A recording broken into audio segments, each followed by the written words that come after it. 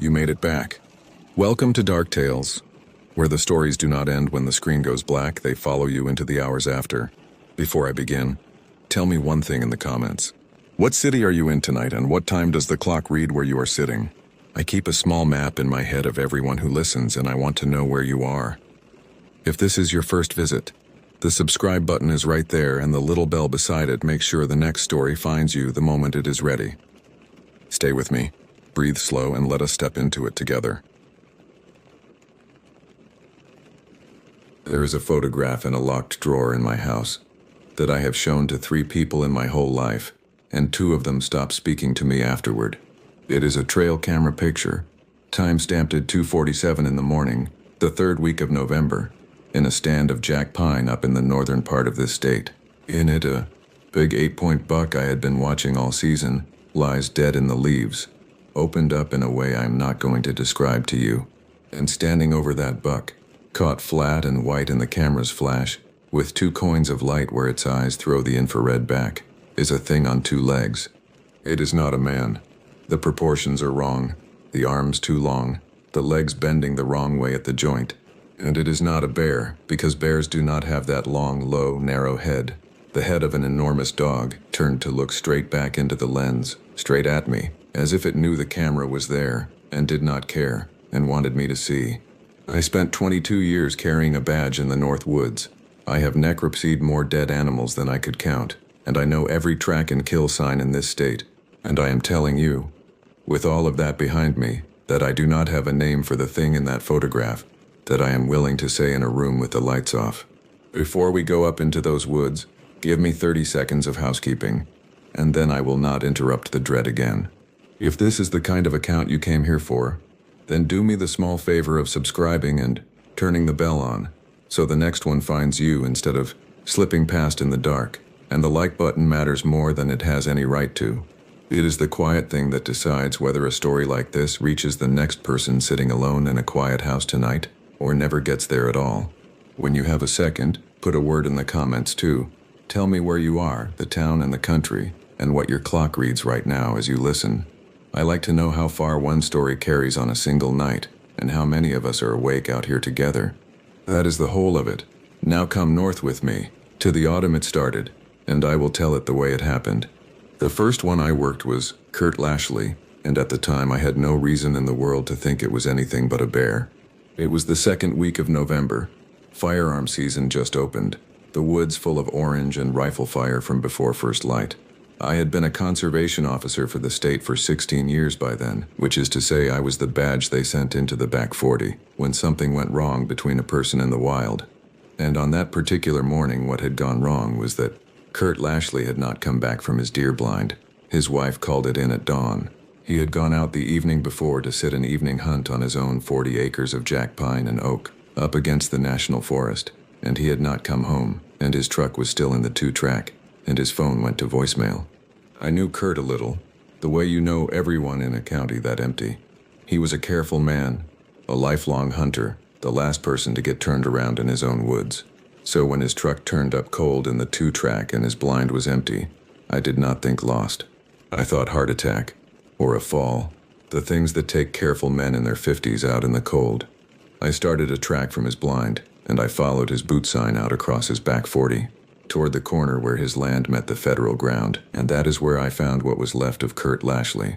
And that is where this whole thing started for me, and I have wished 1,000 times that his wife had called some other officer that morning.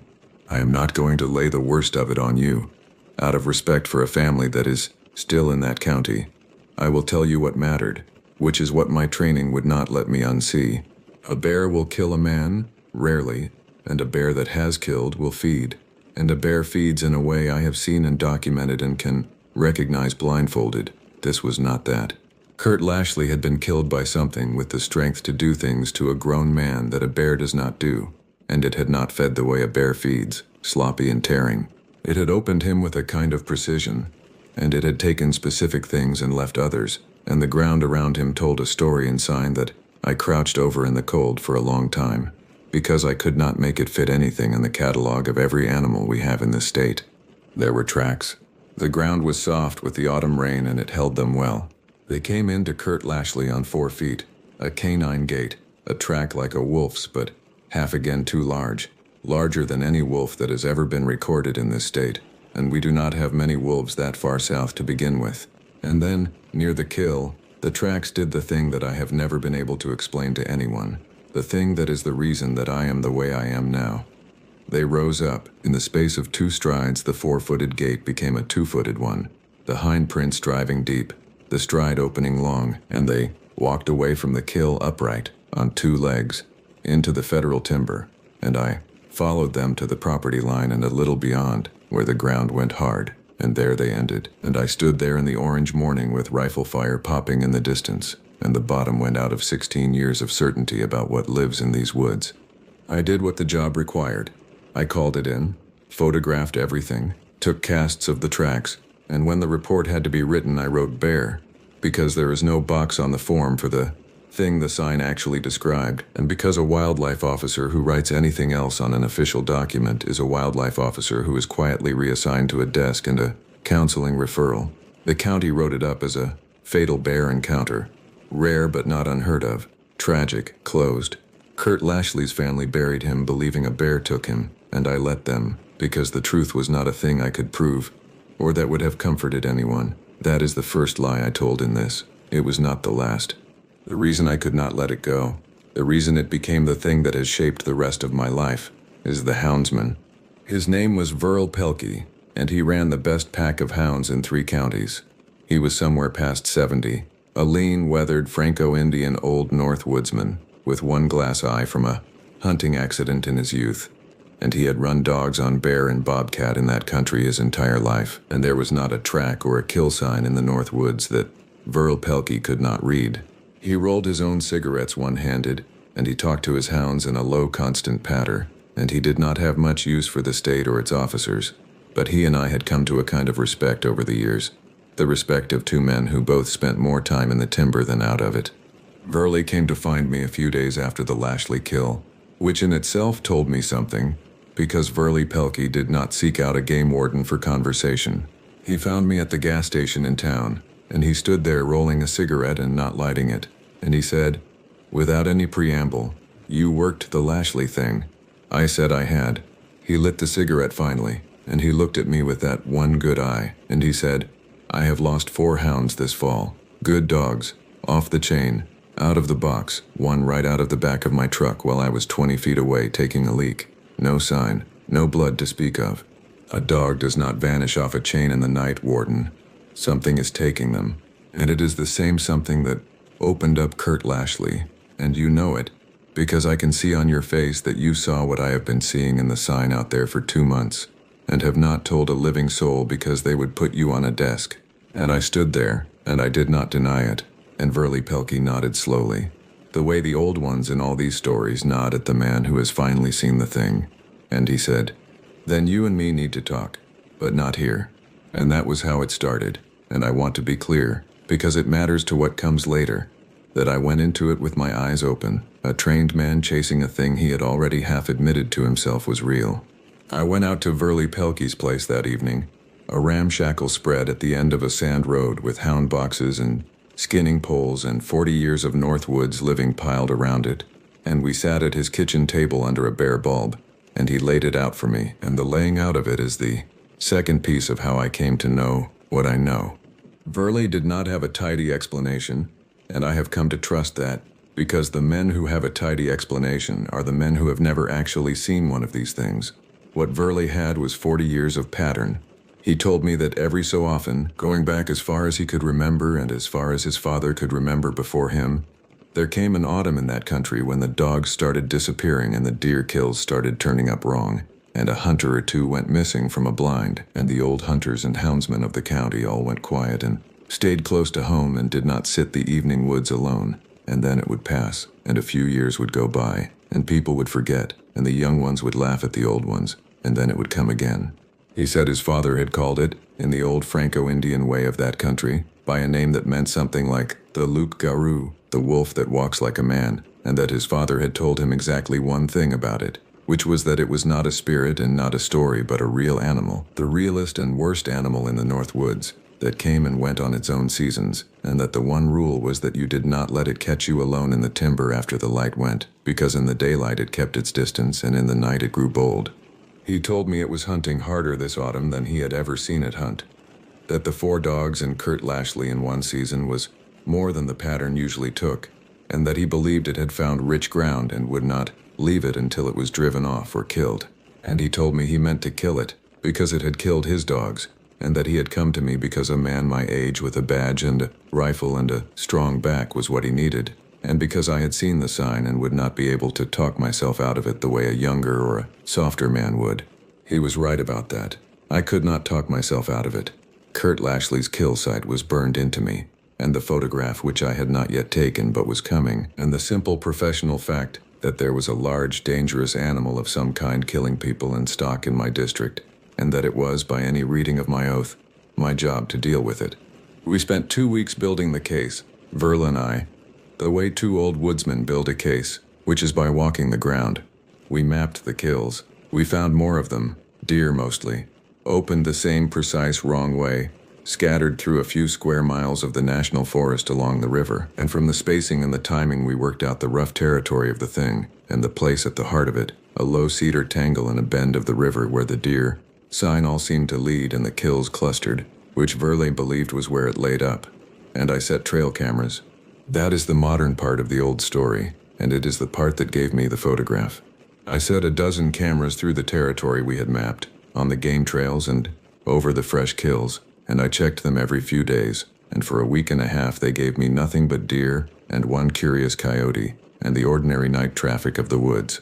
And then, the night of November 23rd, a camera I had set over a fresh deer kill in a stand of jack pine gave me the picture.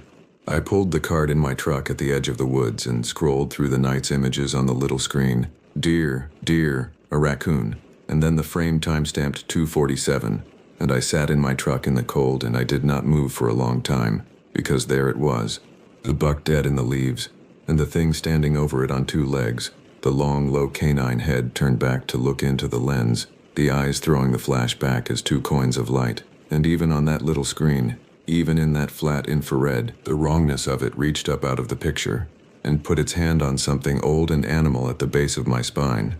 I had the proof, and the proof I understood even then was worth nothing because no one who had not stood where I had stood would see anything in that photograph but a hoax, a costume, a trick of the night, and I was not going to end my career and my good name to be laughed at.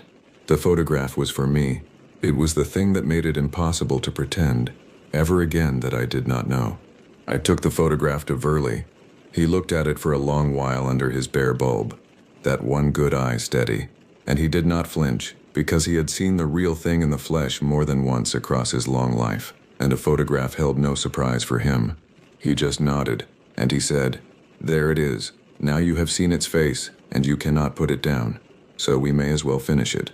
And we made our plan, and the plan was a bad one, and I knew it was a bad one with every part of my training, and I agreed to it anyway, because the alternative was to live the rest of my life with that photograph in a drawer, and that thing in my woods, and do nothing, and I was not built to do nothing. The plan was to sit the cedar tangle at the heart of its territory, at night, the 2 of us, armed, over a deer carcass for bait, and to kill it when it came. I am going to step out of the woods for one moment here, at the last good place to stop before the night I am about to take you into, because once Verle and I climb into that stand over the bait, there is no clean place to pause again. So let me be straight with you. I can feel that this has you now, that you are sitting in that cold truck with the photograph on the little screen, and I would bet the badge I carried for 22 years that you have not yet touched the like button, or left a single word below to say you came north with me tonight. That is the small, safe, free thing, done from a warm place where nothing in this story can reach you. Do it now, the like and a quick word, while we are still at the edge of the woods with the trucks in sight. Verle and I were about to do the opposite of the small, safe thing. You do not have to. Then come on, and bring your nerve, because here is the night it all came due. We sat it on the night of November 26th, a still cold night with a thin moon, the kind of north woods night where the cold comes down hard, and the woods go quiet and every small sound carries a long way. Verle and I set up in an old box blind he knew, on a low rise at the edge of the cedar tangle, with a clear lane down to a deer carcass we had set out as bait 40 yards off in the open. The blind was a sturdy old thing, 4 walls and a roof of weathered plywood, with shooting windows on each side, and we had a good field of view down to the bait in the moonlight. We were both armed, Verley with a heavy lever rifle he had carried 50 years, and me with my service rifle and a shotgun loaded with slugs beside me.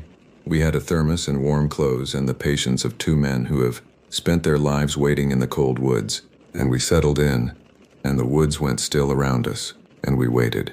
It came a little after 1 in the morning, and the first thing was the way the woods changed. I have sat 100 nightstands, and I know the sound of the living woods at night, the small constant movement of it. Around 1 o'clock that all stopped. The woods went silent, the hell-breath silence that every man in every one of these stories describes, and Verley Pelkey's hand found my arm in the gloom and gripped it, and we both went still, and we watched the bait in the tree line, and we waited. We heard it before we saw it. It came from the cedar tangle below us, and it was not a growl or a howl or any clean sound you could name. It was breathing, heavy, wet, deep, the panting of a very large animal that has been running. Except it was not running, it was moving slow, and the breathing came closer through the cedars, in and out, huge, deliberate, and under it, every few feet, was another sound that took me a moment to place and that I have never been able to forget once I placed it, which was the soft crunch of a heavy 2-legged step in the frozen leaves and the long pause between, and then the next. It was walking, upright, toward the bait, and the breathing of it filled up the whole still night until it was the only thing in the world. It came to the edge of the tree line, and it stopped, just inside the shadow of the cedars, and I could see it, barely, a tall, low-headed shape darker than the dark around it, and it stood there a long time, not coming out to the bait, and Verley breathed in my ear, so low I felt it more than heard it. It knows we are here. It is smart, Warden, it is smarter than a bear, and the thing stood in the tree line, and did not come to the bait, and instead, slowly, its head turned, the long narrow head, and it looked up the rise, at the blind, at us, and even at 40 yards in that thin moonlight, I felt the weight of its attention land on me through the shooting window like a hand on the back of my neck, and I understood that we had not set a trap for it. It had let us set a table, and then it had come to look at the fools who set it, and now it was deciding what it wanted to do about us. What it did was come. It did not charge across the open. It melted back into the cedars, and the breathing went silent, and for a few minutes there was nothing. And that nothing was the most frightening thing of all, because a thing you can hear is a thing you can place, and we had lost it. And then it hit the blind.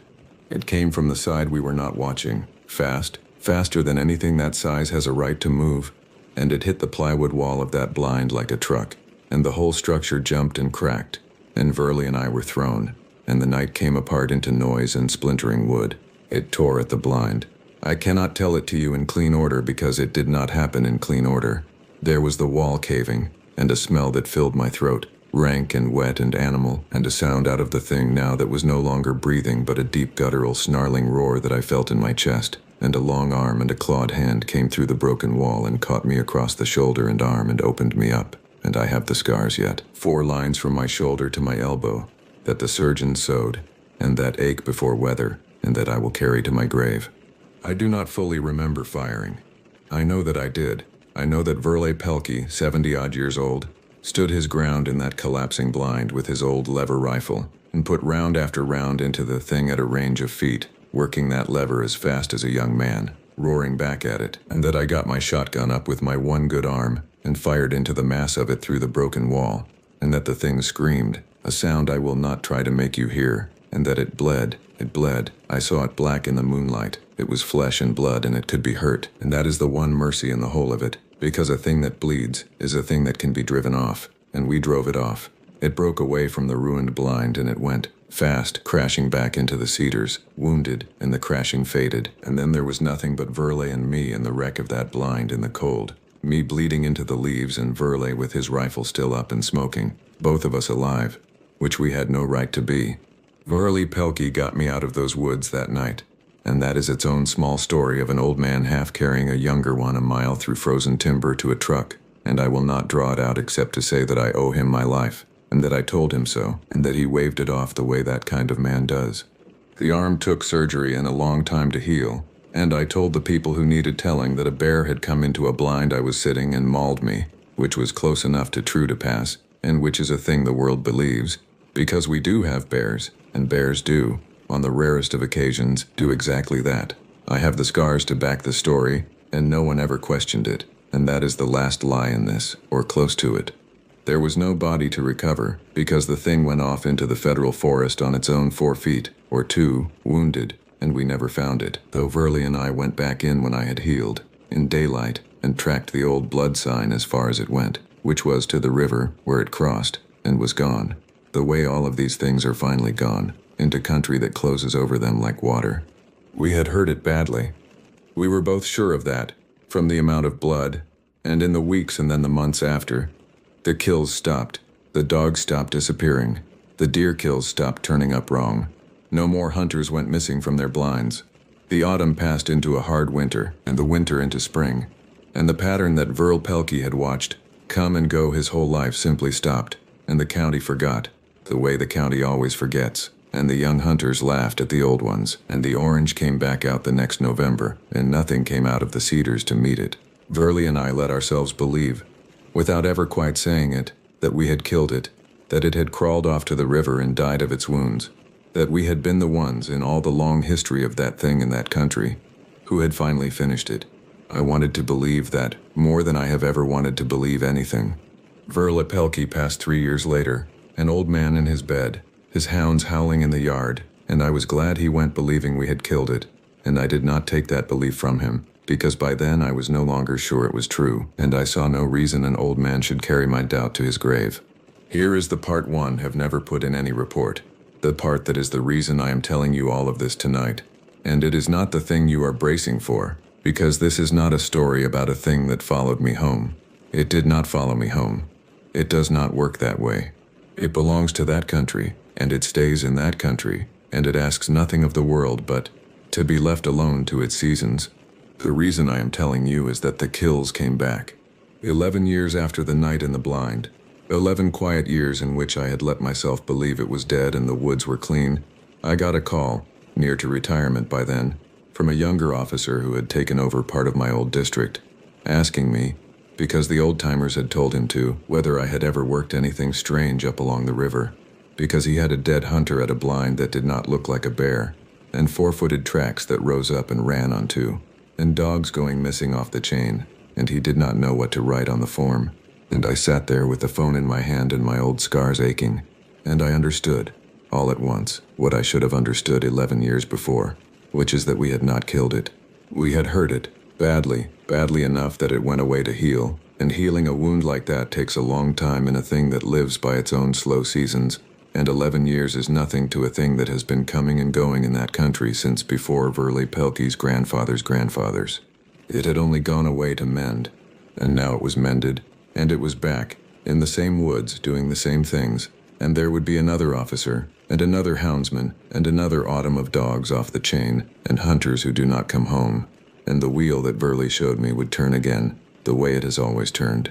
I told the young officer to write bear. God forgive me, I told him to write bear, the same lie, because there is nothing else that the form will hold, and nothing else the world will believe, and because the truth would only cost him his career and change nothing. But I told him one other thing. The thing Verle Pelkey told me at his kitchen table under the bare bulb. The only thing that is worth passing down, and I will give it to you now, the same as it was given to me. If you ever live or hunt or walk in the great north woods, and there comes an autumn when the dogs start going missing off the chain, and the deer turn up killed in a way that is too clean and too cruel, and a hunter or 2 does not come back from a blind, and you notice that the old men of that country have gone quiet, and stay close to home and will not sit the evening woods alone, then you pay attention to the old men, and you do what they do. You do not go into the timber alone after the light starts to go. You do not sit a night stand by yourself over bait in a lonely place. And if you are ever in a still blind on a cold night and the woods go silent all at once, and you hear a heavy wet breathing coming toward you through the cedars, and under it the slow crunch of something walking upright on 2 legs, you do not wait to see it, and you do not try to be the one who finally kills it. You get out of those woods, and you get under a roof with other people and a light burning, and you let it have the night, which is the only thing it has ever wanted, because it is real, and it bleeds, and it can be hurt. But it does not die when you think it has. It only goes off to the river to heal, on its own slow time, and it comes back, and it always comes back. And the woods up there have been its woods a great deal longer than they have been ours.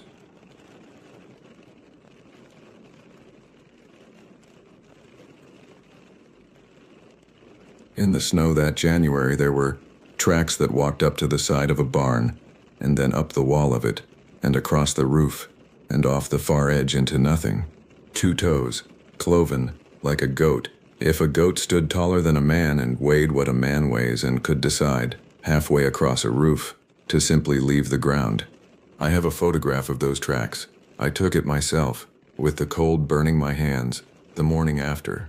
I have measured, on that photograph and on the ground, the gap between where the prints stop at the edge of that roof and where they should have come down again in the open snow of the field beyond. The gap is more than 60 feet, and there is nothing in it. No print, no scuff, no mark, just clean, unbroken snow. And then, 60 feet on, the tracks resume, 2 toes, headed for the tree line, as if the thing that made them had crossed that distance through the air. Nothing walks that, nothing on the ground. I gave more than 20 years to the New Jersey pine barrens, and I love that strange flat forest the way you love a difficult parent. And I am telling you that in the winter of 2009, exactly 100 years after the last time it happened, something came up out of the deep pines, and it left its mark on the snow, and on 3 families, and on me, and the only people who were not surprised were the old ones whose grandparents had seen it the first time. Quick housekeeping, and then I will leave you alone with it. If this is what you came for, subscribe and turn the bell on, so the next one reaches you, instead of getting lost in the pines like everything else out here. The like button helps more than it looks like it should. It is the small, quiet thing that carries an account like this one to the next person sitting up alone tonight. And leave a word in the comments while you are here. Tell me your town and your country and the time your clock shows right now. I like knowing how far a story carries on one cold night, and how many of us are awake in it together. That is the whole of the business. Now, back to that winter, and I will tell it in order, from the first cold week, the way it came. It was the 2nd week of January in 2009, and it had snowed, which in the Pine Barrens is its own kind of event, because the Barrens make their own weather and do not always bother with winter the way the rest of the state does. Let me set the place for you, because almost no one who has not been there understands what it is. In the most crowded state in the country, in the narrow waste of it between 2 cities, there is a forest, a real one. More than 1 million acres of pine and oak and cedar, sand roads and black cedar streams the color of strong tea, ghost towns swallowed by the trees, bogs and barrens and stretches you can walk all day in without crossing a road. They call it the Pine Barrens, and barren is the wrong word because it is teeming, but it is flat and trackless and disorienting in a way that mountains never are, because there is no high point to climb for a view, no landmark, just pine after identical pine, and people get lost in it within sight of a highway and are not found for days, and sometimes are not found at all. The locals, the families who have lived in there for 10 generations, charcoal burners and cranberry growers and cedar cutters, are called pinies, and they have their own ways and their own roads and their own long memory, and one of the things their long memory holds is a thing that the rest of the state treats as a joke, and that the pinies do not treat as a joke at all. My name is Mick Doran. I came to that forest the way a lot of us came to this work, by way of a life that had not gone the way I planned. I grew up in a small town, at the edge of the Barrens, the kind of place that is half in the pines and half out, and my grandfather had been a piney proper, a cedar man who cut shingles in the swamps the old way, and he raised me half in those woods before he passed. I went off and did a stretch in the service and a stretch of bad years after it that I will keep to myself, and when I came back, hollowed out and looking for something steady. The state was hiring forest rangers, and I knew that country in my blood, and they took me, and the Barrens put me back together the way they had taken my grandfather apart and remade him, and I gave them the next 22 years. So when I tell you what happened that January, I am not a tourist who got spooked in a strange wood. I am a man who knew that forest as well as any living person, and that is exactly why what happened broke something in me that has never fully set.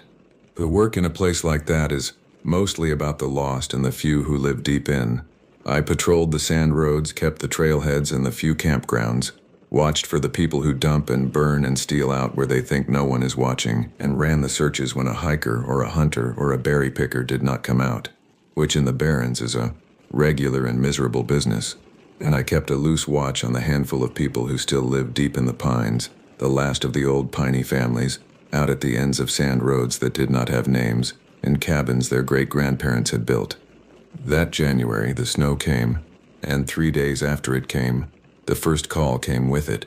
A man named Carl Updike, who lived alone deep in the pines at the end of one of those nameless sand roads, had missed his weekly trip to town for supplies, 2 trips running, and the woman at the general store who kept a quiet eye on the deep pines folks had called it in.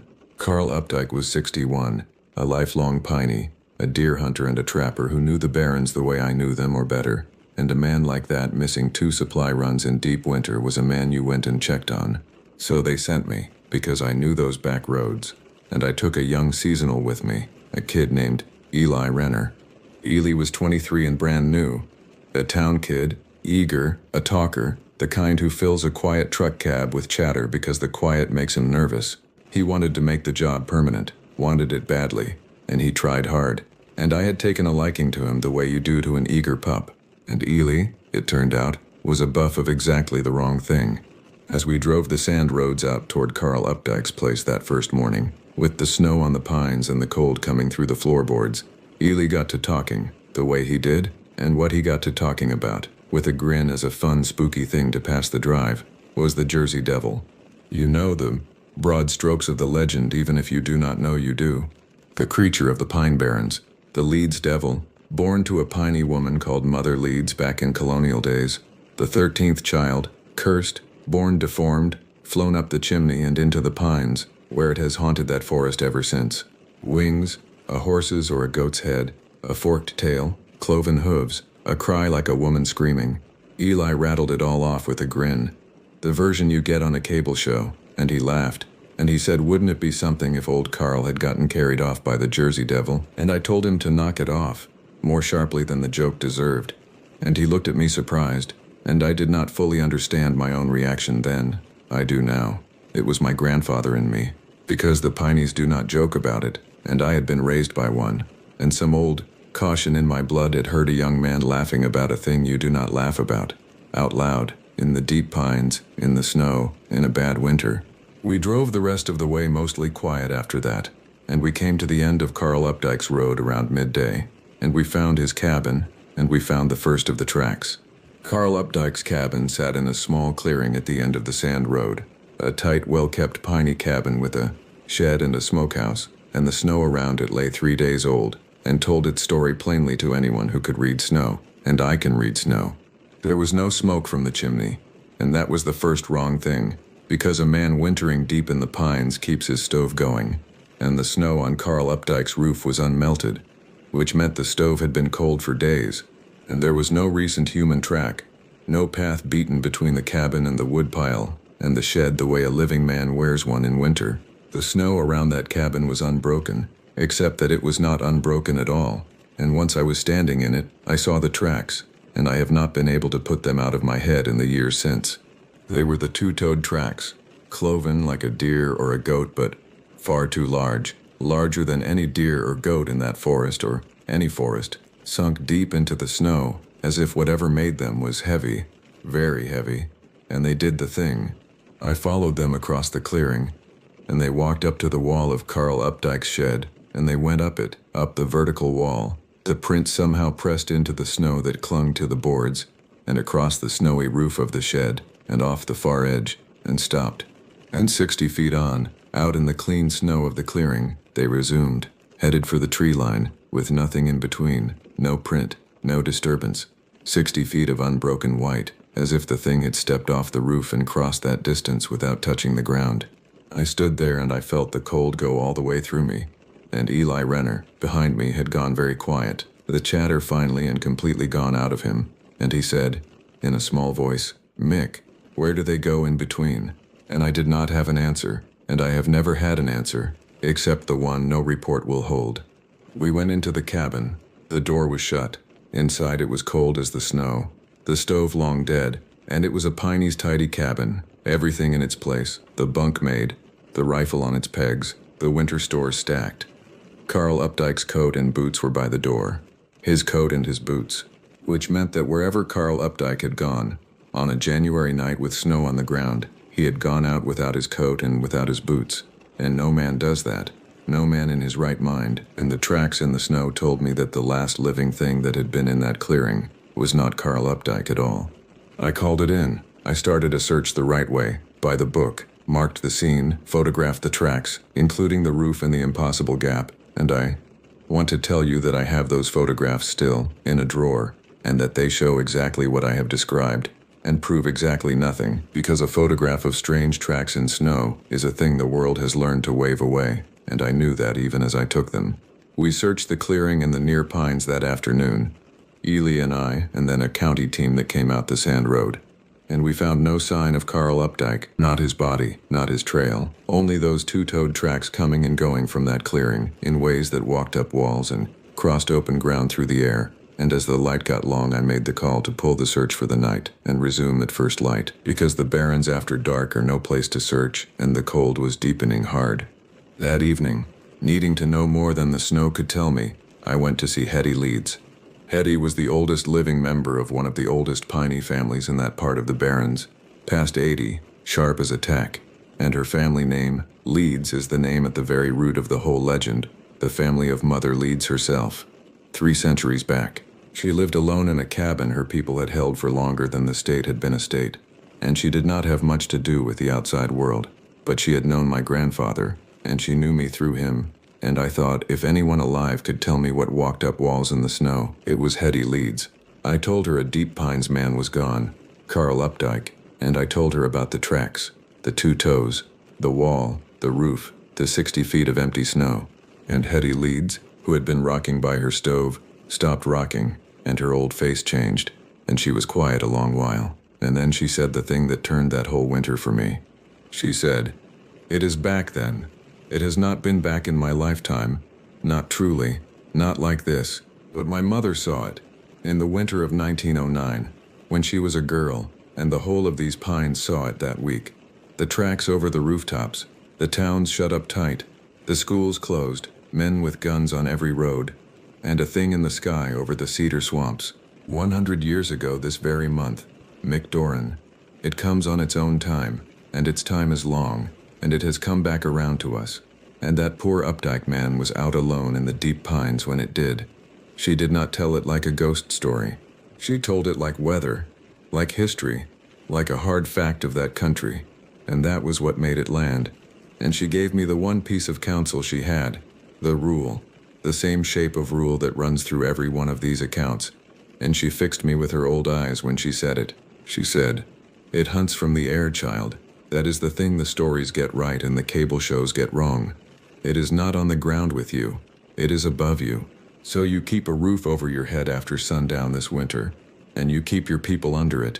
And whatever you do not stand out in the open under the night sky in the deep pines, because the open sky is where it takes you from, and you will not hear it coming until it is already on you." And I thanked her, and I drove home through the snowy pines with her words sitting on me like a hand. And I did not yet know how exactly I was going to have cause to remember every one of them. The next morning, before we went back out, I did a thing that the modern world makes easy, and that the old searchers could not have done. I went into the county records and the old newspaper archives, looking for that winter Hetty had named 1909, and I found it, and reading it was the second time that week the cold went all the way through me. For 1 week in January of 1909, exactly 100 years before, the whole of the Pine Barrens and the towns around it had been gripped by the thing Hetty described. Hundreds of people, across dozens of towns in the same handful of days, reporting the same 2-toed tracks in the snow, over rooftops, across fields, stopping and starting impossibly, reporting a thing in the air, schools and mills closing, pauses on the roads. It was in every paper of the day, written plain, by sober people. And then it had stopped, as suddenly as it came, and the world had folded it up into a joke over the 100 years since. But it had happened. The record was right there. And it was happening again, on the 100th anniversary, almost to the week, and I was the ranger whose district it was happening in. Let me stop us here a moment. Because we have come to the edge of the worst of it, and the next night is the one I have spent the rest of my life trying to walk back from. So while we are still in the daylight, in the warm office with the old papers spread out, let me say it to you plainly, the way Hetty said her hard things to me. I can tell this has its hold on you now, and I would wager that you have not yet pressed that like button, or set down a single word below to mark that you read these old papers over my shoulder tonight. It is the small, warm, safe thing, done from a place with a roof and a light. Do it now, while the sun is up and the worst is still ahead. Carl Updike did not have a roof over him when it counted. You do. Then come on into the last of it, and stay close. We searched 2 more days for Carl Updike and found nothing, and the search wound down the way they do, and the county began, quietly, to write it as a lost man, an old fellow who had wandered out confused into the cold and would turn up in the spring thaw, which is a thing that happens and a thing the world believes. I did not believe it, and Hetty Leeds did not believe it, and Eli Renner, who had stopped joking entirely, did not believe it either. But there was nothing to be done about what I believed, and the case slid toward closed, and it might have ended there, with one more lost piney and a drawer of photographs no one would credit, except that the thing was not done with that winter, and on the 4th night it came to the fire tower, and it came while Eli and I were in it. There is a fire watchtower in that part of the Barrens, a tall steel tower with a small cab at the top, used in the dry seasons to spot smoke across the flat, endless pines. In winter it stands empty. But that night there was a hard freeze, and a report of a vehicle stuck on a remote sand road near the tower, a stranded motorist, and Eli and I drove out to find them, and we did not find any stranded motorist, and I have wondered since whether there ever was one, or whether something wanted us out there, deep in the pines, far from any roof, after sundown, the one thing Hetty Leeds had told me not to do. We searched the sand roads near the tower as the light failed and found no one and no stuck vehicle, and the cold came down brutal with the night, and we ended up back at the base of the fire tower as full night fell, and that is where it found us. The first sign was the deer. As we stood at the truck by the tower in the last of the light, a group of deer came through the pines at a dead run, and they ran past us, close, paying us no mind at all, bolting in pure panic from something behind them in the pines, and that put the hair up on my neck, because deer do not run from a man like that, blind and heedless, unless what is behind them is far worse than a man. And then the woods went silent, that held breath silence, and Eli Renner felt it and looked at me, and I had my hand on the truck door to get us both inside the cab and gone when I heard it. It came from above, a sound of wings, not a bird's wings, not the soft wing beat of an owl, but a heavy, slow, leathery beating, the sound of something very large laboring through the cold air over the pines, coming nearer and under it, or with it, a cry, and Hetty had said it cried like a woman screaming, and the cable shows had said the same, and they were both wrong. It was not like a woman screaming, it was its own sound, high and broken and wrong, a sound I have never heard before or since, and that I cannot make you hear, and it came down out of the night sky over the fire tower, and it was close. Eli Renner panicked. I do not blame him. He was 23 and a thing was screaming out of the sky, and instead of getting into the truck he ran, and he ran the worst possible way, not under cover but up the open steel stairs of the fire tower, climbing for the cab at the top, out into the open air, into the one place Hetty Leeds had told me never to be, and I went up after him, shouting at him to stop, to come down, and we were both of us then out on the open steel of that tower, off the ground, under the open night sky, exactly where she said you must never be. I will tell you what I can of the next minutes, which is not everything, because some of it my mind has kept from me. We were perhaps halfway up the tower, on an open landing, when it came over us. I felt the wind of it first, a downdraft of cold air beaten down by great wings, and then it was above us, a vast shape blotting the stars, wings spread wider than the tower landing, and the cry came down so loud and so close it was a physical thing, and I had a glimpse, one glimpse, in the starlight, of a long pale head, and a body that was wrong in every line of it, and great membraned wings beating to hold it over us. And then it struck. It did not land. It struck from the air, fast, and it took Eli Renner. I had a hand on his jacket. I want that known, the way Emil down in his swamp had a hand on the man he could not save. I had a fistful of Eli Renner's jacket when it took him off that landing, and the force of it tore the jacket out of my hand and tore the skin off 3 of my knuckles, and it lifted him off the steel and out into the air, up, the wings laboring, and Eli screamed, once, and the scream went up and away into the night sky over the pines, and got smaller, and then there was nothing, and I was alone on the landing of a fire tower in the freezing dark with a torn hand, and the wind of those wings dying away above me, and I have never in my life and never since known a horror like standing on that steel, listening to a man I was responsible for be carried up into the sky. I do not remember getting down the tower. I remember being at the bottom, at the truck, with the radio in my bloody hand, and I remember that the night was silent again, ordinary, the stars hard and clean over the pines as if nothing had crossed them, and I remember that I could not make my voice work to call it in for a long time. We never found Eli Renner. Let me say that plainly and get it said. A massive search, the largest that part of the Barrens had ever seen. Days of it, ground teams and dogs, and a helicopter over the pines, and we found nothing, no body, no jacket, no sign. The same as Carl Updike, the same as the ones 100 years before that the papers never accounted for. The official finding, in the end after every other possibility had been run to the ground, was that seasonal ranger Eli Renner had become separated from his partner during a night search in difficult terrain, and was lost in the Pine Barrens, presumed dead of exposure, body unrecovered. Difficult terrain. Lost. A thing the world believes.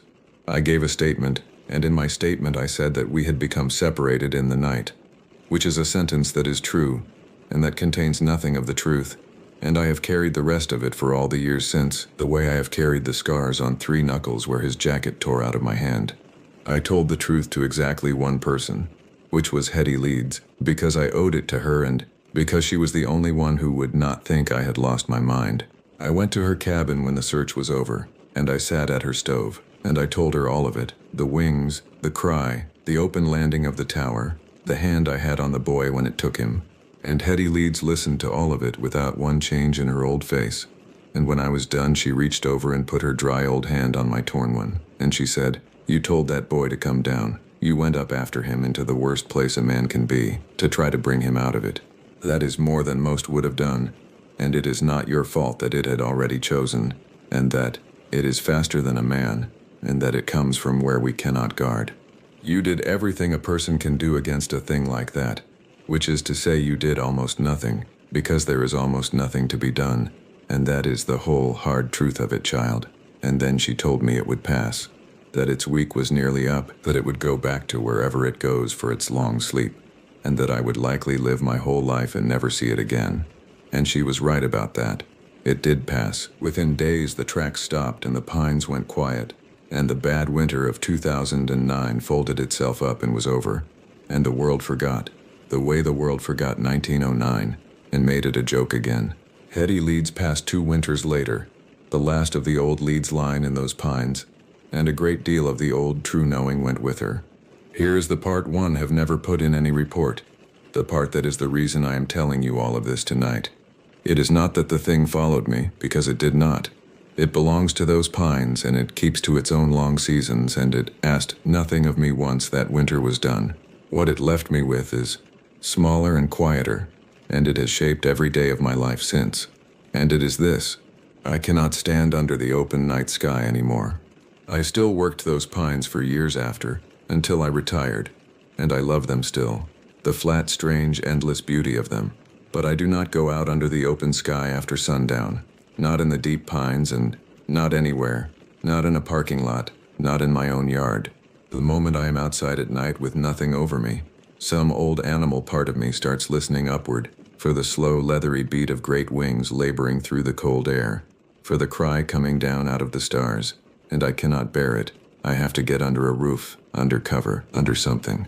The way Hetty Leeds told me, keep a roof over your head after sundown this winter. Except for me, it was not just that winter. It has been every night since, because once you have stood on open steel and felt the wind of those wings beat down on you, and heard a man you were holding carried up into the sky, you understand in your body what the old Pineys understood in their blood, which is that the thing we fear most is not the thing in the woods beside us. It is the thing above us, that we never think to guard against, that comes from the one direction a person never looks. So if you take one thing from a tired old Pines Ranger tonight, take this, and take it from a man who learned it at the worst possible cost. If you are ever deep in a great forest in a hard winter and you find two-toed tracks in the snow that walk up a wall and over a roof and stop at the edge of the open, and the old people of that country go quiet and shut their doors and tell you to keep a roof over your head, then you listen to the old people and you do exactly what they do. Do not stand out in the open under the night sky. Do not go up. Do not run for high open ground when you are afraid, the way every instinct will tell you to. Get under cover, under a solid roof, and stay there, with your people, with a light burning, until the morning, and until that long bad winter has passed back into the 100 years of quiet it came out of. Because it hunts from the air, it always has. The stories get that one thing right, and the open sky over the deep pines is the last thing a great many people ever looked up into, on a cold, clear winter night, in the one moment before the wings came down.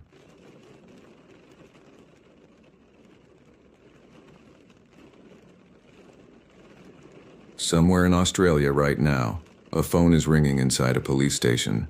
On the other end of the line, a voice is breaking. A mother, a husband, a daughter, someone trying to explain, through shallow breaths and half-formed sentences, that a person they love has not come home.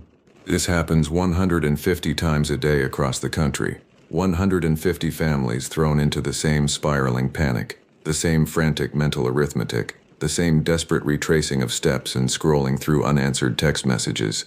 More than 56,000 missing persons reports land on the desks of Australian police every single year, and while the overwhelming majority end in relief, in a knock on the door and a familiar face standing on the other side, there remains a stubborn, agonizing fraction that never resolves. Roughly 2,600 Australians have been classified as long-term missing, people who stepped out of their lives 3 months ago, a year ago, a decade ago, and simply never reappeared. No body recovered, no goodbye letter, no final confirmed sighting, just absence, an empty chair at the dinner table that no one has the courage to remove. Psychologists have a clinical term for what the families of the missing endure. They call it ambiguous loss. Professor Pauline Boss, the researcher who coined the phrase, describes it as one of the most devastating forms of human grief, precisely because it has no resolution. The person is physically gone but psychologically present. There is no funeral, no coffin to lower into the ground, no definitive moment where grief can begin its slow, painful work of healing. Instead, the family exists in a permanent state of suspension, caught between mourning and hoping, unable to do either one completely. Studies conducted by Australian researchers have found that families of long-term missing persons are significantly more likely to develop prolonged grief disorder, post-traumatic stress, and major depression than families who have experienced a confirmed death. Because at least with death, however brutal, there is an answer. With a missing person, there is only the question, and the question never stops asking itself. Tonight, 2 of those questions unfold simultaneously, in 2 different states, under 2 entirely different skies. One will end with a miracle. The other will end with something far stranger and far more unsettling than anyone involved could have predicted. It begins with a backpack. Thursday afternoon, October the 28th, 2021. The suburb of Lane Cove sits on Sydney's lower north shore, a corridor of sandstone homes and overhanging eucalyptus, where the loudest sound on most afternoons is the rhythmic thud of a tennis ball against a backyard wall. Centennial Avenue is one of those quiet residential streets where nothing remarkable ever happens. Until today, a passerby notices a woman's backpack sitting on the roadside. It has not been tossed from a moving car or dropped accidentally by someone rushing to catch a bus. It looks placed, deliberate, set down by someone who had no intention of picking it back up. The passerby opens it. Inside, neatly packed together like the contents of a life compressed into a single bag, are an Australian passport, a birth certificate, a driver's license, multiple bank cards, a Medicare healthcare card, underwear, skin lotion, reading glasses, and a mobile phone. Cash is still inside. Nothing has been stolen. Every document a person would need to prove their identity in the modern world, every card required to access money or medical care or board a flight, has been left behind on a suburban street in the middle of the afternoon. The passerby calls the police. Officers from the North Shore Police Area Command arrive and begin cataloging the contents. When they cross-reference the identification, a name surfaces. Kathleen Riethmuller, 28 years old, a data scientist who grew up in Brisbane, Queensland, graduated from Brisbane Girls Grammar School in 2010, earned a Bachelor of Business Management and Science from the University of Queensland, and had been living in Sydney for approximately 5 years, working in data science, innovation and market development across consulting, finance and startup sectors. On her professional profiles, she described herself with the quiet confidence of someone building a serious career. On her personal social media, she was more guarded, more private, almost invisible. And then, buried among the belongings in the backpack, investigators find a receipt from a Bunnings hardware store in the suburb of Artarmon. It shows a purchase made that very morning, 50 meters of heavy-duty rope. The alarm is immediate. Kathleen's apartment is empty. Her phone is in the bag. She has no means of communication, no identification, no money in any accessible account, and she is carrying 50 meters of industrial rope to an unknown destination. The police fear the worst. A missing persons alert is broadcast across New South Wales. Sergeant Gavin Franklin and Senior Constable Dan Jackson take the lead. The hunt for Kathleen Reithmuller has begun. While Sydney detectives pore over security camera footage and knock on doors across the North Shore, a catastrophe of an entirely different nature is tearing through the state of Victoria, more than 800 kilometers to the south. For days, a merciless weather system has been pounding the southeastern coast of Australia. Rainfall totals have exceeded a month's worth in under 48 hours. Rivers that normally wind through quiet Melbourne suburbs like docile brown ribbons are swelling into violent debris-choked torrents. The Bureau of Meteorology has issued major flood warnings for multiple catchments. The State Emergency Service is drowning in calls, hundreds upon hundreds of desperate requests for help pouring in faster than crews can respond. Streets are disappearing underwater. Cars are floating off intersections like toys in a bathtub. Families are climbing onto rooftops with their children and their dogs, staring down at the water rising below them, waiting for boats that may take hours to arrive. In the southeastern suburbs of Melbourne, in a modest residential neighborhood that backs directly onto the Patterson River, a woman picks up her phone and calls the police. Her voice is tight with fear. Her stepfather is missing. His name is Neil. He is 74 years old, a retired government worker who spent decades in quiet public service before settling into the routines of a pensioner's life alongside the river. Gardening, reading, taking medication on schedule, living the kind of orderly, predictable existence that a man of his age and health requires. But Neil's health is anything but simple. He successfully beat cancer, a victory that should have bought him years of peace. Instead, the treatment left him with a legacy of severe, recurring epileptic seizures. They strike without warning. One moment he is standing, speaking, functioning normally. The next, his body seizes, his muscles lock, and he collapses wherever he happens to be. Without his daily anticonvulsant medication, the seizures become more frequent, more violent, more dangerous. And on this particular evening, as the worst storm in years hammers Melbourne's southeast, Neil walked out of his house. He was wearing a light cotton shirt and thin trousers, no jacket, no waterproof layer, no phone, no wallet, no identification, no medication. He stepped through his front door into the teeth of horizontal rain, gale force wind, and flooding that was already threatening to breach the banks of the Patterson River just meters from his home, and he did not come back. Sergeant Dave Ingram takes command of the search. The variables in front of him are nightmarish. An elderly man with no swimming ability and a medical condition that can render him unconscious without warning is somewhere outside in a violent flood emergency in the immediate vicinity of a river that is approaching catastrophic levels, wearing clothes that offer no protection against the freezing rain, without the medication that keeps his seizures under control. Every passing minute narrows the margin between survival and tragedy. Ingram mobilizes everything at his disposal. Local patrol units fan out across the surrounding streets, their headlights slicing through curtains of rain, scanning every footpath, every doorway, every bus shelter where an elderly man might have sought cover. The conditions are brutal. Visibility drops to almost nothing when the heaviest bands of rain sweep through. Water is pooling across roads, turning familiar intersections into treacherous wading channels. Emergency crews fighting the broader flood response are already stretched thin, responding to dozens of simultaneous rescues across the region, pulling motorists from submerged vehicles, evacuating families from homes where the water has risen above the floorboards. Drone operators attempt to provide aerial surveillance, But the driving rain and violent wind gusts make sustained flight impossible. The drones are grounded.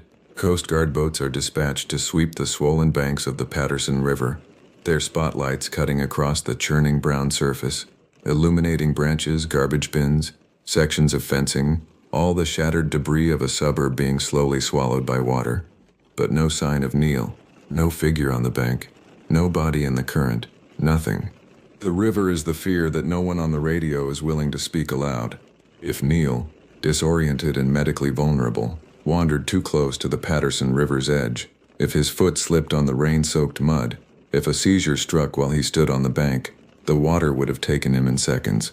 The Patterson River during a major flood event is not a river anymore. It is a machine, a relentless, debris-laden conveyor belt of brown water, moving with enough force to sweep a grown man off his feet and carry him downstream faster than anyone on shore could react. Hours pass. The temperature drops. The rain does not stop. Radio calls crackle between units, each one delivering the same gut-wrenching update. Negative contact, no sighting, no trace.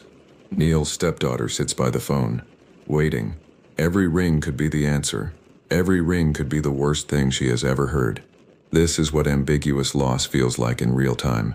Not the slow, grinding uncertainty of months and years, but the raw, minute-by-minute terror of not knowing whether someone you love is alive or dead, while a storm rages outside your window.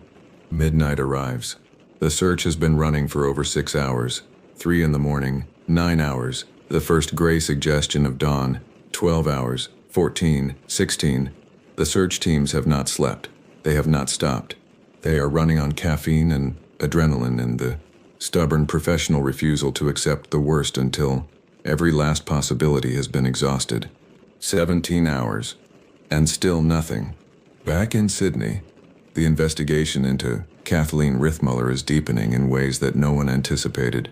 Detectives have spent days reconstructing her final movements, with the precision of archaeologists brushing dirt from buried artifacts, pulling together security camera footage from across Sydney's north, interviewing witnesses, tracing financial transactions, and building a minute-by-minute timeline of the last day anyone saw Kathleen Rithmuller alive. What emerges is not the portrait of a woman in crisis. It is the portrait of a woman executing a plan. At 8 o'clock on Thursday morning, October the 28th, Kathleen is captured on security cameras leaving the Sydney Boulevard Hotel at 90 William Street, a mid-range hotel in the Woolloomooloo district near the harbor. She is carrying a backpack, an additional bag, and pulling a large black suitcase on wheels. Her movements are purposeful. She knows where she is going. She has somewhere to be. By 9:30, she arrives at the Elephant Backpacker Hostel on Sir John Young Crescent, also in Woolloomooloo, a well-known budget accommodation frequented by international travelers and transient visitors. She pays for a room. The hostel manager, a man named Nick, will remember the encounter with uncomfortable clarity. "I checked her in and gave her the keys," Nick tells investigators later. "She paid for a budget room. She was jittery and twitchy. That is why I remember her. She was wearing a mask, and I added her to the list, but she never even went to her room. She walked towards the cafe and left and made her way to North Sydney." This detail stops the investigators cold. She paid for a room she never intended to use. She checked in, received her key, and walked straight back out the door without unpacking a single item. The hostel was not a destination. It was a waypoint, a deliberate false footprint designed to create the illusion that she was settling into temporary accommodation when she was doing nothing of the sort. At approximately 10 o'clock that morning, Kathleen visits an ATM. In a series of rapid withdrawals, she empties nearly all of her savings. $600. 600 more. Another 600. A fourth transaction of $404.40. In total, roughly $2,200. The entire financial foundation of her life, converted from traceable digital funds into anonymous physical cash in a matter of minutes. By 11:40, she appears on the security cameras inside the Bunnings hardware store on Reserve Road, Artarmon. She is wearing a long-sleeved blue denim dress and black flat shoes, a detail that will later prove significant to independent investigators is that she is also wearing a floppy black hat, the kind a fair-skinned woman wears religiously to protect against the Australian sun. People who knew Kathleen will later note that she was obsessive about sun protection, long sleeves, skin lotion in her bag, books about skincare on her reading lists. This was a woman who would never be caught outside without that hat. She purchases the rope. She leaves the store. And then, for 3 hours, she vanishes from every camera, every record, every digital footprint. 3 hours of silence. 3 hours in which she could have traveled anywhere, done anything, become anyone. At 2:30 in the afternoon, a security camera in North Sydney picks her up again, still wearing the denim dress and flat shoes, still moving with the same focused energy. 15 minutes later, at 2:46, the final confirmed sighting of Kathleen Rithmuller is recorded. A security camera captures her walking eastbound along the north side of Falcon Street, heading toward the suburb of Neutral Bay. She is alone. She no longer has her backpack. She no longer has her phone. She no longer has any of the identification documents that tie her to the name Kathleen Rithmuller. Somewhere between Falcon Street and whatever came next, she disappears. Completely, totally, as though she stepped through a door in the fabric of the world and closed it behind her. Her backpack is found 7 kilometers away on Centennial Avenue in Lane Cove. Her phone is found separately, also in the Lane Cove area, by a different member of the public. Both items were deliberately left behind, discarded, shed. But investigators are only beginning to understand how deep this goes. When detectives search Kathleen's known addresses a second time, more thoroughly, turning over every drawer and examining every shelf, they find her personal journals and a laptop. What is written in those pages recasts the entire investigation. Kathleen Rithmuller did not vanish in a moment of panic. She did not flee from a threat. She was not taken. She was not harmed. She disappeared because she chose to, deliberately, methodically, with a level of planning that would impress a logistician. Her journal entries contain step-by-step notes on how to erase a digital identity, instructions to herself on closing bank accounts, reminders to abandon all electronic payment methods and use only cash, research into how a person can sever every tie to their previous life and construct a new one from nothing. She had been building a blueprint for her own disappearance, writing it down in her private diaries like a project plan, with milestones and tasks and deadlines. And when investigators widen their lens beyond the day of her vanishing, the evidence of premeditation stretches back further. Between October the 20th and October the 22nd, 6 days before she disappeared, Kathleen had listed a series of her personal belongings for sale on Gumtree, the Australian online classifieds platform. A yoga mat, a vintage mustard yellow room divider from the 1970s, a lamp, an easel, a framed mosaic picture. Items worth a combined total of roughly $410. She was not decluttering. She was liquidating, converting objects into cash, shedding weight, stripping her life down to what could fit in a backpack and a suitcase. After her disappearance, the Gumtree account is wiped clean, every listing deleted, her seller profile erased. Someone, presumably Kathleen herself, had gone back and removed the evidence. And then the digital trail becomes stranger still. Kathleen had maintained multiple social media profiles under different names. Her primary Facebook account was unremarkable. But a second Facebook profile, operated under the alias Red Riding Hood, had been active as recently as May of 2021, just 5 months before she vanished. After her disappearance, that account was deactivated. Someone logged in and shut it down, from wherever she was, under whatever name she was using. Police confirmed that Kathleen was known to use at least 4 aliases: Amy Munro, Margaret Rithmuller, Kate Rithmuller, Kate Muller, 4 different names, 4 different versions of herself, 4 escape hatches built into her identity long before she pulled the final lever. Her Instagram accounts tell a similar story.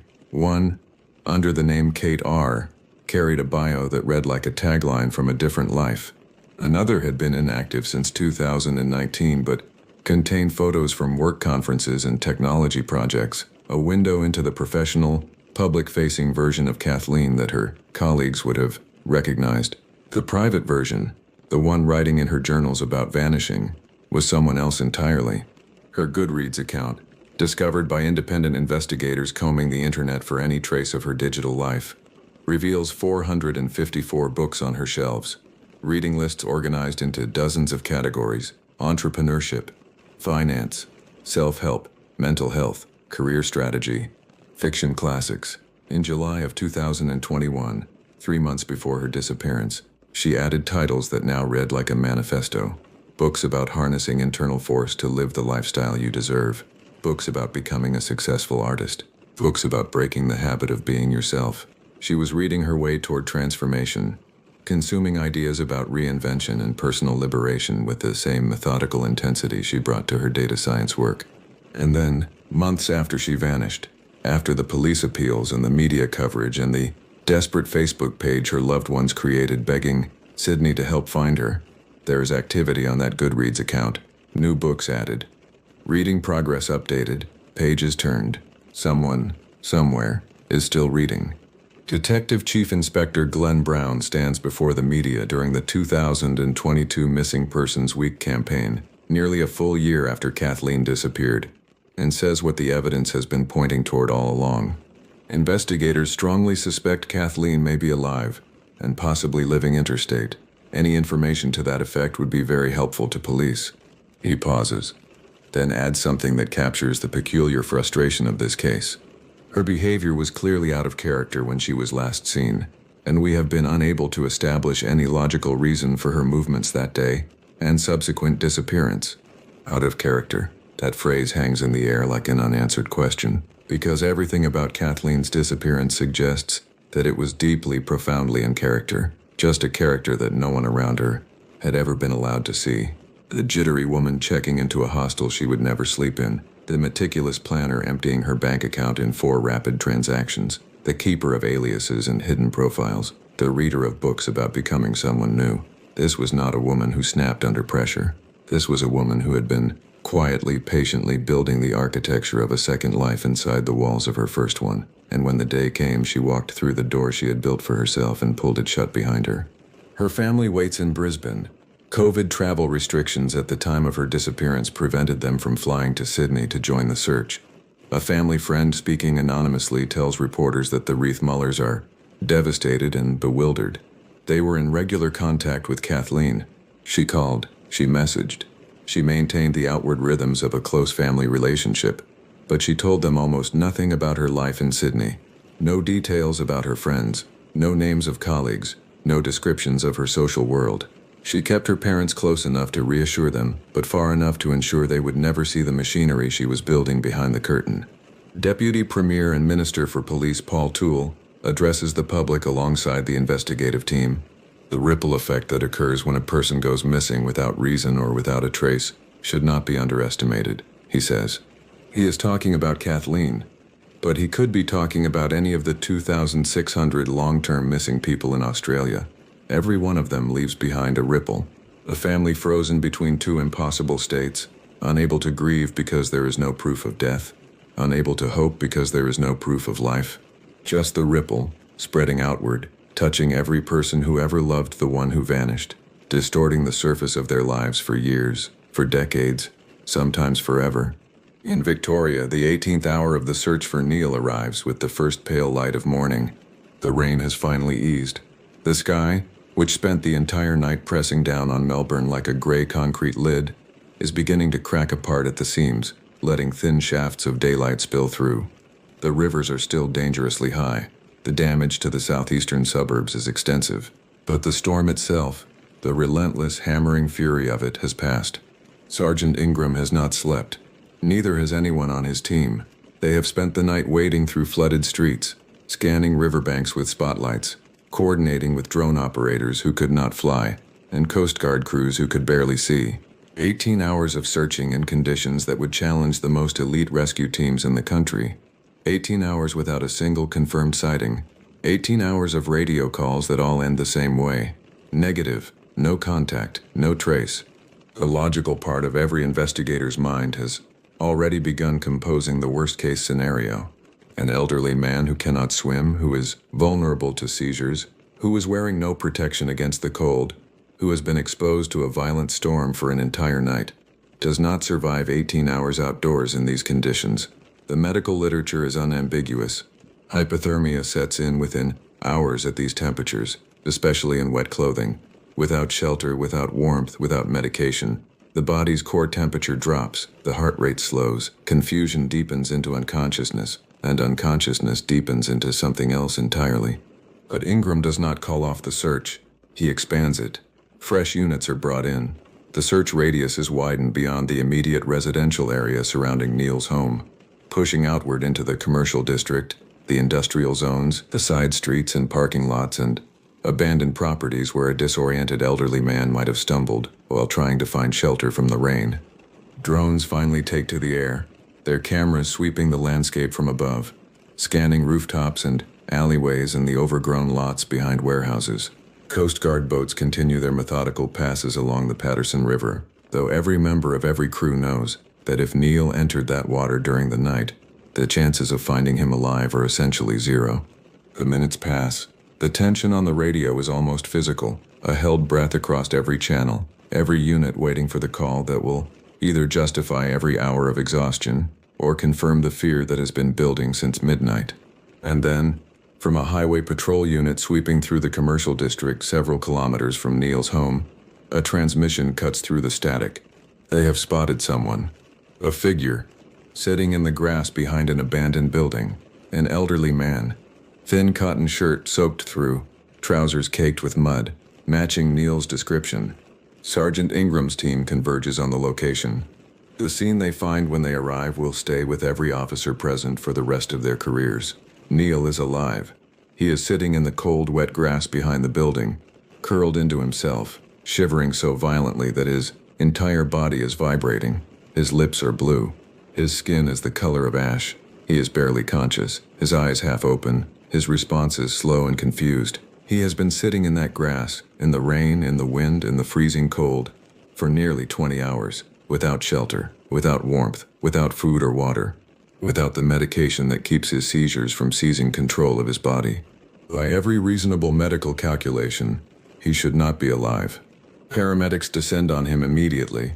His core body temperature has dropped to a level that places him in the severe hypothermia category. He is dehydrated. He is disoriented. His body, already weakened by cancer treatment and the constant neurological stress of his seizure condition, has been pushed to its absolute limit. He is transported to the nearest hospital and admitted directly to the intensive care unit in critical condition. For 6 days, Neil fights. His body, battered and depleted, engages in the slow, stubborn work of recovery. Doctors monitor him around the clock. His family keeps vigil at his bedside, the same family that spent the previous night sitting by the phone, caught in the grip of that terrible, breathless uncertainty, not knowing if the next call would bring relief or devastation. On the 7th day, Neil goes home. He walks back through the front door of the house beside the Patterson River, the same door he walked out of a week earlier into the worst storm in years. He is tired. He is weakened. But he is breathing. He is present. He is there. The celebration among the search team is not loud. It is the quiet kind. The kind that happens in the eyes and in the chest, when people who have seen too many cases end badly are reminded why they keep searching through the rain and the darkness, long after the odds have turned against them. Because sometimes, despite everything, the person is still out there, still breathing, still waiting in the cold grass behind a building that nobody thought to check until the 18th hour, still alive. 2 cases, 2 disappearances, 2 entirely different species of vanishing. In Victoria, an elderly man walked into a flood and was dragged back from the edge by searchers who refused to stop looking even when every statistic said they should. Neil's survival is a testament to something primal and beautiful in the human commitment to finding the lost. The sheer, irrational, magnificent stubbornness of people who will wade through floodwater in the middle of the night on the off chance that someone is still out there, still holding on, still needing to be found. In Sydney, a young woman spent weeks, possibly months, quietly dismantling her own existence. She sold her possessions, she emptied her bank account, she checked into a hostel she never intended to sleep in. She walked through the streets of a city she had called home for 5 years, shedding her identity piece by piece, her passport on a suburban sidewalk, her phone in a gutter, her name in a stack of discarded documents, until there was nothing left of Kathleen Reithmuller but a ghost and a question. The case remains open. Her family remains waiting. The police believe she is alive. They believe she is out there somewhere, walking through some other city, answering to some other name, living a life that none of them are allowed to see. And on a Goodreads account registered to a woman from Brisbane with 454 books on her shelves, pages are still being turned. Someone is still reading. Whether the missing are elderly survivors weathering impossible odds in the teeth of a storm, or young professionals who have meticulously engineered their own erasure from the record of human existence, the phenomenon of vanishing remains one of the most complex, emotionally devastating, and morally ambiguous challenges that any society faces. In a world where every transaction is logged, every movement filmed, every heartbeat potentially tracked by a device in our pocket, the ability to simply walk away, to shed a name and a history and a life the way a reptile sheds its skin, remains not only possible but disturbingly common. Thousands do it every year. Some are running from danger. Some are running from themselves. Some are running toward something that the rest of us will never understand.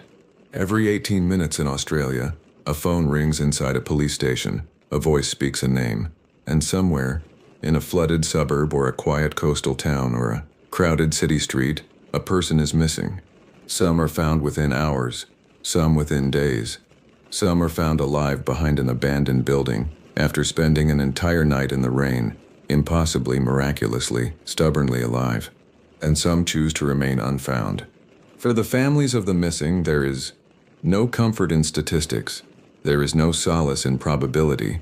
There is only the silence, the vast, suffocating, endless silence where an answer should be, and the phone that might ring at any moment with news that will either end the nightmare or deepen it beyond measure. The hardest thing about loving a missing person is not the grief. Grief at least has a direction, a shape, a beginning, and eventually an end. The hardest thing is the waiting, the permanent, unresolvable, soul-crushing act of waiting for someone who may never come home, and who may have chosen, quietly and deliberately, never to return. That is the cruelest thing about disappearance. Not the absence itself, but the silence that fills the space where an answer should be. A silence that stretches across days and weeks and months and years, growing louder with every passing hour, until it becomes the loudest sound in the room.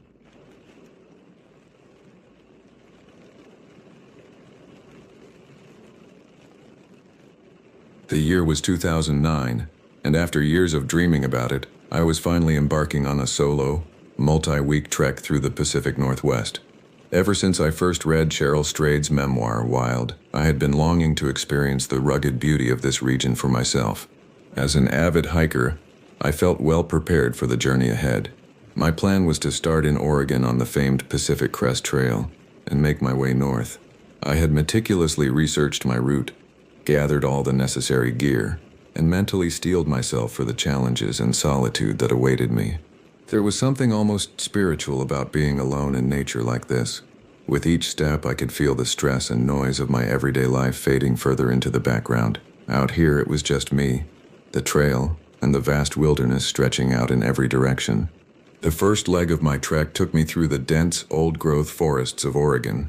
The trees towered above me, their trunks so wide that it would take several people linking arms to encircle them.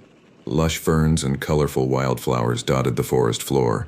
The air was cool and damp, filled with the earthy scent of soil and vegetation. As the days passed, I fell into a comfortable rhythm. Wake up at dawn, break camp, hike until my legs ached and my stomach rumbled. Then set up camp again as dusk settled over the forest. Repeat. My body grew stronger and my mind clearer with each passing mile. By the time I reached the Columbia River Gorge marking the border between Oregon and Washington, I was in the groove, ready to tackle the next stage of my journey. I decided to take a couple rest days to explore the Washington side of the gorge before continuing north. The Columbia River Gorge took my breath away. It was a stunning river valley, with sheer basalt cliffs rising up on either side. Ribbons of waterfalls cascaded down the rock faces, their spray creating an ethereal mist that hung in the air. The cliffs were adorned with a thick carpet of evergreens and maples. I set up a base camp in a quaint town near the gorge and began researching nearby trails to explore during my layover. One in particular caught my eye, a less traveled path that promised spectacular waterfall views deep in the heart of the forest. I knew immediately it was the one I wanted to tackle. Little did I know as I settled into my sleeping bag that night, excitement buzzing through my travel-weary limbs, that the adventure I thought I was so well prepared for was about to take a drastic turn into the unknown, a turn that would shake the very foundations of what I believed to be real and possible in this world. But in that moment, blissfully unaware of what lay ahead, I drifted off to sleep with a smile on my face, eager to see what wonders the trail had in store for me next. The Pacific Northwest had already captured my heart. I couldn't wait to discover more of its secrets. I set off early the next morning, practically jumping out of my boots with anticipation to hit the trail again after a few sedentary days in town. The weather was perfect, blue skies peeking through a light layer of clouds, a slight breeze rustling the leaves, the air crisp and invigorating. The first few miles of the hike lived up to everything I had imagined and more. The trail wound through a verdant wonderland, a sea of green in every direction. Lush ferns grew as tall as trees, their delicate fronds brushing my arms as I passed. The forest here felt primordial, untouched by time. Every bend in the path revealed another breathtaking sight. I crossed babbling brooks on sturdy log bridges, watched sunbeams filter through the dense canopy and dapple the forest floor with golden light. But most spectacular of all were the waterfalls. The roar of falling water echoed from what seemed like every direction, a constant symphony of nature. I passed by stunning cascades of all sizes, from delicate trickles adorning the rocks to massive, multi-tiered falls that thundered down into crystal-clear pools below. I took my time, often pausing to simply soak in the tranquil beauty surrounding me. At one particularly scenic overlook, I treated myself to a leisurely trailside lunch, perched atop a giant, moss-covered boulder. I remember breathing deeply, feeling a profound sense of peace and connection wash over me. It's funny how such perfect, unspoiled moments have a way of lulling you into a false sense of security, because it was there, in that state of utter contentment and oneness with nature, that everything started to shift. As I ventured deeper into the forest, the landscape began to change in subtle but unsettling ways. The underbrush grew thicker, the tree canopy denser, allowing only sparse shards of sunlight to penetrate through to the forest floor. The air felt heavier too, cooler and strangely oppressive. Soon I reached a section of trail that looked different than anything I had encountered thus far. The path ahead took a sharp turn, leading into a shadowy grove that had an oddly forbidding quality to it. The trees here had a strange, almost twisted appearance, their branches reaching out at contorted angles as if to snag unsuspecting passers-by. Now, I've never been one to put much stock in superstition or paranormal mumbo-jumbo. I'm a rational guy, a believer in science and cold hard facts. But standing at the threshold of that strange copse, I couldn't suppress the shiver that ran down my spine, or the tug of hesitation that rooted my boots to the dirt. I found myself thinking back to the bits of lore and legend I had picked up about these ancient forests, whispers of them being sacred places, jealously guarded by spirits that didn't take kindly to trespassers. Of course, I had always chalked those stories up to colorful myths, the fanciful imaginings of a people trying to explain a world they didn't fully understand. But alone out there, faced with the unfamiliar, those legends didn't feel quite so far-fetched anymore. I stood at the crossroads, one part of me yearning to plunge ahead into the unknown, the other questioning the wisdom of such a choice. In the end, the adventurer in me won out over the wary voice of caution. I had come all this way to experience the wild, raw beauty of the Pacific Northwest, and I wasn't about to let a few shadows and an overactive imagination turn me back now. Taking a deep breath to steady my nerves, I adjusted the straps of my pack and stepped forward into the waiting gloom, ready to meet whatever challenges the trail had in store head-on. If only I had known then just how wholly unprepared I was for what lay ahead.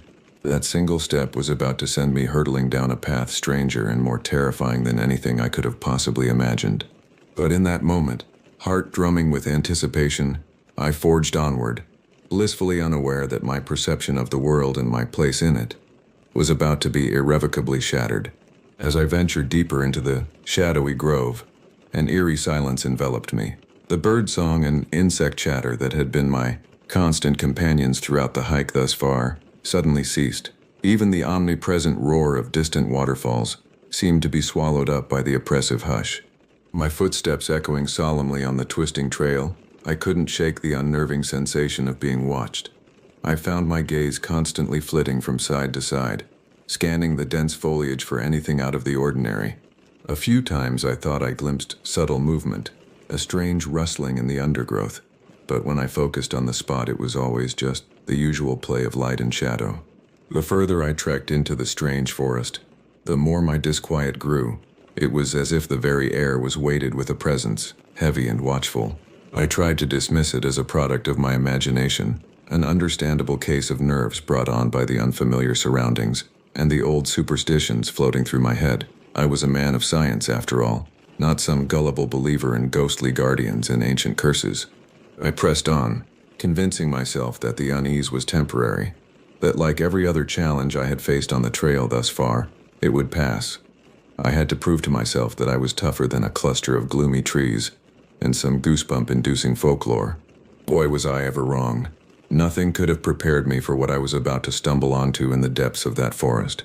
The trail eventually spilled out into a small clearing, and at its center stood a tree unlike any I had ever laid eyes on before. Massive and ancient, it loomed over the surrounding woods, its trunk so thick that if 5 grown men linked arms, they still wouldn't be able to encircle it. Gnarled roots as big around as my thigh erupted from the ground at its base, twisting over and around each other in a tangled maze before plunging back into the dark earth.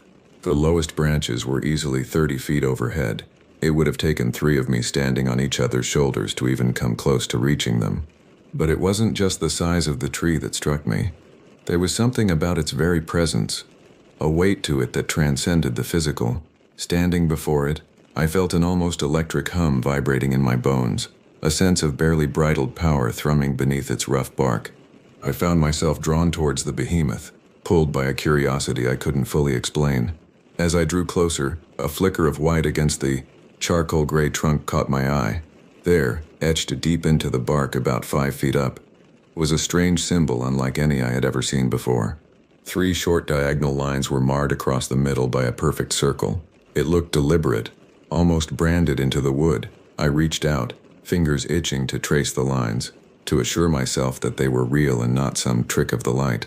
The instant my skin made contact with the rough bark, all hell broke loose.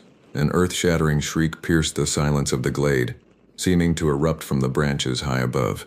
I stumbled back, heart jackhammering against my ribcage as the cry echoed harshly through the trees. Eyes wide with shock and terror, I searched frantically for the source of the god-awful racket. But no matter how I craned my neck, I could see nothing but a dense tangle of leaves rustling vigorously, even though there wasn't the slightest breath of wind to stir them. And then, just as suddenly as it had started, the shrieking cut off, plunging the clearing back into that unnatural silence. I stood frozen, scarcely daring to breathe. That was when I heard it, a wet thud followed by the unmistakable sound of something heavy crashing through the branches. I stumbled further back from the tree just as a large, dark mass plummeted from the canopy and hit the ground mere feet from where I stood. I stared in mute horror. It took my shell-shocked brain a moment to process what I was seeing. Lying in a crumpled heap at the base of the tree was the mangled carcass of a deer, its warm blood already soaking into the loam. My eyes jerked involuntarily upwards, back to the thick branches from whence the grisly parcel had fallen. Fear unlike anything I had ever known rooted me to the spot as my mind struggled and failed to comprehend what I saw next. There, hunched on one of the highest boughs, was an immense dark figure. Though it blended almost perfectly into the shadows, there was no mistaking the sheer mass of the thing as it clung effortlessly to a branch that should have buckled under its weight. A scream lodged in my throat as the hulking shape shifted, leaning forward on its perch. In the dim light filtering through the leaves, I could just make out a few heart-stopping details. The creature was covered head to toe in a thick coat of shaggy, pitch-black fur. Curved claws the size of hunting knives flashed at the tips of its long, powerful arms. But it was the face that sent a bolt of pure, unadulterated terror spearing through me.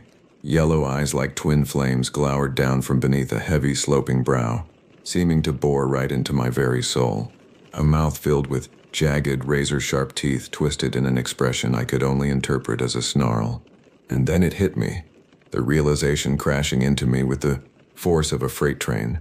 I was staring into the leering visage of a creature that wasn't supposed to exist outside of campfire tales and low-budget horror flicks. Bigfoot. A hysterical laugh tried to bubble up my throat at the sheer absurdity of the thought, but there was no denying the very real, very tangible threat looming over me in all its terrifying glory. All my long-held beliefs, my steadfast convictions in the logical, rational world, collapsed like a house of cards in the face of the primal nightmare made flesh before my eyes. Some deep, instinctual part of me screamed at me to run, to flee as far and as fast as my legs could carry me, but I was paralyzed, caught in the crimson glare of the beast like a deer in the headlights. For a handful of heartbeats that could have been hours, we remained locked in that macabre tableau, the creature never once blinking as it studied me.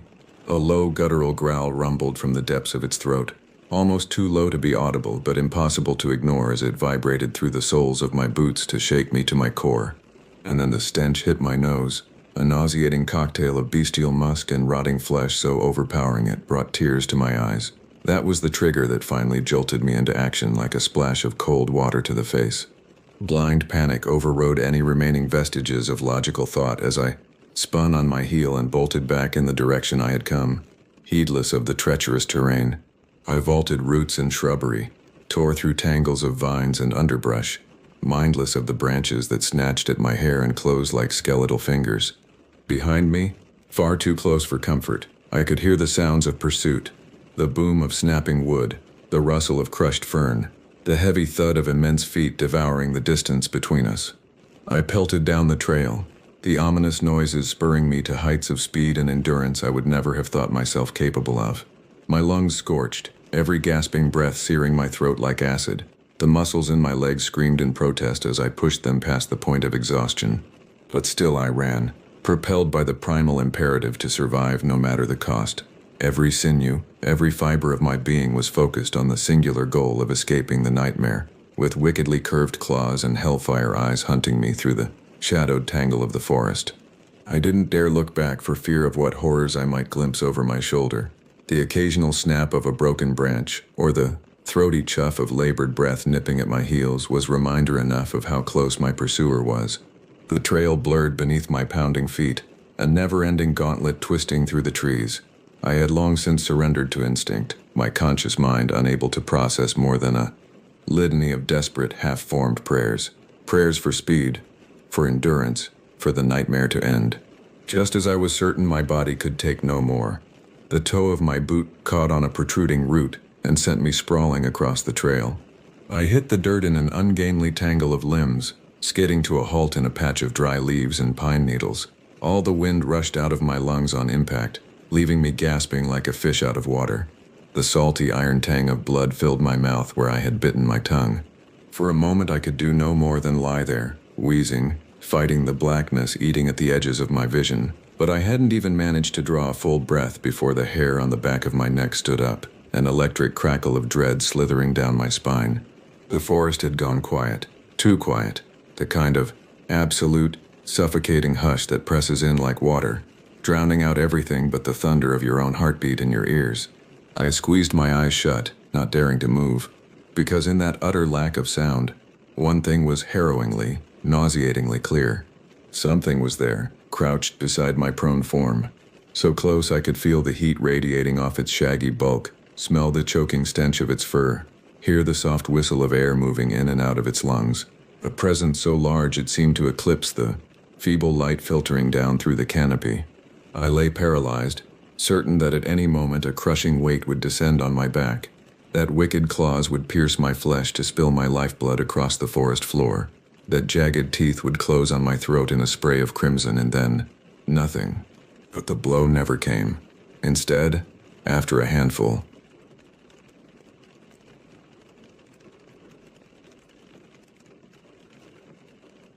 they say you never forget your first encounter with true terror. For me, that unforgettable brush with the unknown came on July 9th, 2008 in the heart of the Adirondack Mountains. My name is Dalton Hayes and I'm an electrician by trade, born and raised in the concrete jungle of New York City. The wild, untamed expanses of upstate New York were about as far from my everyday reality as you could get. But that was precisely the appeal when my childhood buddy Ezra suggested we rent a cabin up there for the long weekend. "Come on, man, it'll be great," Ezra had cajoled over beers at our regular dive bar. "Fresh air, fishing, a chance to actually see some stars for once. When was the last time you got out of this urban hellhole?" He had a point. The daily grind of the city, the incessant noise, the crowds, the grime, It had a way of wearing a man down to his bones. The thought of escaping to a place where the loudest sound was wind in the trees and my only obligation was keeping a cooler stocked with beer, well, it had an undeniable allure. So that's how I found myself bumping along a barely there dirt track deep in the Adirondack woods, crammed into the passenger seat of Ezra's ancient pickup. With every pothole and jounce, I found myself questioning the wisdom of this little excursion. "You sure this rust bucket is gonna make it easy?" I asked, bracing myself against the dashboard as we dipped into yet another crater masquerading as a road. "Have some faith, city boy," Ezra grinned, patting the dashboard with a grease-stained hand. "Old Blue might not look like much, but she's tougher than she looks. Kinda like her owner." I snorted, taking in Ezra's stocky frame, the faded flannel straining across his beer gut. "Yeah, you're a real mountain man, all right. When was the last time you even left Brooklyn?" "Hey, I'll have you know my dad used to take me hunting up here every fall as a kid. Taught me everything he knew about tracking, survival in the wilderness, all that good stuff. This is my natural habitat, man." I held up my hands in mock surrender. All right, I bow to your superior outdoor skills, oh great woodsman. Just get us to this damn cabin in one piece, will ya?"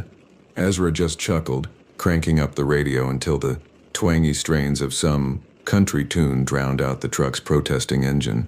An hour and a few close calls with the local wildlife later, we finally pulled up in front of our home for the next few days.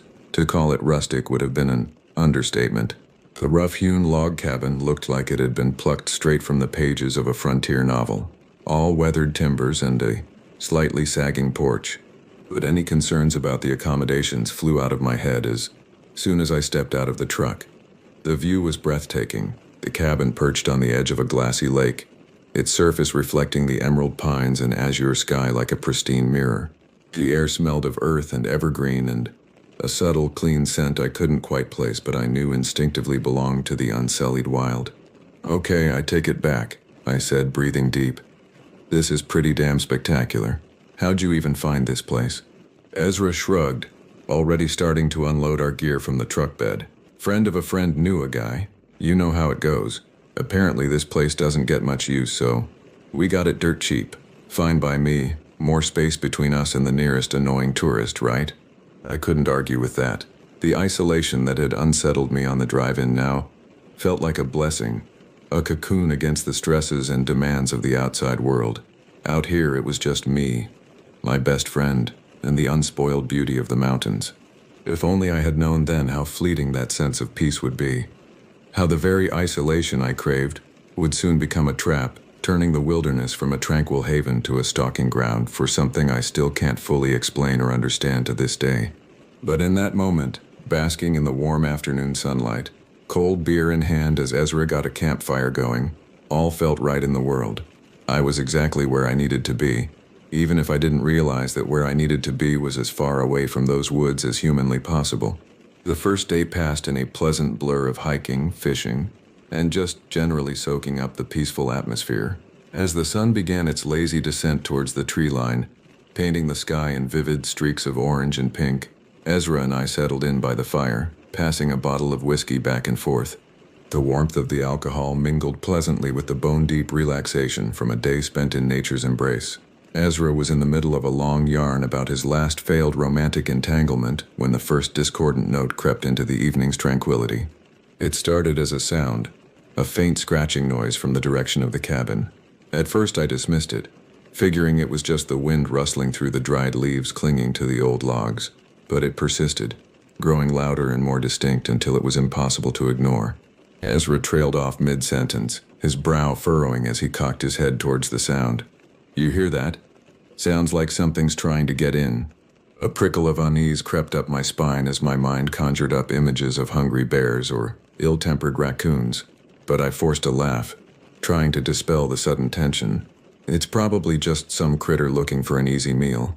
We should have been more careful with the trash. Even as I said it, something about my own words rang hollow. There was an edge to the sound, a persistence that didn't feel quite natural. But Ezra seemed to accept my explanation, shrugging and turning back to the fire. We lapsed into a silence that no longer felt quite so companionable, both of us stealing the occasional glance towards the cabin. The scratching continued, rising and falling in an erratic rhythm. And then, just as abruptly as it had begun, it stopped. Ezra let out a nervous chuckle. Maybe you were right about the bears. Guess it gave up when it realized there was no picnic basket waiting. Yeah, I agreed, trying to match his forcibly light tone. Yogi'll have to find his snacks somewhere else tonight. We settled back into our fireside banter, but the earlier ease was gone, replaced by a watchfulness I could see mirrored in the tense set of Ezra's shoulders. As we banked the fire and made our way inside, I couldn't quite shake the feeling that something had shifted in the atmosphere of our little oasis. Sleep didn't come easy that night. Even with a few more shots of whiskey humming through my veins, I found myself tossing and turning on the lumpy mattress, straining my ears against the oppressive silence of the cabin's interior. The night pressed in close, somehow seeming fuller, heavier than any darkness I'd experienced before. Every creak of settling wood, every sigh of the wind through the eaves, set my nerves jangling. I told myself I was being ridiculous, that it was just the unfamiliar surroundings and Ezra's story playing tricks on my imagination. But some primal instinct, some inherited echo from the days when our ancestors huddled around flickering fires and jumped at shadows, kept me on a razor's edge of alertness.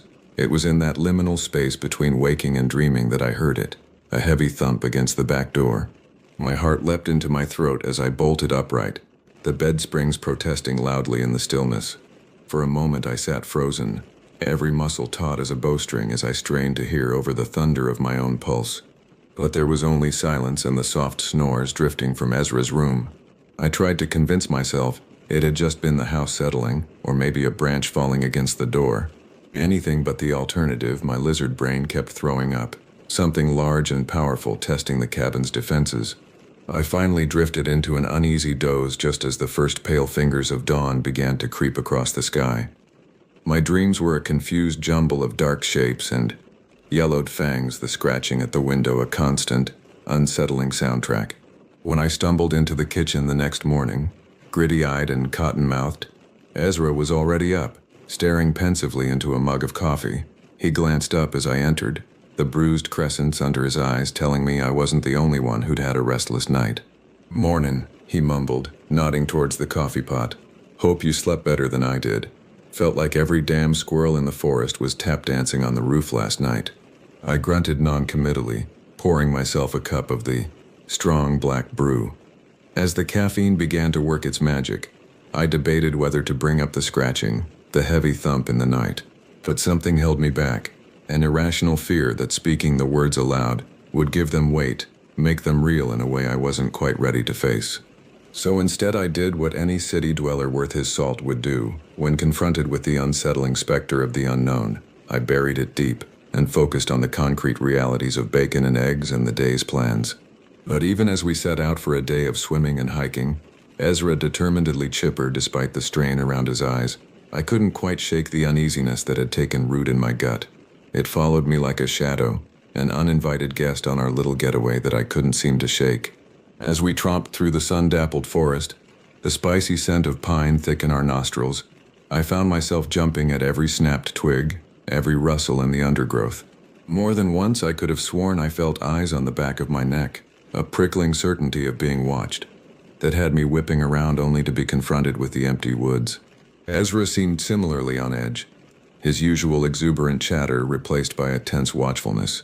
We stuck closer to the cabin than originally planned, both of us unconsciously gravitating towards the illusion of safety offered by those rough-hewn walls. As the sun began its inevitable descent once more, painting the sky in shades of fire, the uneasiness that had dogged our steps all day crystallized into a leaden ball in the pit of my stomach.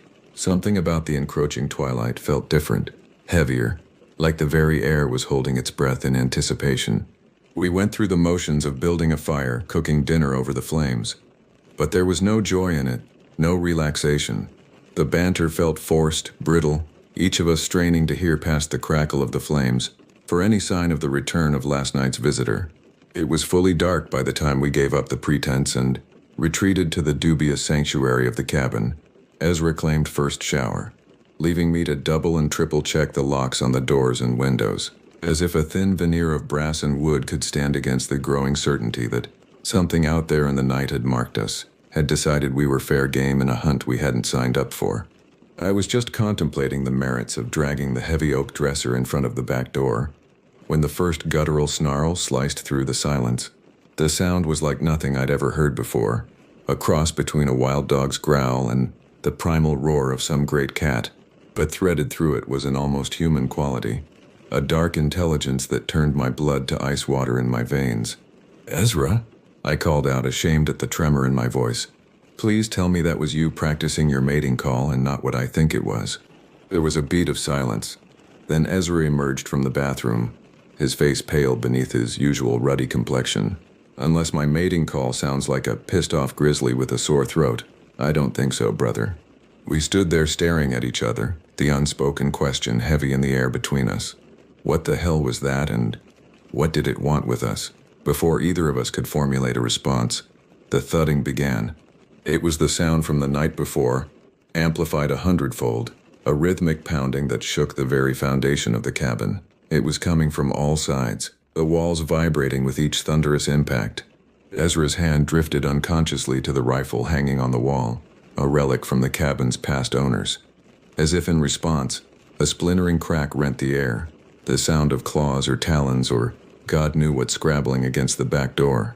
We were moving before conscious thought could catch up, Ezra ripping the rifle from its brackets while I frantically scanned for anything that could serve as a weapon. My hand closed around the handle of a cast-iron skillet, just as a shape darkened the window by the door. In the guttering light of the lantern, I could only make out an impression of bulk, of shaggy fur and a flash of teeth that seemed too large, too numerous to belong to any natural creature. Ezra brought the rifle up to his shoulder, the muzzle trembling as he sighted at the door. "I don't know what the fuck you are," he gritted out through clenched teeth. "But you picked the wrong cabin to mess with."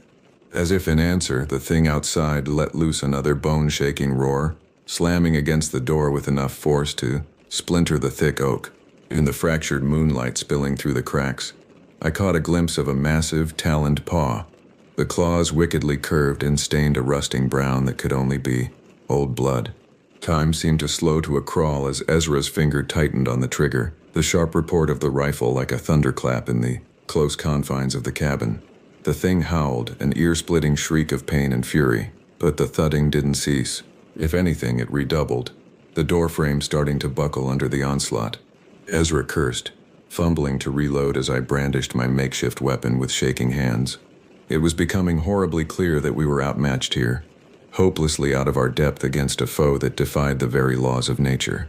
Just as I was bracing myself for the inevitable, for the moment when those claws would tear through our feeble barricade like tissue paper, the attack abruptly ceased. The sudden silence was almost more terrifying than the cacophony that had preceded it. Ezra and I stood frozen, hardly daring to breathe as we strained our ears for any hint of our assailant. Long, tense minutes ticked by, marked only by the ragged sawing of our breath and the rapid thud of our heartbeats. When the quiet remained unbroken, Ezra lowered the rifle fractionally, turning to me with a shell-shocked expression. Did it give up?" I shook my head, not trusting myself to speak past the fear still clogging my throat. Every instinct was screaming that this was far from over, that the thing out there was just biding its time, waiting for us to let our guard down. A glimmer of movement beyond the window snapped my head around, my heart leaping into my throat. For a moment I could make out nothing in the darkness. Then a shadow detached itself from the deeper gloom of the forest, a massive, hunched shape lumbering into the clearing surrounding the cabin. My breath caught in my chest as the creature straightened to its full height, easily topping 7 feet. In the watery moonlight, I could make out more details I wished with all my being I could forget. The thing was shaped like a man, but its proportions were all wrong. Arms too long, legs too short, the torso bulging with slabs of muscle that strained against the shaggy pelt. Its face was a horror, a twisted amalgam of human and animal features. A blunt muzzle projected over a lipless mouth bristling with jagged teeth, each one as long as my thumb. But worst of all were the eyes, a sickly, intelligent yellow that glowed with a feral, all-too-aware light. For a heart-stopping moment those eyes met mine through the shattered window, and I swear I saw something like dark amusement flicker in their depths, a cruel recognition of the terror it had inspired. Then, with a fluid grace belying its bulk, the creature turned and melted back into the forest, the darkness swallowing it up like it had never been. In the ringing silence that followed, Ezra and I could only stare at each other, the rifle hanging forgotten in his numb fingers. There was no doubt, no rationalization that could explain away what we had just witnessed. We had come face to face with something that shouldn't exist, something straight out of... In the ringing silence that followed, Ezra and I could only stare at each other, the rifle hanging forgotten in his numb fingers. There was no doubt, no rationalization that could explain away what we had just witnessed. We had come face to face with something that shouldn't exist, something straight out of humanity's most primal nightmares, and it had marked us as its prey. "We need to get out of here," Ezra croaked, his voice sounding thin and reedy in the oppressive quiet. "Now, before that thing comes back." I nodded jerkily, my mind already racing ahead to the logistics of our escape. The truck was our only lifeline, our sole means of getting out of these godforsaken woods and back to the safety of civilization. But to reach it, we'd have to venture out into the night, into the domain of the creature that had nearly shattered our sanity with a single glance. "We can't go now," I said, hating the tremor in my voice. "Not in the dark. We wouldn't make it 10 feet before that thing was on us." Ezra opened his mouth to argue, but the words died on his lips as the reality of our situation sank in. Out there we were vulnerable, easy pickings for a predator that had already demonstrated its unnatural cunning and strength. And here, at least we had the illusion of shelter, the comforting solidity of walls and locked doors between us and the nightmare made flesh. "At first light then," he said grimly. "We pack only what we need, and we make a run for it. Don't stop for anything."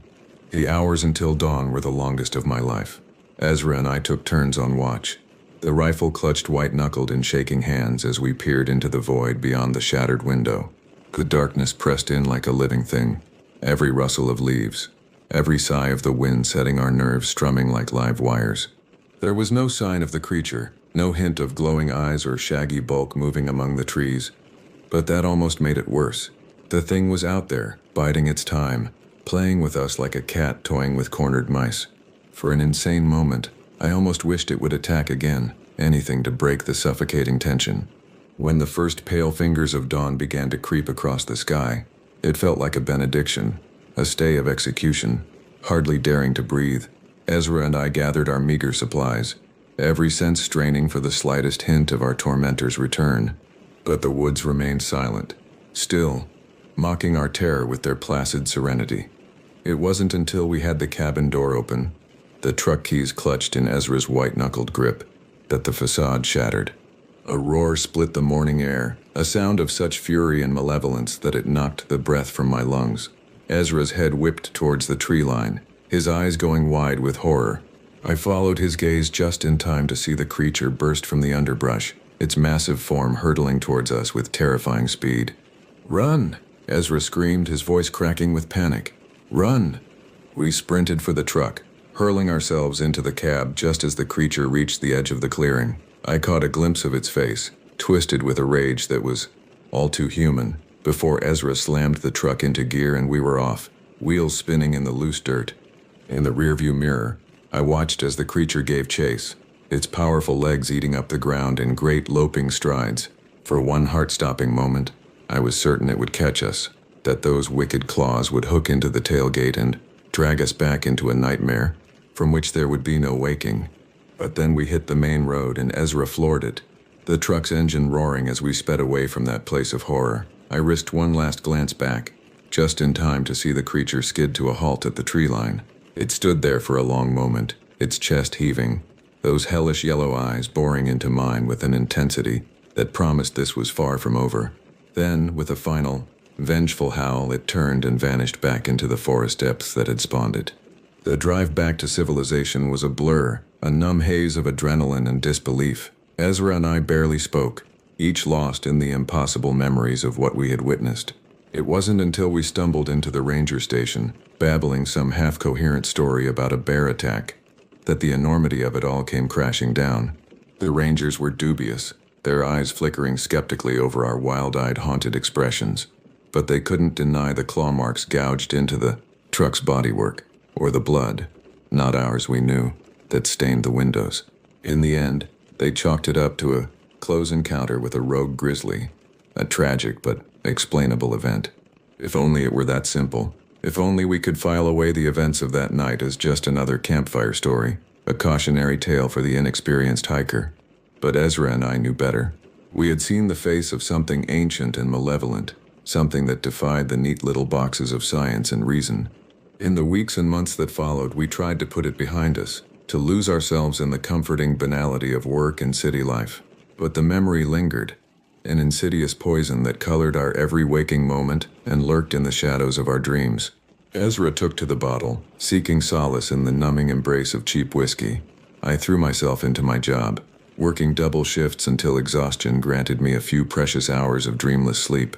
But always the creature was there, lurking on the edges of our consciousness. A flash of yellow eyes in a crowded street, a hulking shadow glimpsed from the corner of the eye. It had marked us, claimed us in some primal way we could never fully understand or escape. And as the years stretched on, the stories began to trickle in, hushed whispers of hikers vanishing without a trace, of mangled animal carcasses found deep within the forest, of eerie howls echoing through the night. Each tale was like a knife to the gut, a reminder that our nightmare was all too real. I never went back to the Adirondacks, never set foot in another wilderness without the cold grip of fear tightening around my heart. The great outdoors, once a source of solace and wonder, had become a place of dread, a realm ruled by an apex predator that walked the gossamer line between myth and reality.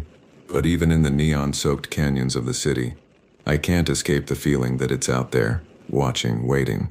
That one day, whether by chance or design, I'll round a corner and find myself staring into those pitiless yellow eyes once more.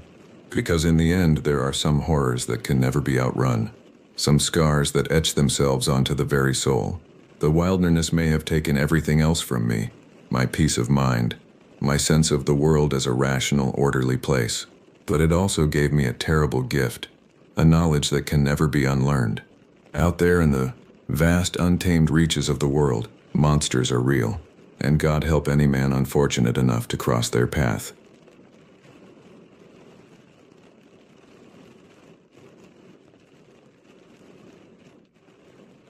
The sun was setting, painting the New Mexico sky in vivid shades of orange and red.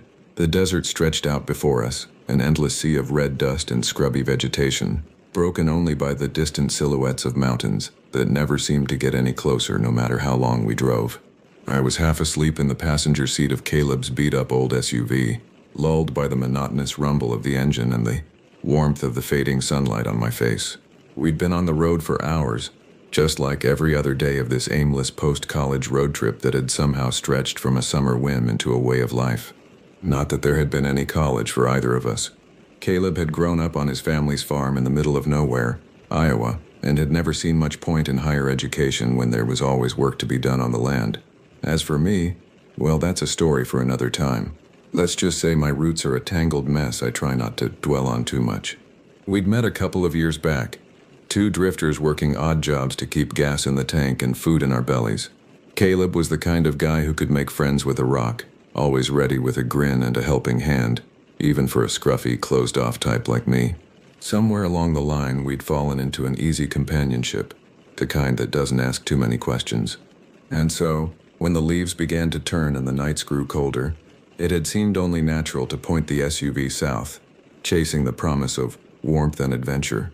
We'd picked up work where we could, apple picking in Oregon, a stint on a fishing boat in California, even a couple of weeks on an oil rig in Texas. But mostly we just drove, letting the road take us where it would. On this particular day, we were headed for some national park Caleb had read about, a place of towering rock formations and ancient petroglyphs hidden in the desert. The name escapes me now, lost in the haze of events that followed. What I do remember is the moment Caleb spotted that weathered old sign. Masonic Springs, he read aloud, his voice taking on that slightly dreamy quality it always did when he sensed something mystical in the air. Sounds intriguing. What do you say we take a little detour, Everin? I cracked an eye open, taking in the narrow dirt road that branched off from the highway, winding into a landscape that looked like it hadn't changed since the dawn of time. I don't know, man, I said, heaving myself up straighter in my seat. We're not exactly equipped for off-roading. What if we get stuck out there? But Caleb just grinned, that irrepressible spark of mischief dancing in his eyes. Where's your sense of adventure? Come on, it'll be fun, and who knows, maybe we'll stumble across some ancient secrets or something. I should have argued more, should have insisted we stick to the plan, to the safety of the known road. But there was something in Caleb's enthusiasm that was hard to resist, a kind of infectious joy in the unknown.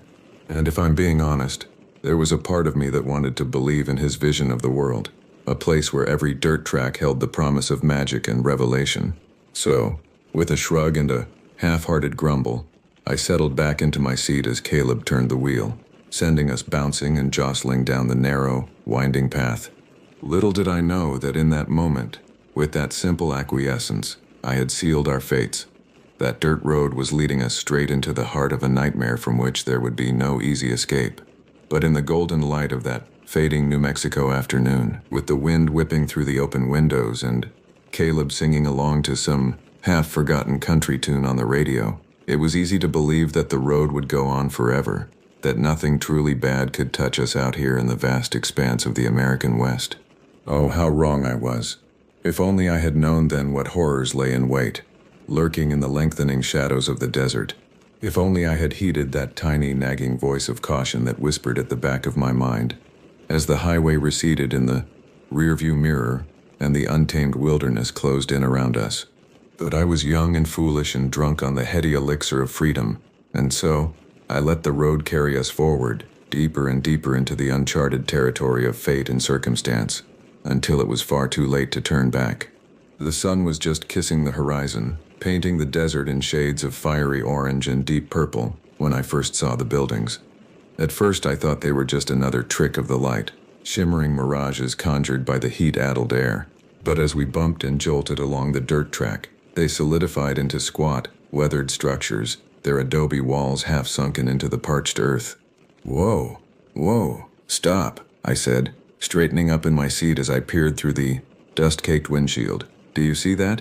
Caleb brought the SUV to a lurching halt, leaning forward to get a better look. There was a knowing glint in his eye, a hint of that same spiritualist zeal that had led us down this god-forsaken road in the first place. Looks like some kind of old settlement, he said, his voice hushed with something like reverence. Maybe even ruins from the Spanish colonial days. Can you imagine the history here? The stories these walls could tell? I could, and that was the problem. There was something about the scene before us, the way the building seemed to hunch into the earth, the eerie stillness that hung over the place like a shroud, that sent a shiver down my spine. It was the kind of stillness that only exists in places long abandoned by the living, places where the veil between worlds grows thin and tattered. But Caleb was already opening his door, his long legs unfolding from the driver's seat with a creak of denim and a stretch of muscles too long confined. Come on, he said, flashing me that grin that always made me want to follow him, no matter how foolhardy the venture. Let's go check it out. Against my better judgment, I found myself trailing after him, the SUV's door slamming shut behind me, with a sound that echoed across the empty expanse of the desert. The sun was dipping lower now, its dying rays painting the adobe walls in shades of blood and shadow. The air had taken on a chill, the kind that seeps into your bones and makes you feel like you'll never be warm again. We picked our way through the rubble and the drifts of red dust, towards the nearest of the structures. Up close I could see the rough, hand-hewn nature of the walls, the way the adobe had cracked and crumbled under the relentless assault of wind and sand and time. My fingers traced the weathered surface, feeling the grit of it, the dry, leached texture that spoke of centuries baking under the merciless sun. And then I saw the symbols. They were carved into the lintel of what must have once been a doorway, rough-hewn and crudely rendered, but unmistakable in their intent. I didn't recognize them, but they radiated a sense of power, of some ancient and unknowable purpose. The hair on the back of my neck stood up, and I felt a sudden, overwhelming urge to turn tail, to flee back to the relative safety of the SUV and the open road. But Caleb was already ducking through the low entry, his form swallowed up by the darkness within. "Come on, Everin," he called, his voice muffled and strangely flat in the dead air. "You've got to see this." I hesitated, every instinct screaming at me to run, to leave this place and its aura of ancient menace far behind. But in the end, the pull of Caleb's enthusiasm, the need to not be the one to break the spell of our shared adventure, won out over caution. With a deep breath and a muttered curse, I stepped over the threshold and into the waiting shadows. Inside, the air was thick and heavy, laden with the scent of dust and something else, something rank and feral that caught at the back of my throat. It was dark, the only light filtering in through chinks and gaps in the crumbling walls. But as my eyes adjusted, I could make out the vague shape of the room, the uneven dirt floor and the sagging beams of the ceiling. And then I saw the eyes. They glowed in the deepest shadows, a sickly, luminous orange that seemed to pulse with a malevolent inner fire. At first I thought they were embers, some trick of the fading light, but then they moved, and I heard the soft shuffle of something large and heavy shifting in the darkness. "Caleb," I whispered, my voice cracking with sudden, icy fear. "Caleb, there's something in here." But Caleb wasn't listening. He was moving towards those terrible, glowing eyes, his hand outstretched as if in supplication, his face a mask of rapturous wonder. "Caleb, no!" I hissed, lunging forward to grab his arm. But it was too late. The thing in the shadows moved, faster than my eye could follow, and suddenly it was there, looming over us like a nightmare made flesh. It was huge, easily 7 feet tall, with a hulking, misshapen form that seemed to blur and shift at the edges, as if it were not quite solid. Its body was covered in matted fur, a dark, oily pelt that glistened wetly in the half-light.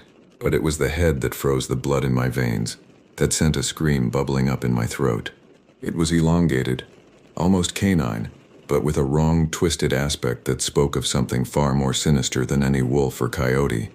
The muzzle was too long, the teeth too sharp and too numerous, jutting at odd angles from blackened gums. And the eyes, those terrible glowing eyes, they burned with a feral, predatory hunger that seemed to strip the soul bare.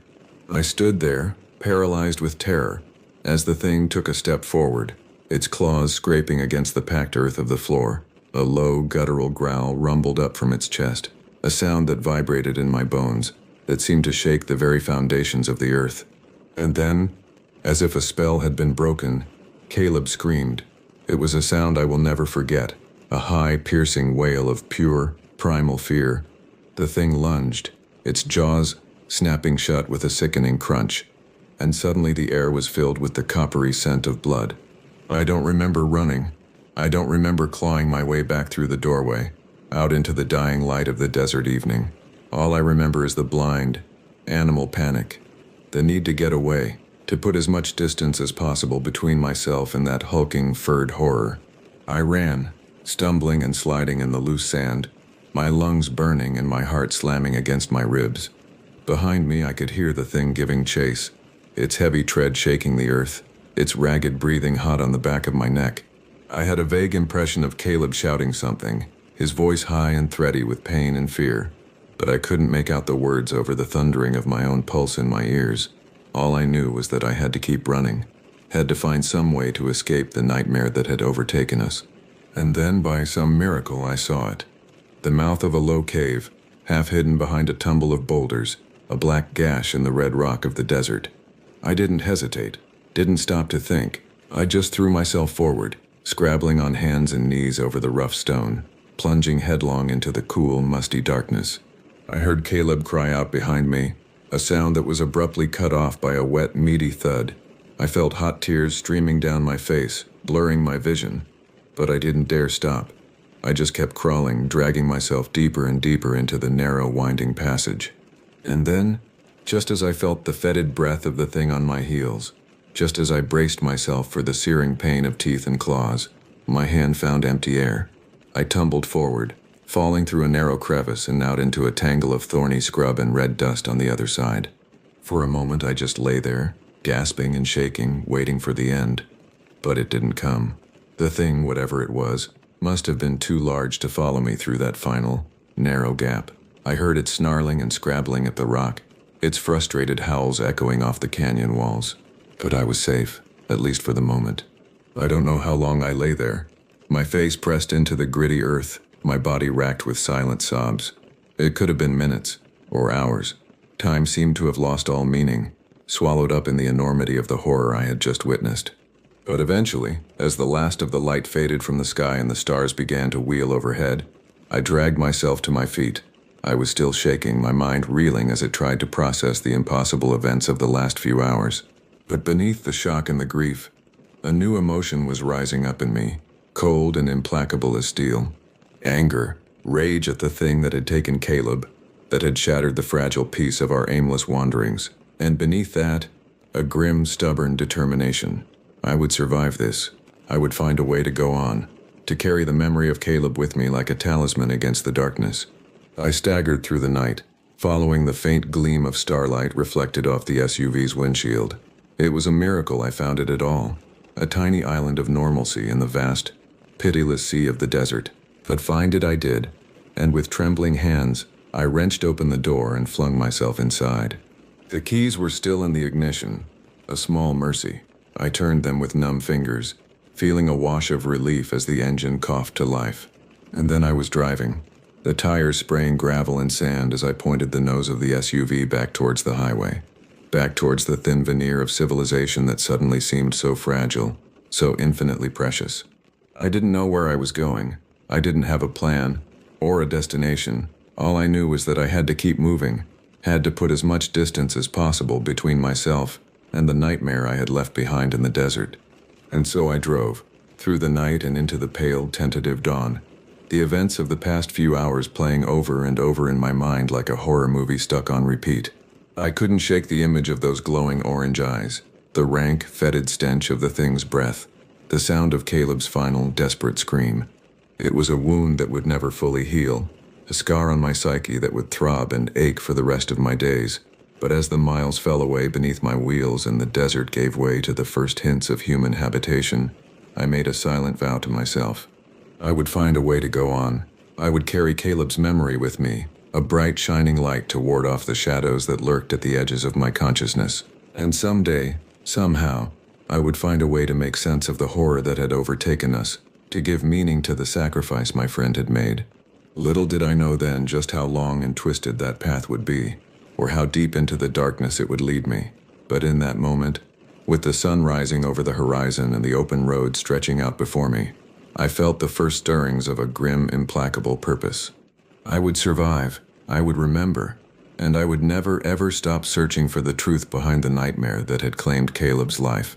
No matter how long it took, or how far I had to go, I would find a way to bring some light to the shadows that had swallowed him whole. It was a promise I made to myself, there in the pale light of that desert dawn. A promise that would shape the course of my life for years to come, leading me down paths I could never have imagined in my wildest dreams or darkest nightmares. But that is a story for another time. For now, it is enough to know that I survived, that I found a way to carry on in the face of the unspeakable, and that somewhere out there, in the vast uncharted expanses of the American West, the thing that took Caleb is still lurking, waiting for its next unwary prey.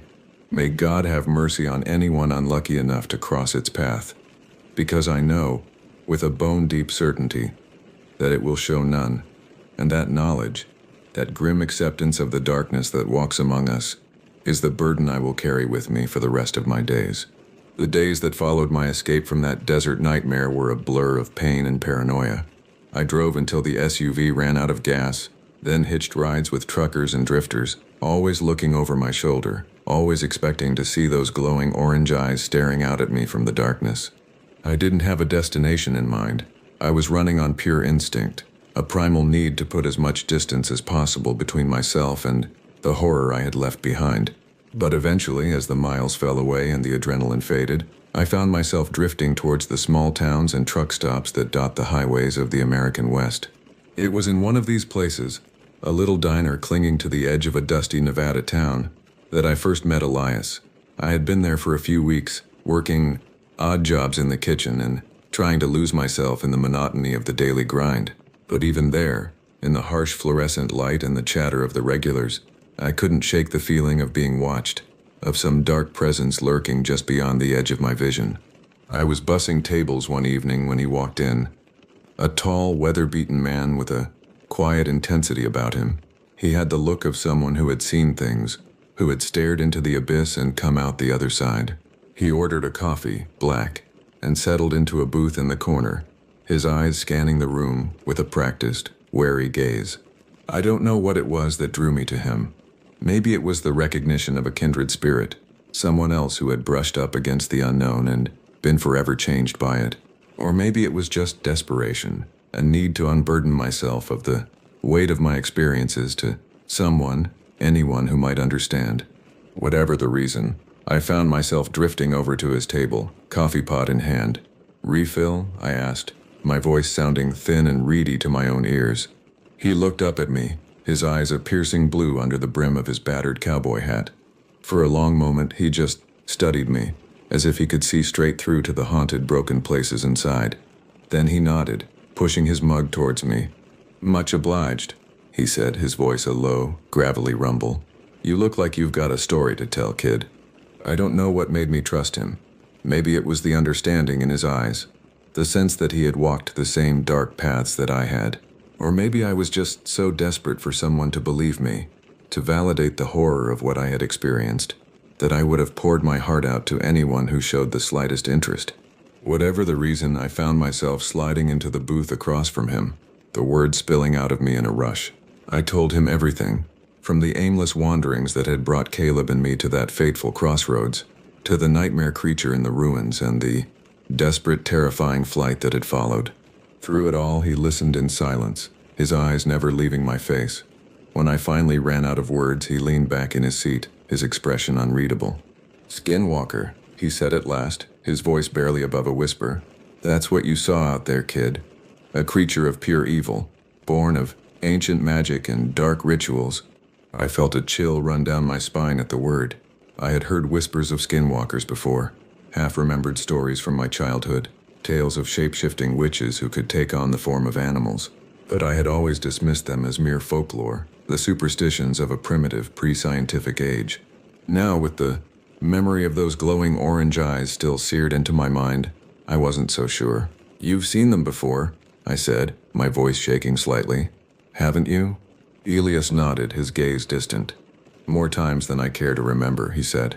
"I've been hunting them for years, ever since one of them took someone I loved. It's a hard road, kid, and a lonely one. But it's the only way to keep others safe, to stop these things before they can claim more innocent lives."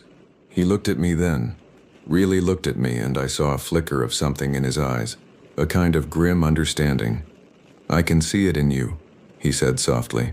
"The same thing that drives me, the need for answers, for vengeance, the willingness to stare into the darkness, no matter the cost to your own soul."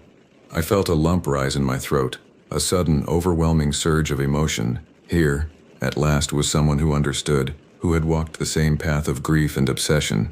"Teach me," I said, my voice barely above a whisper. "Teach me how to hunt them, how to stop them.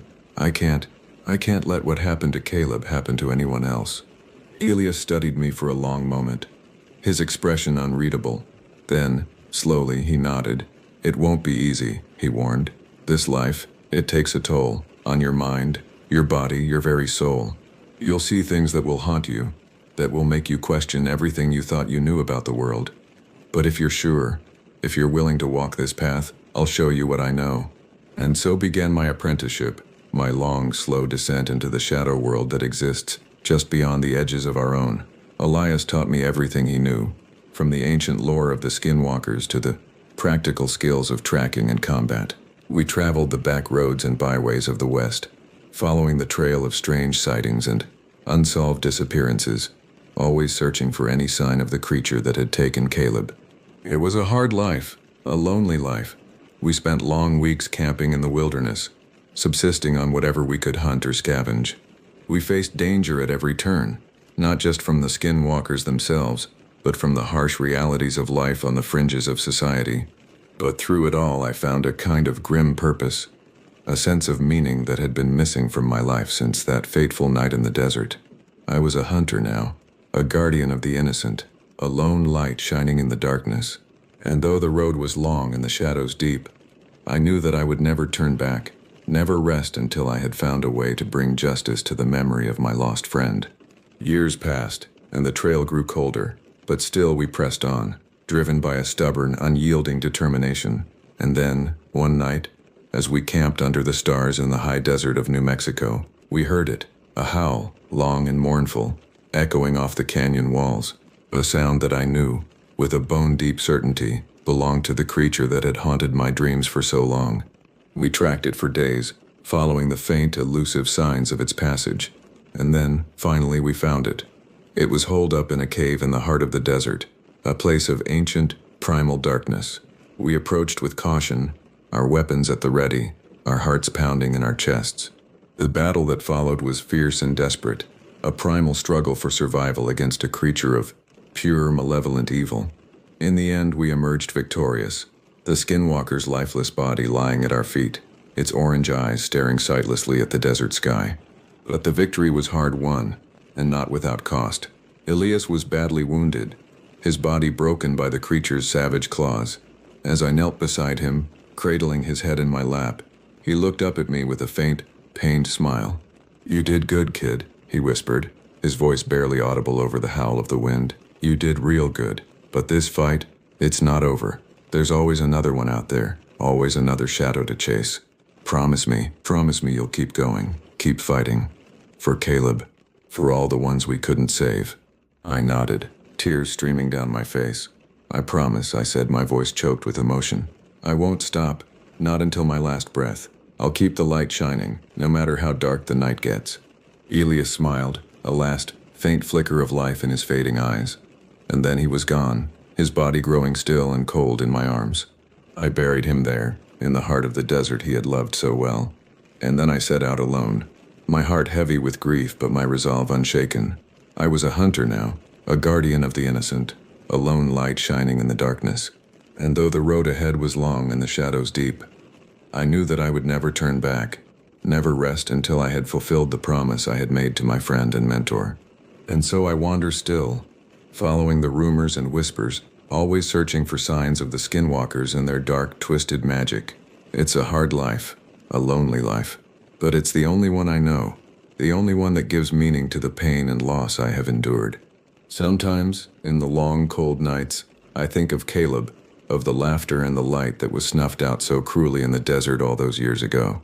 And I think of Elias, of the grim, unyielding determination that drove him, of the sacrifices he made to keep the innocent safe from the horrors that lurk in the shadows. They are my guiding stars, my constant companions on this long, lonely road. And though I know that I may never find peace, never be free of the burden I have taken on, I also know that I will never stop fighting, never stop searching for the light in the darkness. For I am a hunter, a guardian, a lone warrior standing against the tide of evil that threatens to engulf us all. And as long as there is breath in my body and fire in my heart, I will never, ever give up the fight.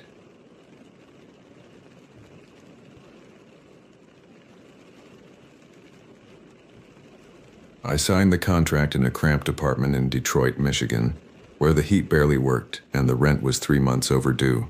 My name is Warren Mitchell, and before I became what the government calls a special recovery operative, I was just another veteran drowning in debt, watching my favorite coffee shop close down because I couldn't afford to be a regular customer anymore, selling my grandfather's record collection piece by piece to keep the lights on. The man across from me didn't look like he worked for any government agency I'd ever heard of. His name was Howard Brennan, and he wore a gray suit that seemed to absorb light rather than reflect it. The folder he slid across my kitchen table had no official seal, no letterhead, just a classification stamp that read, "EIs only, Wendigo Protocol." "You were infantry, correct? 2 tours in Afghanistan?" Howard's voice was flat, clinical. "Yes, sir." I kept my answers short. When someone offers you $70,000 to start, with hazard bonuses that could triple that, you don't ask too many questions. Not when your bank account has $17 and you've been eating ramen for 6 weeks straight. The work isn't combat exactly. We recover missing persons in remote locations. The cases we handle have unusual circumstances.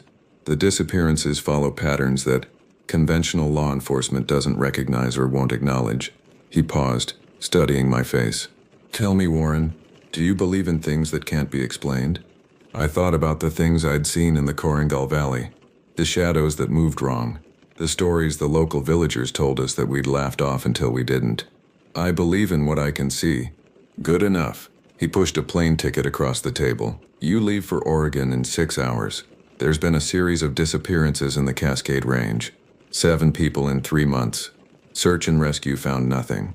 We have reason to believe they're still alive. What kind of reason? Howard stood, buttoning his jacket. The kind that requires someone with your specific skill set. Your team leader is already on site. Her name is Claire Donovan. Former Marine, decorated, tough as they come. Listen to her, follow the protocols in that folder, and you'll do fine. And if I don't follow the protocols?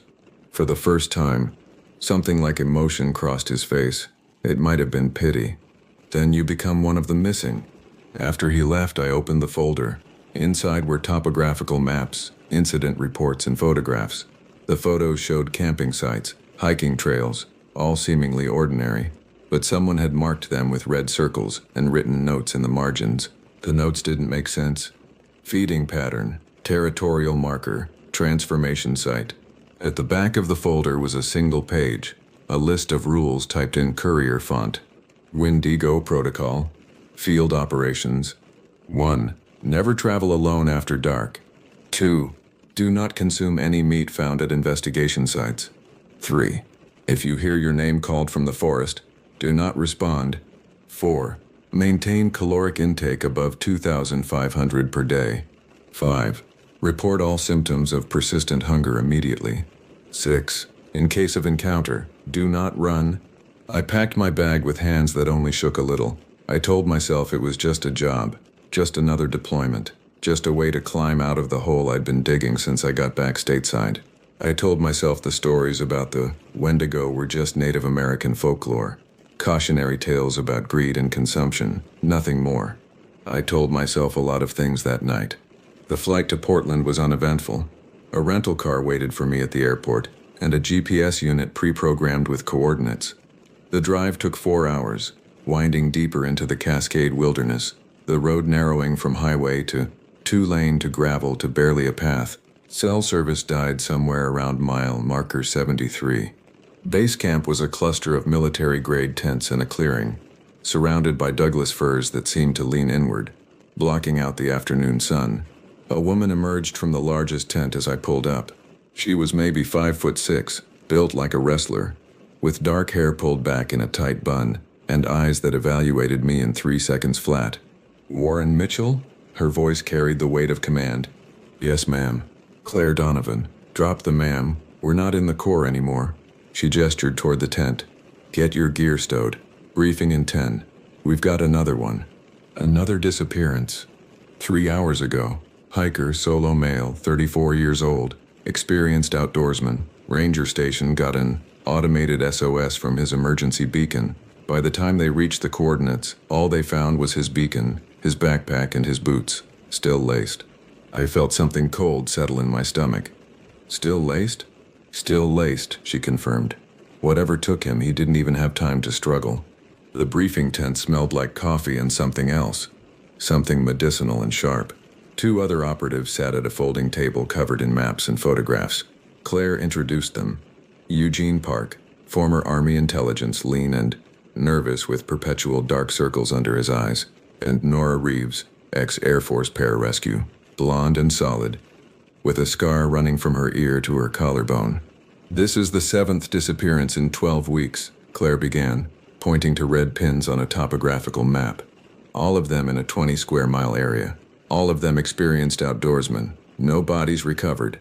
Search and rescue found personal effects at each site, but no signs of animal attack. No blood, no struggle. What about the local tribes? I asked. The Wendigo is their folklore. Have they been consulted?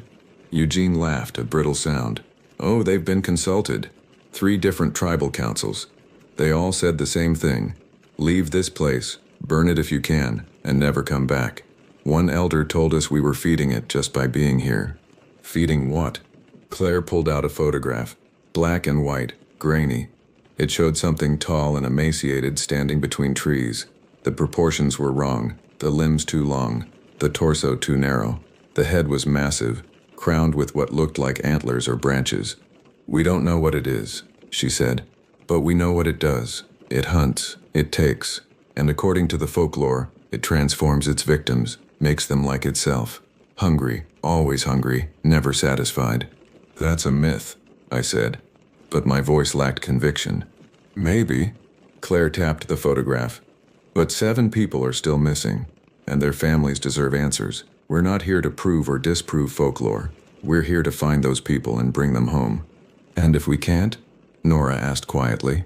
Claire's jaw tightened. Then we document what happened so no one else goes missing. That night I lay in my sleeping bag listening to the forest. The protocols said never travel alone after dark, and I understood why. The darkness beyond the camp felt alive, breathing, waiting. Somewhere in the distance, something screamed. It might have been a cougar. It might have been something else. I thought about Detroit, about my empty apartment and my favorite things, all the small pleasures I'd given up because I couldn't afford them anymore. Vinyl records and good coffee and Sunday mornings at the Eastern Market. I thought about why I'd taken this job, and the answer was simple. I was desperate. Desperation makes you do stupid things, makes you sign contracts you don't fully understand, makes you walk into dark forest hunting monsters. As I drifted toward sleep, I heard it for the first time. A voice, distant and distorted, calling my name from somewhere in the trees. Warren, Warren. I remembered the protocol. Do not respond. I pulled my sleeping bag over my head and tried not to hear the sound of footsteps circling the camp, slow and patient, like something that had all the time in the world. We moved out at first light, following a trail that wound deeper into the old-growth forest. The canopy overhead was so thick that even at noon, the light had a twilight quality, green and filtered and wrong. Eugene walked point, GPS unit in hand, leading us toward the site where the most recent victim had vanished. I'd been in plenty of hostile terrain before, but this felt different. In Afghanistan, the danger was human. You could predict it, prepare for it, fight it. Here, the threat felt older, patient, woven into the landscape itself. How long have you been with the program? I asked Nora, who walked beside me, her rifle slung across her chest. 8 months. Started in Wisconsin, a case involving missing hunters. Before that, I was doing contract security work, barely making rent in Milwaukee. She glanced at me. Let me guess, financial troubles? That obvious? We're all here for the same reason, Warren. The government doesn't recruit for this program from the ranks of the employed and stable. They want people who are desperate enough to accept what they see and practical enough not to ask too many questions. She adjusted her pack. I had $40,000 in medical debt from an accident, no insurance. This job paid it off in 3 months. Worth it? Her expression darkened. Ask me when we get out of here. We reached the site around 1400 hours. The emergency beacon sat in the center of a small clearing, its red light still blinking. Next to it sat a North Face backpack, neatly arranged with boots placed beside it, laces still tied in perfect bows. Claire crouched beside the boots, studying them with a intensity that made my skin crawl. Same as the others, no signs of forced removal. It's like they just stepped out of them. People don't just step out of laced boots, Eugene muttered, setting up the portable sensor array. The government had given us equipment that supposedly detected anomalous energy signatures, whatever that meant. To me, it looked like a metal detector married to a EMF reader. Maybe they were compelled, Nora suggested. Some kind of psychological manipulation. There are documented cases of people in survival situations doing irrational things. All 7? I countered. All experienced hikers, all making the exact same irrational choice. There's something else. Claire held up a compass. The needle spun lazily, refusing to settle on north. Magnetic anomaly. Large one. Every disappearance site shows the same reading. Eugene's sensor array began beeping. A steady, insistent rhythm. I'm getting readings, multiple thermal signatures, approximately 50 yards northwest, moving away from us. How many? Claire's hand moved to her sidearm. Can't tell.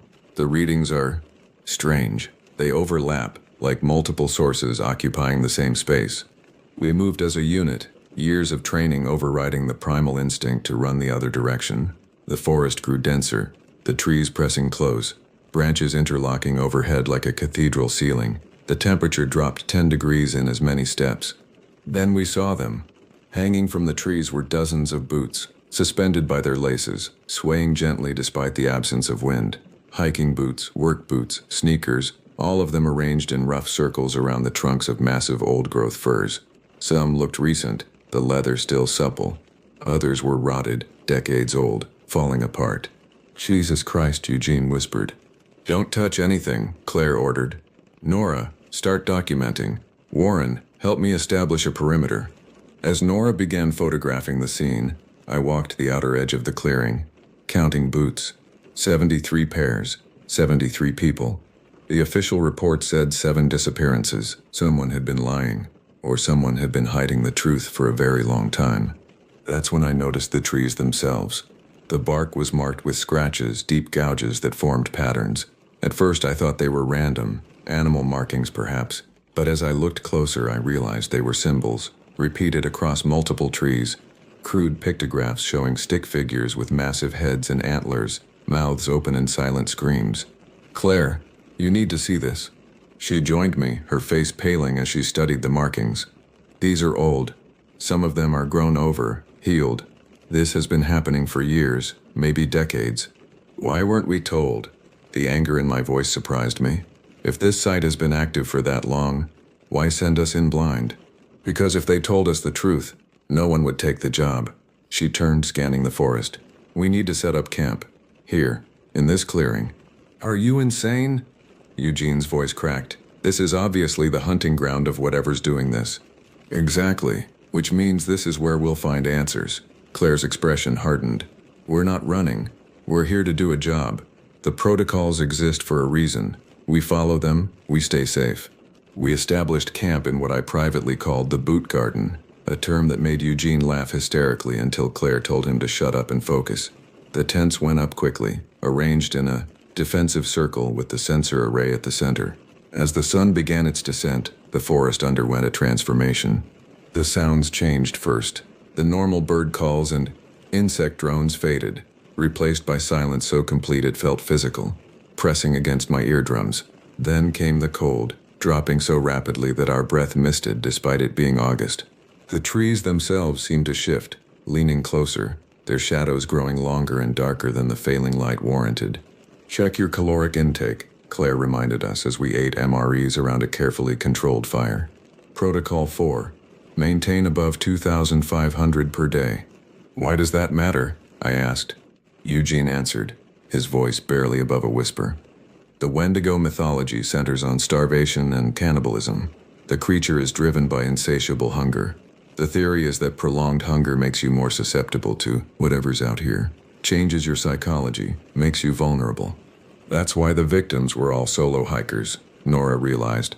Reduced rations, longer exposure to the environment, increased stress on the body.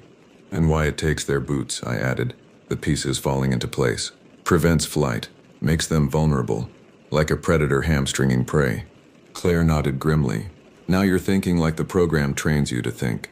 This isn't random. It's calculated, intelligent, and it's been doing this for a very long time. As darkness fell completely, the sounds began. Footsteps circling the camp, heavy and deliberate. Breathing that echoed from multiple directions simultaneously. And the voices. Claire, Claire, Eugene, Eugene, Warren, Warren. Each of our names, called from the darkness in voices that almost sounded like people we knew. My dead mother, Eugene's sister, Nora's ex-husband. The protocol said don't respond, and we didn't. But every cell in my body screamed to answer, to acknowledge, to reach out into that hungry darkness. The sensor array went mad, beeping continuously, the readings showing impossible data, thermal signatures that appeared and disappeared.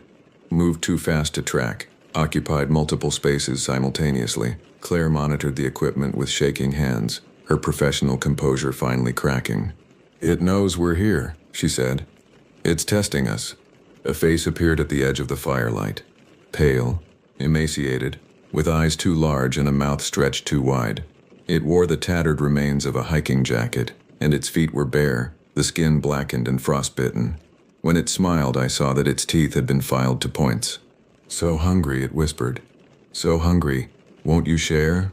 Won't you give us something to eat? The thing that had once been human stepped closer, and I saw that it wasn't alone. Behind it, more shapes emerged from the darkness, all of them wearing the same expression of desperate eternal hunger.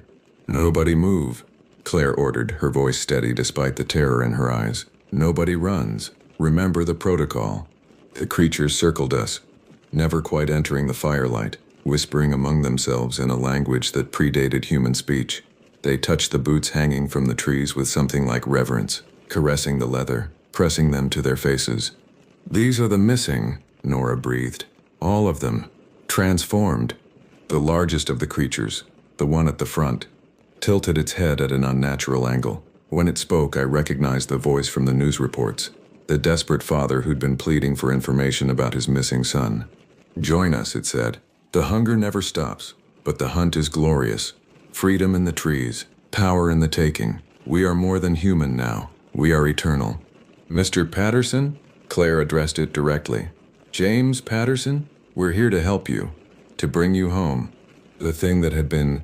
James Patterson laughed, a sound like breaking ice. "Home? We are home. This is where we belong, where we were always meant to be. The forest provides, the hunt sustains, and now, you've come to join us." They rushed the camp all at once. Training took over. I fired 3 rounds into the mass of charging figures, center mass shots that would have dropped any human target. The creatures didn't even slow down. The bullets punched through them, leaving holes that didn't bleed, wounds that didn't matter. "Fall back to tent 3, Claire's voice cut through the chaos. "Flares. Use the flares." I grabbed a road flare from my pack, struck it, and hurled it at the nearest creature. The magnesium light exploded in its face, and for the first time it reacted. It shrieked, a sound that vibrated in my chest cavity, and stumbled backward, its elongated hands covering its 2 large eyes. "Light! They're sensitive to light." Eugene was already lighting another flare, then another, establishing a perimeter of burning magnesium around our position. The creatures retreated to the tree line, hissing and clicking, their forms seeming to blur and shift in the shadows. In the harsh flare light, I could see them more clearly now. Their transformations were at different stages. Some still looked mostly human, their features only slightly distorted. Others had progressed further, their bodies stretched and warped, bones visible through translucent skin, antlers or branches growing from their skulls like grotesque crowns. "How long do we have?" Nora asked, checking her flare supply. 20 minutes of full-strength light, maybe 30 if we're careful. Claire was already on the satellite phone, trying to raise base command. "We need extraction, now." I watched the creatures watching us, and something clicked in my mind. They're not attacking. Not really. They're recruiting. What? Look at them. They're not trying to kill us. They're trying to join us, to make us like them. I pointed at the one who'd called itself James Patterson. He said, "You've come to join us. Not, we're going to kill you. This is a transformation, not a predation." "The Wendigo curse," Eugene said, his voice hollow. "In the legends, it spreads through exposure and consumption. The longer you're in its territory, the more you're infected. And if you eat human flesh, the transformation is immediate and irreversible. That's why the protocol emphasizes caloric maintenance," Claire realized. "It's not just about hunger making you vulnerable. It's about preventing us from being desperate enough to..." She trailed off, looking at the MRE wrappers scattered around our camp. "To resort to cannibalism," I finished. "How long have we been here?" 36 hours. "And how long were the victims typically missing before they were transformed?" Claire's silence was answer enough. The satellite phone crackled to life. "This is command. Claire, report. We've found the missing persons. All of them. They've been altered, hostile. We need immediate extraction." Static hissed for a long moment. "Negative on extraction.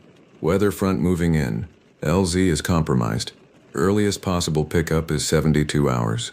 72. We don't have 72 hours.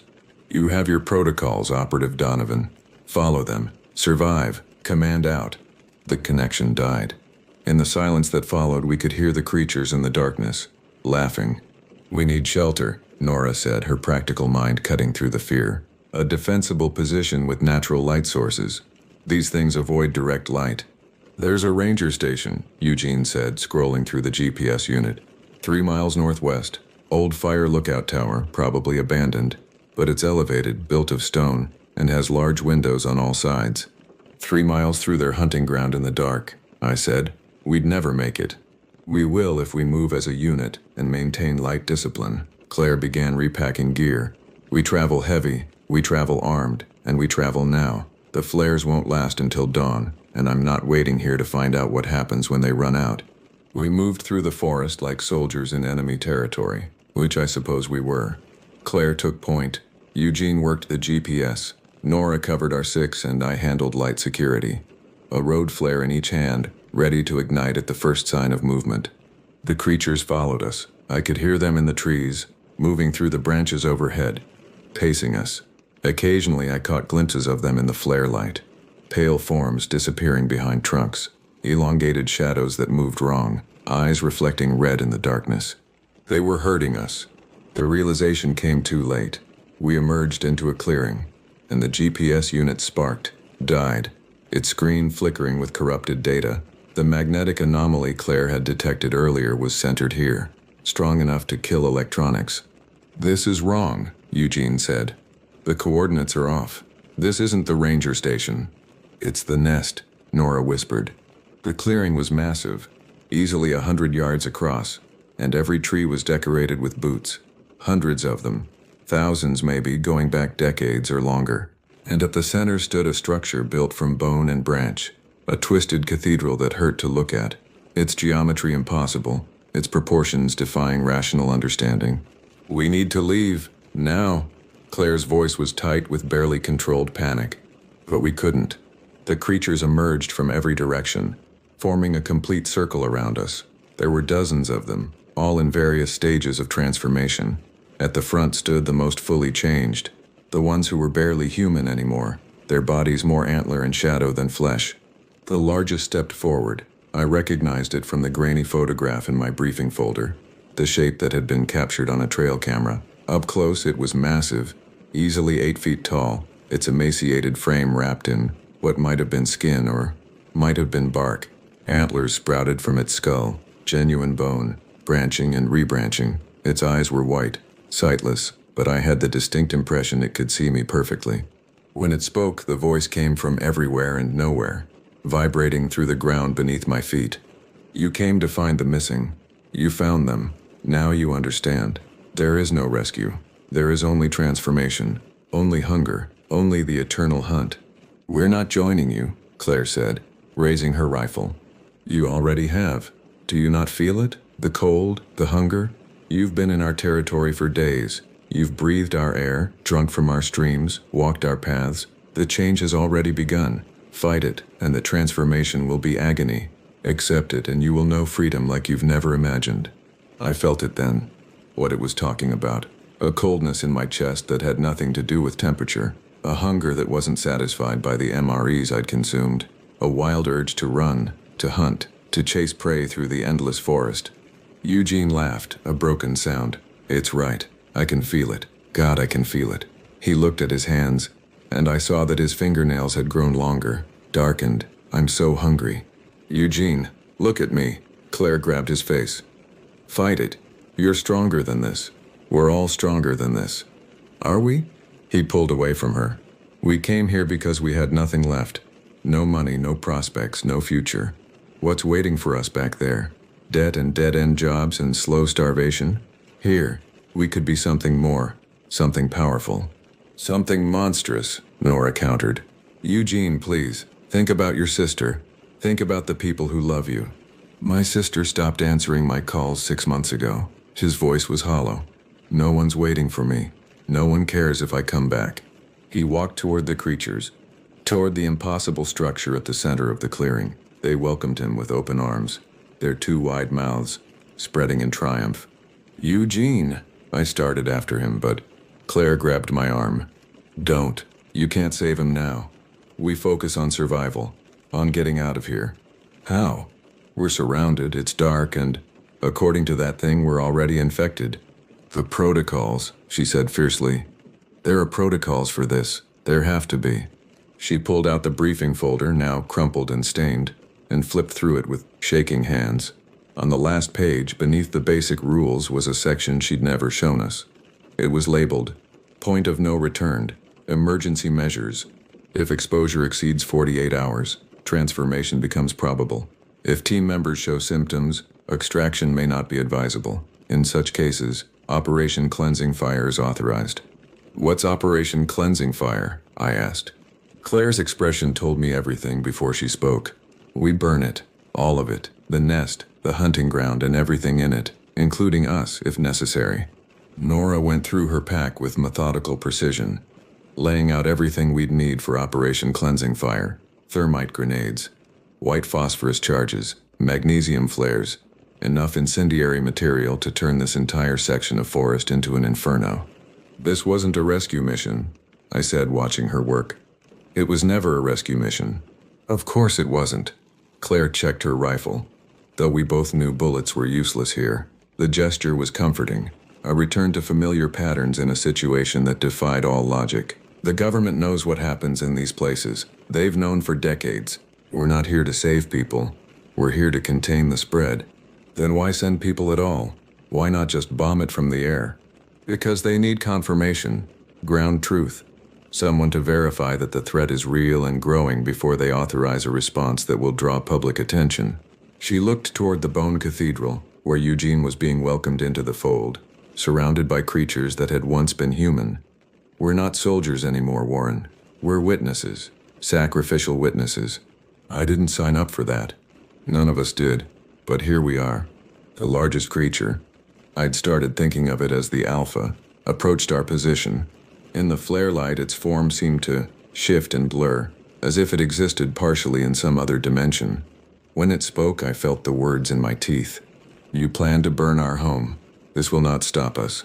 Fire is cleansing, yes, but we are older than fire. We existed before your kind learned to make flame. We will exist after. Then why do you care if we burn it? Nora challenged, not looking up from her preparations. Because transformation is a sacred process. The bones gathered here represent centuries of change, evolution. You would destroy our temple, scatter our children. This is disrespectful. You turned 73 people into monsters, Claire shot back. You've been kidnapping hikers for decades. You don't get to talk about respect. Monsters? The Alpha tilted its head. We offered freedom from the slavery of modern life. Your missing persons came here, empty, desperate, starving in spirit if not in body. We gave them purpose, community, power. They chose this. Eugene didn't choose it. You infected him. Eugene was infected the moment he accepted your government's offer, as were you all. The transformation began with your first breath in this forest. But the true infection happened long before, when society rejected you. When you became invisible, unwanted, expendable. We saw you. We offered you something better. I felt the words hit home because they were true. I thought about my apartment in Detroit, the eviction notices, the silence of a phone that never rang with job offers, the slow erosion of dignity that came with poverty. The government hadn't recruited us because we were skilled. They'd recruited us because we were already lost, already missing in every way that mattered. It's a seductive offer, I said, more to myself than the creature. But I've seen what you become. That's not freedom. That's slavery to hunger. And what is human life but slavery to hunger of a different kind? Hunger for money, for status, for meaning. At least our hunger is honest, pure. My hands had been growing colder for the past hour. When I looked down, I saw that my fingernails had darkened, lengthened. The hunger in my chest had intensified, becoming physical, demanding. Claire, I said quietly, how much time do we have? She checked the thermometer she'd been monitoring. Your core temperature is 95.2. Nora's is 94.7. Mine is 93.9. By morning, we'll be too far gone to make rational decisions. Then we do it now. We set the charges, and we get out. And Eugene? I looked at the Bone Cathedral, where Eugene stood among the transformed, his body already beginning to change, his face stretching, elongating. He was smiling. Eugene made his choice. We worked fast, placing thermite charges in a grid pattern around the clearing, focusing on the bone structure at the center. The creatures watched but didn't interfere. Perhaps they didn't understand what we were doing. Perhaps they understood perfectly and simply didn't care. As I placed the last charge, I noticed something carved into the base of the cathedral. Dates, hundreds of them, scratched into the bone surface. The earliest I could make out was 1847. This has been happening for almost 200 years, I said. How has this stayed hidden? It hasn't, Claire replied. This is just one site. According to the briefing materials I saw back at command, there are at least 40 similar locations across North America. Different entities, different folklore, same pattern. People go missing. The missing become monsters. The government sends in teams to document and contain. How many teams? I stopped counting after 20. And how many came back? Her silence was answer enough. We retreated to the edge of the clearing, playing out detonation cord as we moved. The creatures followed at a distance, their expressions almost curious. Eugene stood at the front of the group, his transformation accelerating, his body lengthening, bones cracking and reforming. "I'm sorry," he called out, his voice still mostly human. "I'm sorry, but I can't go back. There's nothing for me there. Nothing but debt and disappointment and slow death. Here, I have purpose, brotherhood. Even if the hunger never stops, at least I'm not alone." "You don't have to do this," Nora pleaded. "We can fight it together. We can find a way to reverse it." "There is no reversal," the Alpha said. "The change is permanent, absolute. But it is not the end. It is the beginning." My finger hovered over the detonator. "Last chance, Eugene. All of you. Step away from the charges." "You can join us instead," Eugene offered. "I can feel your transformation, Warren. You're closer than you think. A few more hours and you'll understand. You'll see how beautiful this is." I looked at my hands, at the darkened nails, at the way my skin had begun to pale. I felt the cold in my chest, the hunger that no amount of food would satisfy. He was right. I was changing. Maybe it was already too late. "Do it," Claire said, "before we lose ourselves." I pressed the detonator. The thermite charges ignited simultaneously, white-hot flames erupting across the clearing. The bone cathedral went up like kindling, centuries of accumulated remains burning in seconds.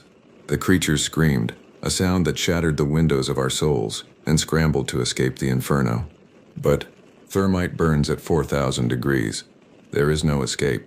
We ran, the forest lighting up behind us like a dying sun. Trees caught fire, the flames spreading with unnatural speed, consuming everything. The screams followed us, getting fainter but never quite disappearing. I could hear Eugene's voice among them, and it was still screaming my name. The forest seemed to fight us as we fled. Branches grabbed at our clothing, roots rose up to trip us, paths vanished and reappeared in wrong directions, but we kept moving, driven by training and terror in equal measure. We emerged from the tree line 3 hours later, stumbling onto a logging road just as the sun began to rise. Behind us, a column of smoke rose into the morning sky, visible for miles. Fire crews would be mobilizing, questions would be asked, and the government would provide answers that explained nothing. Claire collapsed first, her breathing ragged. When she held up her hands in the dawn light, I saw that her fingers had returned to normal, the nails their usual color and length. The cold in my chest was fading, replaced by ordinary exhaustion. "The transformation stopped," Nora said, checking her own hands. "The distance, or the fire, or the sunrise, something reversed it." "Not reversed," Claire corrected. Paused. "We were infected. That doesn't just go away. We'll carry this for the rest of our lives." She was right. Even as my body normalized, I could feel something different inside me.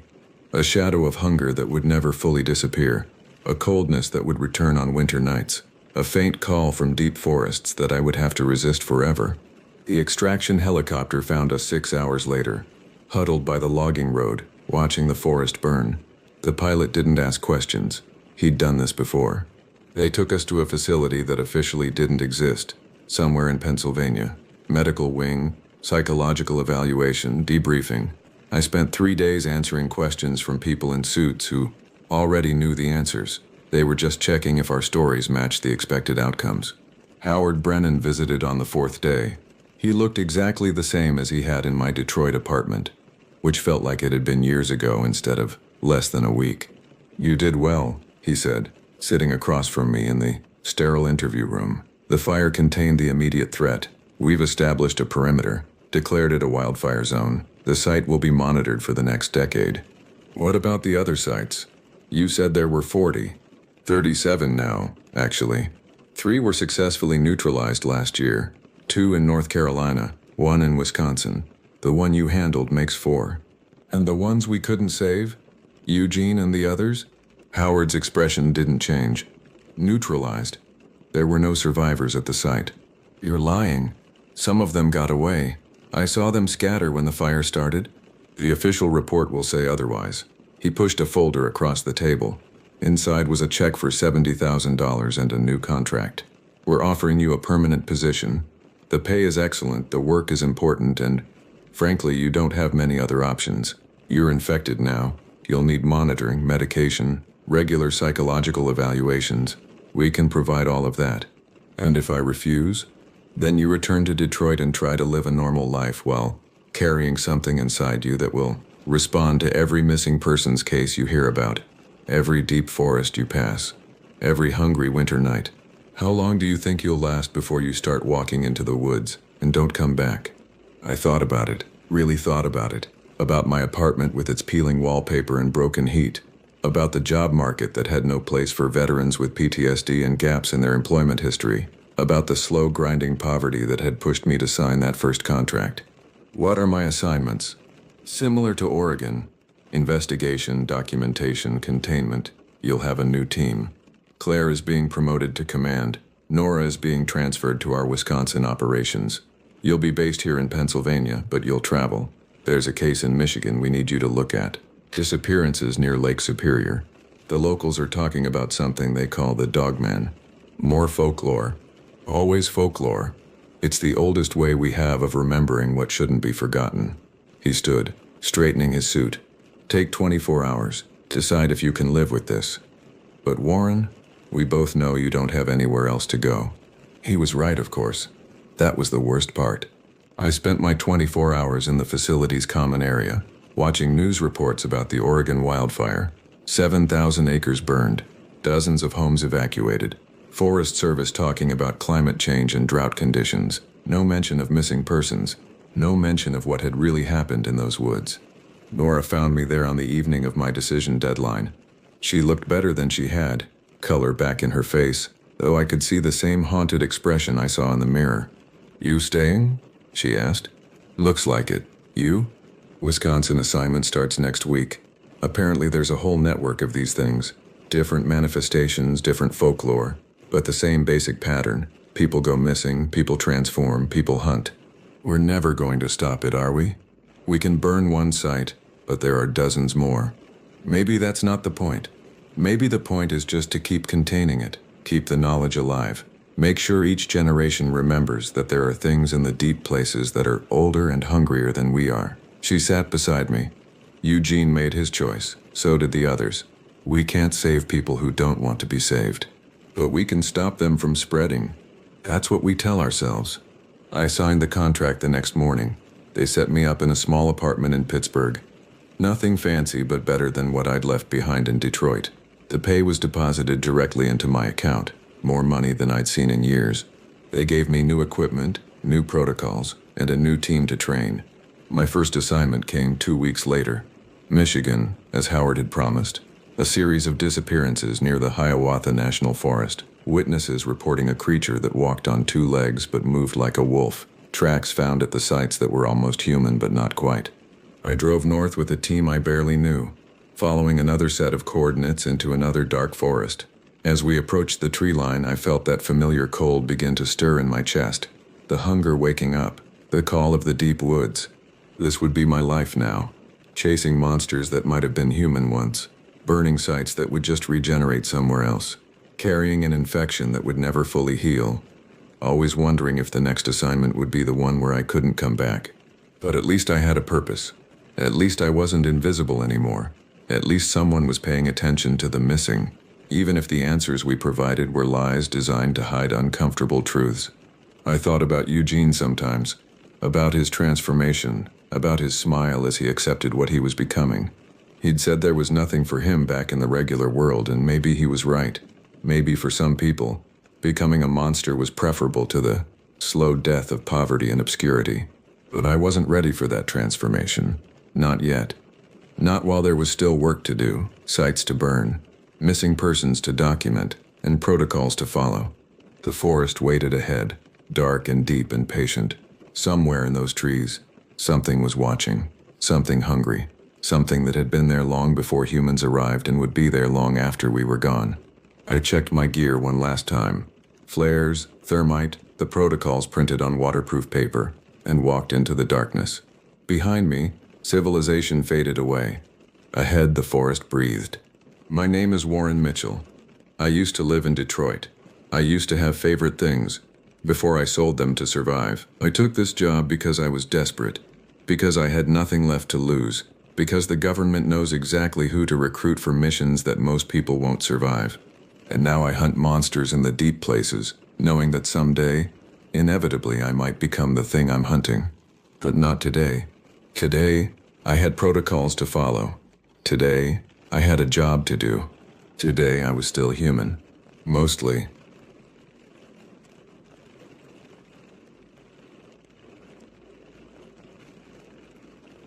The alarm clock's harsh buzzing cut through the pre-dawn darkness at 4:45 a.m. on that crisp April morning in 2019. At 17, I had grown accustomed to these early starts, but something felt different as I pulled on my worn jeans and flannel shirt. The air held an unusual stillness that made my skin crawl in ways I couldn't yet understand. Our ranch sits 45 minutes east of Merritt, surrounded by the rolling grasslands that define this part of the British Columbia interior. During summer months, these fields come alive with grazing cattle, but in April the landscape maintains an almost otherworldly quiet. The morning air bit at my cheeks as I stepped outside, my breath forming small clouds that dissipated quickly in the thin atmosphere. Dad was already loading the horses into the trailer, his movements efficient despite the early hour. Rex, our border collie mix, paced nervously around the vehicles, his usual enthusiasm replaced by an odd restlessness that should have served as our first warning. The dog kept looking toward the mountains with his ears pinned back, a behavior I had never witnessed before in all our years of cattle drives. "You ready for this, son?" Dad asked, though his voice carried an undertone I couldn't identify.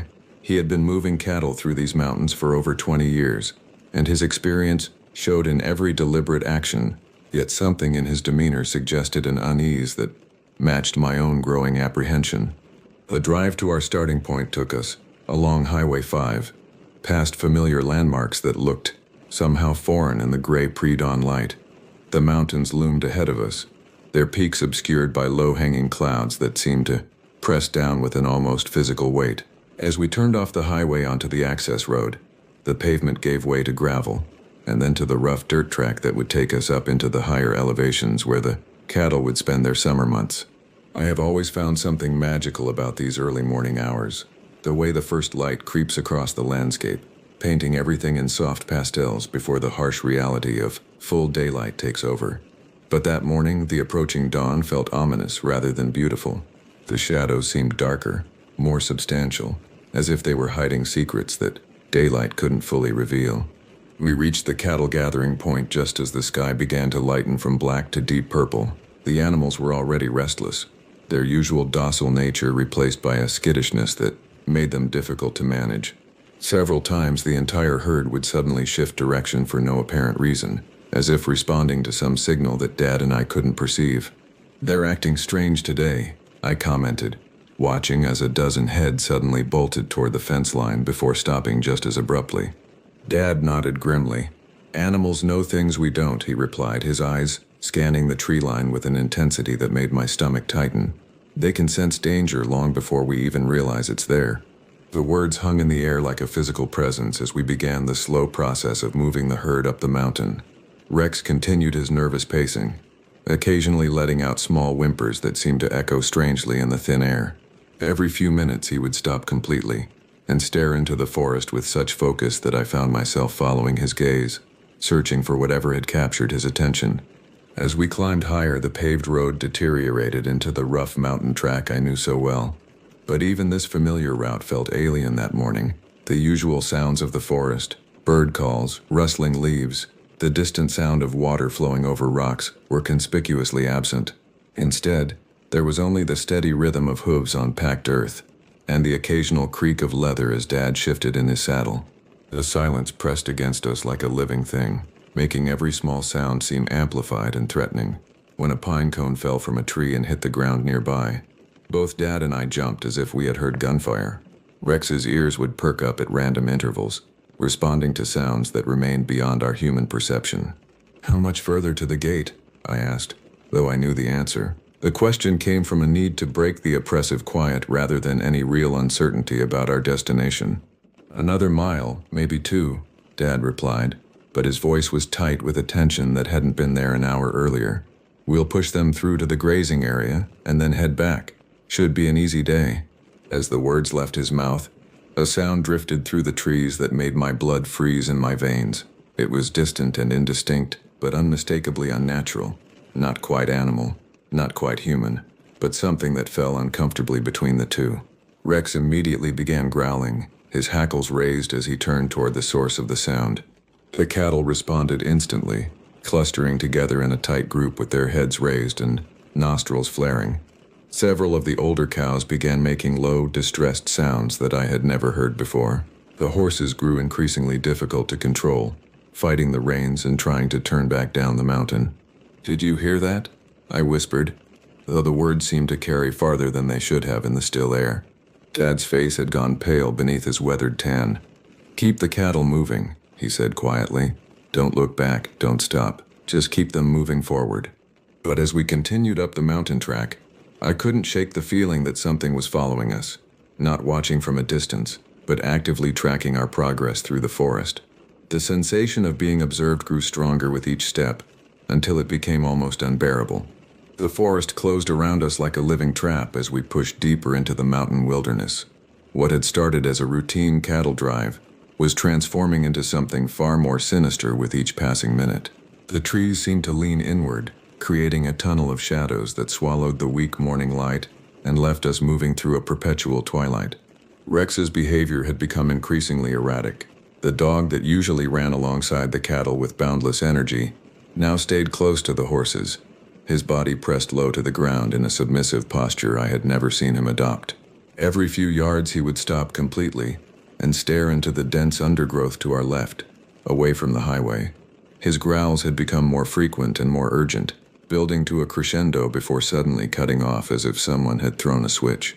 The silence that followed these growling episodes was what truly unnerved me. In all my years of working in these mountains, I had never experienced such complete absence of natural sound. There should have been dozens of bird species calling from the canopy above us. Squirrels should have been chattering and scampering through the branches. The forest should have been alive with the small sounds of countless creatures going about their daily routines. Instead, there was nothing except the steady rhythm of hooves on packed earth and the occasional creak of saddle leather.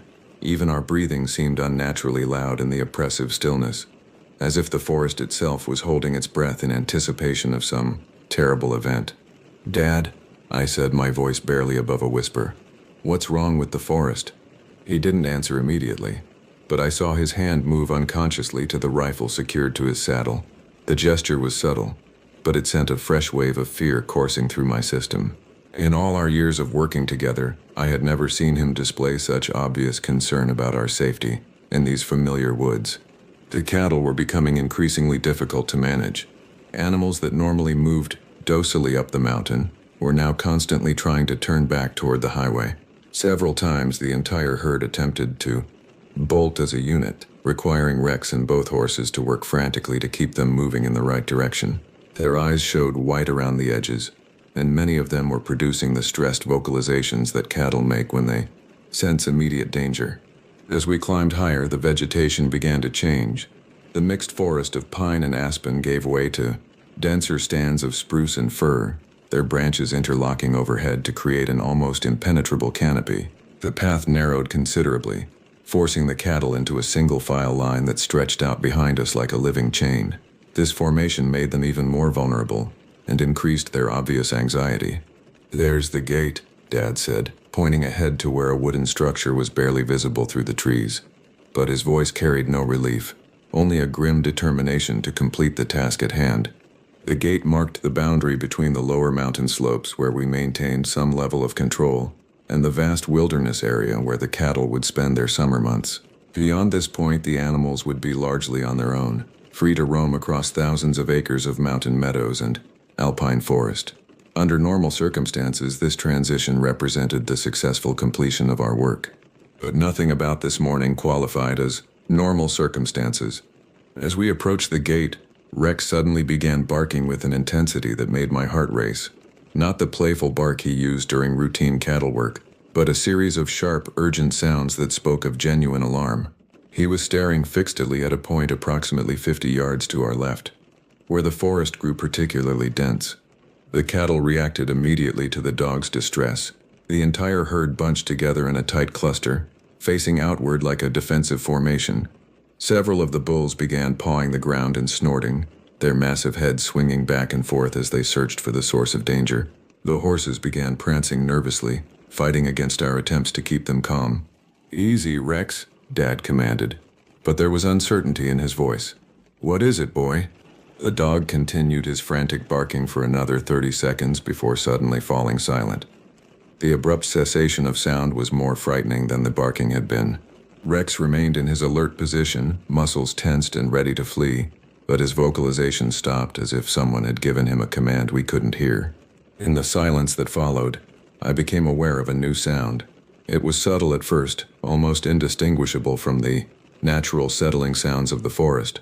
But as I focused my attention, it resolved into something that made my skin crawl, with primal fear. It sounded like footsteps, but not quite human footsteps. The rhythm was wrong, the spacing irregular, and there was a quality to the sound that suggested something much larger and heavier than any person.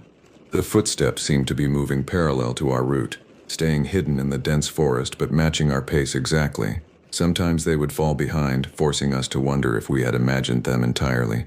Then they would surge ahead, always staying just beyond the range of our vision, but close enough to remind us of their presence. "Dad," I whispered, my voice tight with fear, "something's following us." He nodded grimly. "I know. Just keep the cattle moving. We need to get through that gate and get them settled. Then we'll figure out what to do next." But even as he spoke, I could see the doubt in his eyes.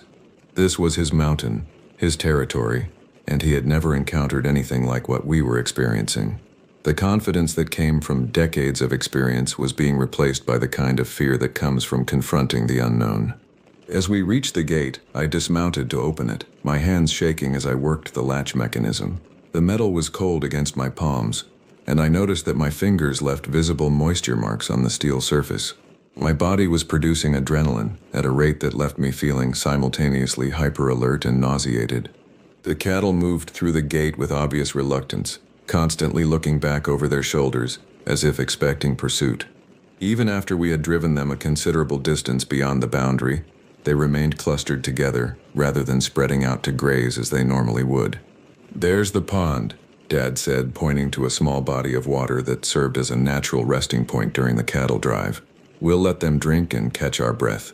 But as we approached the familiar landmark, I realized that our troubles were far from over. In fact, they were just beginning. The pond sat in a natural clearing surrounded by towering spruce trees, their dark branches creating a cathedral-like space that normally felt peaceful and secure. But as our small convoy of cattle, horses, and humans entered this familiar sanctuary, the oppressive atmosphere that had been building throughout the morning reached a new level of intensity. The cattle immediately spread out around the water's edge, their heads dropping to drink with the desperate urgency of animals who sensed their time might be limited. But even as they satisfied their thirst, they remained alert, ears constantly moving and eyes darting toward the surrounding forest. Several of the older cows positioned themselves between the pond and the tree line, as if trying to shield the younger animals from some perceived threat. Dad and I dismounted near the center of the clearing, ostensibly to rest our horses and enjoy the spectacular view that opened up beyond the pond. From this elevation, we could see across the valley to the Cascade Mountain Range, with its snow-capped peaks gleaming in the morning sunlight. Closer to us, Stojama Mountain rose from the forest like a green sentinel, its slopes covered in the dense coniferous growth that characterized this region. But the beauty of the landscape was overshadowed by the growing sense that we were being observed. The feeling had intensified during our climb to the pond, evolving from a vague unease to a certainty that hostile eyes were tracking our every movement. Rex remained pressed against my legs, his usual enthusiasm for exploring new territory completely absent. "Look at that view," Dad said, but his words sounded forced, as if he was trying to convince himself that everything was normal. "Never gets old, does it?" I nodded, but my attention was focused on the tree line below us. The clearing was positioned on a natural terrace, with the forest floor dropping away sharply on three sides. From our vantage point, We could see down into the canopy for several hundred feet, watching the tops of the trees sway gently in the mountain breeze. That's when I saw it. At first it was just a glimpse of movement in the shadows between the trees, roughly 500 feet below our position. My brain initially processed it as a large animal, a bear perhaps, or an elk moving through the underbrush. But as I focused my attention on the spot, what I saw made my mouth go dry with terror. The shape was moving upright, walking on two legs with a gait that was disturbingly human-like yet fundamentally wrong. It was too tall, too broad through the shoulders, and it moved with a fluid grace that no human could match in such difficult terrain. Even from this distance, I could tell that whatever I was looking at was massive, easily 7 feet tall or more. "Dad?" I whispered, my voice barely audible even to myself. "Look down there, at about 2 o'clock from that dead snag." He followed my gaze, and I watched his face drain of color as he spotted the same figure that had captured my attention. For several seconds, we both stood frozen, trying to process what we were seeing.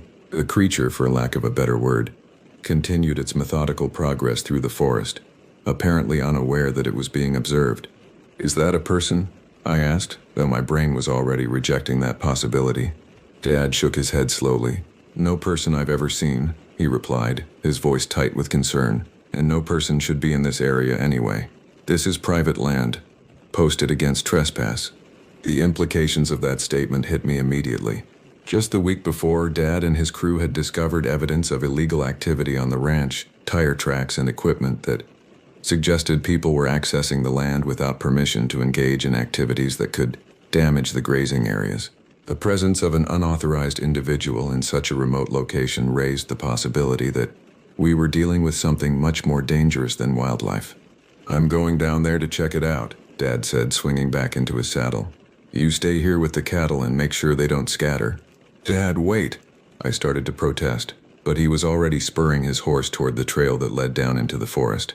I watched him disappear into the trees, leaving me alone in the clearing with 30 head of increasingly agitated cattle and a dog that seemed to be on the verge of a complete nervous breakdown. The minutes stretched like hours as I waited for Dad's return. The cattle had finished drinking but showed no inclination to spread out and begin grazing. Instead, they remained clustered in a tight group near the center of the clearing, their attention focused on the tree line where Dad had disappeared. Rex had stopped whimpering but remained pressed against my legs, trembling with tension. The silence of the forest was now complete. Not even the whisper of wind through the branches disturbed the oppressive quiet. It was as if the entire mountain ecosystem had shut down, waiting for some terrible event to unfold. The normal sounds of life, insects buzzing, birds calling, small animals moving through the underbrush, had vanished entirely. When Dad finally reappeared, his face was white with shock, and his hands were shaking as he guided his horse back up the slope. The confident rancher who had descended into the forest 20 minutes earlier had been replaced by a man who looked as if he had seen something that challenged his understanding of the natural world. "What did you find?" I called out as he approached, though part of me didn't want to hear the answer. He dismounted near where I was standing and looked around the clearing as if seeing it for the first time. When he spoke, his voice was barely above a whisper, as if he was afraid that speaking too loudly might attract unwanted attention. "Son," he said, his eyes meeting mine with an intensity that made my stomach clench. "That isn't a person." The words hung in the air between us like a physical presence. I felt my world tilt slightly, as if the ground beneath my feet had suddenly become unstable. Everything I thought I knew about these familiar mountains was being challenged by an encounter that defied rational explanation. "What do you mean?" I asked, though part of me was already beginning to understand. Before Dad could answer, a sound echoed through the forest that made both of us freeze in terror.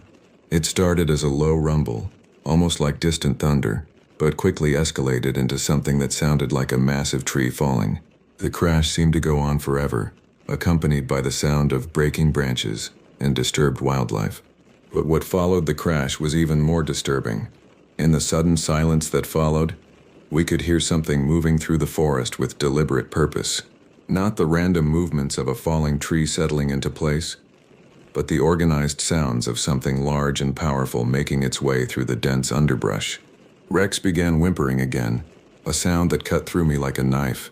The cattle moved even closer together, forming a defensive circle that spoke to instincts developed over thousands of years of evolution, and in that moment, I realized that we were no longer the dominant predators in this environment.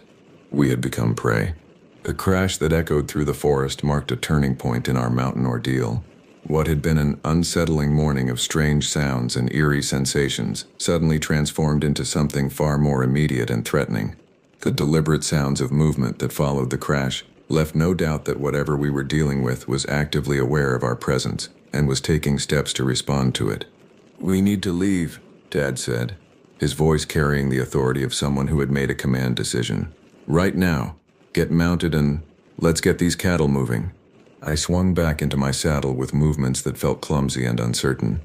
My hands were shaking badly enough that it took 3 attempts to get my reins properly arranged, and I could feel cold sweat running down my back despite the cool mountain air. Rex leaped onto my horse behind the saddle, something he had never done before in all our years of working together. The cattle responded to our urgency with a level of cooperation that was almost supernatural.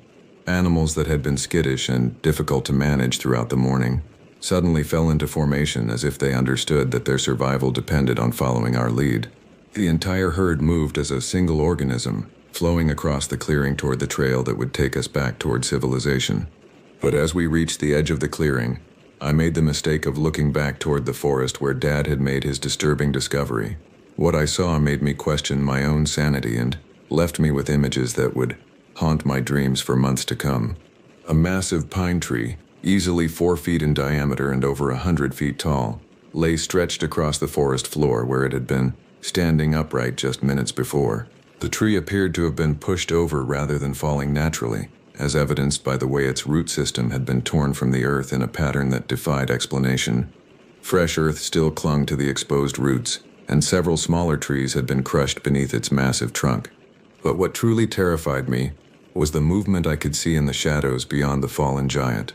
Dark shapes flitted between the standing trees, with a speed and agility that seemed impossible for creatures of such apparent size. They moved in coordinated patterns, as if communicating with each other through some method beyond human understanding. "Don't look back," Dad commanded, but his own voice betrayed the fact that he too was stealing glances over his shoulder. "Just keep moving.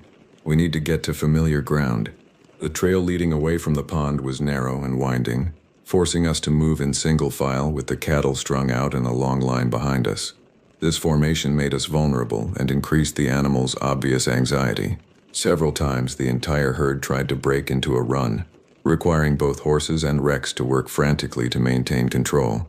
As we descended through the forest, the oppressive silence that had characterized the morning gave way to a different kind of quiet. This wasn't the absence of natural sound, but rather the hushed expectancy that precedes a storm. Even the rhythm of hooves on the packed earth seemed muffled, as if the forest itself was absorbing the sound of our passage. Rex's behavior had become increasingly frantic. The dog that usually ran alongside the cattle was now riding behind my saddle, pressed against my back with his entire body trembling. Every few minutes he would let out a small whimper and look back the way we had come, his ears flattened against his head in an expression of pure terror. "How much further to the gate?" I asked, though I was afraid to hear the answer. "Maybe half a mile," Dad replied, but his voice was tight with uncertainty. "The trail gets rougher from here, and there are several places where we'll be exposed if anything decides to follow us." As if summoned by his words, a sound drifted through the trees that made my blood freeze. It was similar to the noise we had heard earlier in the morning, but much closer and more distinct. The sound seemed to combine elements of different animals, the deep rumble of a large predator, the higher pitch of something in distress, and an underlying quality that was disturbingly human-like. The cattle reacted instantly, bunching together in a panic that threatened to turn into a full stampede. Several of the younger animals broke from the group and tried to run back up the mountain, forcing Dad to spur his horse after them while shouting commands that seemed to have little effect. "Stay with the main herd," he called to me as he disappeared into the trees in pursuit of the fleeing cattle. "Keep them moving toward the gate." Being left alone with the remaining animals in such circumstances was terrifying beyond description. The sounds from the forest were becoming more frequent, and seemed to be coming from multiple directions simultaneously. Whatever was out there wasn't operating alone. There were at least 2, possibly more, of these creatures coordinating their movements in ways that suggested intelligence far beyond what I had expected. Rex jumped down from behind my saddle and began herding the cattle with a desperation I had never seen in him before. The dog seemed to understand that our lives might depend on keeping the animals together and moving in the right direction. His usual playful approach to cattle work had been replaced by a grim efficiency that spoke to his recognition of the danger we faced. The minutes dragged by like hours as I waited for Dad's return. Every shadow between the trees seemed to hide potential threats, and every small sound, a branch creaking in the wind, a pine cone falling to the forest floor, sent fresh waves of adrenaline coursing through my system. My heart was beating so hard that I could feel it in my throat, and my hands had cramped from gripping the reins too tightly. When Dad finally reappeared with the missing cattle, his face was even paler than before. The confident rancher I had known all my life was being replaced by someone I didn't recognize. Someone who had been forced to confront the reality that there were things in these mountains that fell outside his considerable experience and expertise. "We need to move faster," he said as he rejoined the main group. "I saw tracks down there that don't match anything I've ever seen before." "What kind of tracks?" I asked, though I wasn't sure I wanted to hear the answer. "Large, bipedal, but not human," he replied, his voice barely above a whisper. "And fresh, very fresh." As we continued down the mountain, I became aware that the sounds of pursuit were growing closer. The creatures, whatever they were, seemed to be pacing us, staying just out of sight but close enough to remind us of their presence. Sometimes the sounds would fall behind, giving us hope that we had outdistanced our pursuers. Then they would surge ahead, always staying just beyond the range of our vision but close enough to maintain the psychological pressure. The cattle were now in a constant state of near panic, requiring every bit of skill that Dad, Rex, and I possessed to keep them moving in the right direction. Several times, individual animals tried to break away from the group, forcing one of us to pursue them, while the others struggled to maintain control of the main herd. As we rounded a bend in the trail, I saw something that made my heart leap with relief. There, maybe 200 yards ahead, was the gate that marked the boundary between the wilderness area and the more controlled environment of the lower mountain slopes. Beyond that gate lay the familiar territory of our ranch and the illusion of safety that came with known ground. But as we approached our destination, the sounds from the forest intensified dramatically. What had been occasional noises became a constant chorus of movement and communication that seemed to emanate from all directions simultaneously. Whatever was tracking us was closing in for what I could only assume would be some kind of confrontation. "Almost there," Dad said, but his voice carried more hope than confidence. "Just keep them moving." As we pushed the last of the cattle through the gate and secured it behind us, I thought our ordeal might finally be over. But as we would soon discover, our mysterious pursuers were far from finished with us. The relief I felt upon reaching the gate and securing it behind us proved to be short-lived. As we began the descent down the mountain path that would eventually lead us back to the ranch, it became increasingly clear that passing through the gate had not ended our encounter with whatever inhabited the deeper wilderness areas. If anything, our mysterious pursuers seemed to have become more active and more aggressive in their behavior. The trail leading down from the gate was one I had traveled countless times over the years. It wound through a mixed forest of aspen and pine, with occasional clearings that provided spectacular views of the valley below. Under normal circumstances, this portion of the journey home was one of my favorites, offering a chance to relax and enjoy the scenery after the hard work of moving cattle to their summer pasture. But nothing about this morning qualified as normal circumstances. The oppressive atmosphere that had characterized our climb into the mountains had followed us back down, creating a sense of impending doom that made even familiar landmarks seem foreign and threatening. The cattle remained clustered together in an unnatural formation, their usual tendency to spread out and graze completely suppressed by their obvious fear. Rex had resumed his position running alongside the horses, but his behavior remained far from normal. Every few minutes he would stop abruptly and stare back up the mountain, his hackles raised and his body tense with anticipation. The dog's distress was becoming increasingly difficult to ignore, particularly since his instincts had proven so reliable throughout the morning's events. "Look at that," Dad said suddenly, pulling his horse to a stop and pointing toward a large pine tree that stood beside the trail. I followed his gaze and felt my stomach drop as I saw what had captured his attention. The tree, which I remembered as unmarked during our passage earlier that morning, now bore a series of deep gashes that ran from roughly 7 feet above the ground down to about 4 feet from the base. The marks appeared fresh, with sap still seeping from the wounds in the bark. But what made these marks truly disturbing was their pattern and depth. They weren't random scratches left by a bear or other large animal. Instead, they formed a deliberate design that looked almost like some kind of primitive communication. 4 parallel lines ran vertically down the trunk, intersected by 2 horizontal lines that created a pattern resembling a crude grid or map. "Those weren't there this morning," I said, though the statement was unnecessary. Both Dad and I had excellent memories for trail conditions, and such obvious markings would never have escaped our notice during the upward journey. Dad dismounted and approached the tree for a closer examination. As he drew near, I could see his face growing increasingly pale as he took in the full extent of the damage. The gouges were deep enough to penetrate several inches into the heartwood, and they had been made with tremendous force. Whatever had created these marks possessed strength far beyond that of any normal forest animal. "Look at the spacing," he said, running his finger along the edge of one of the vertical marks.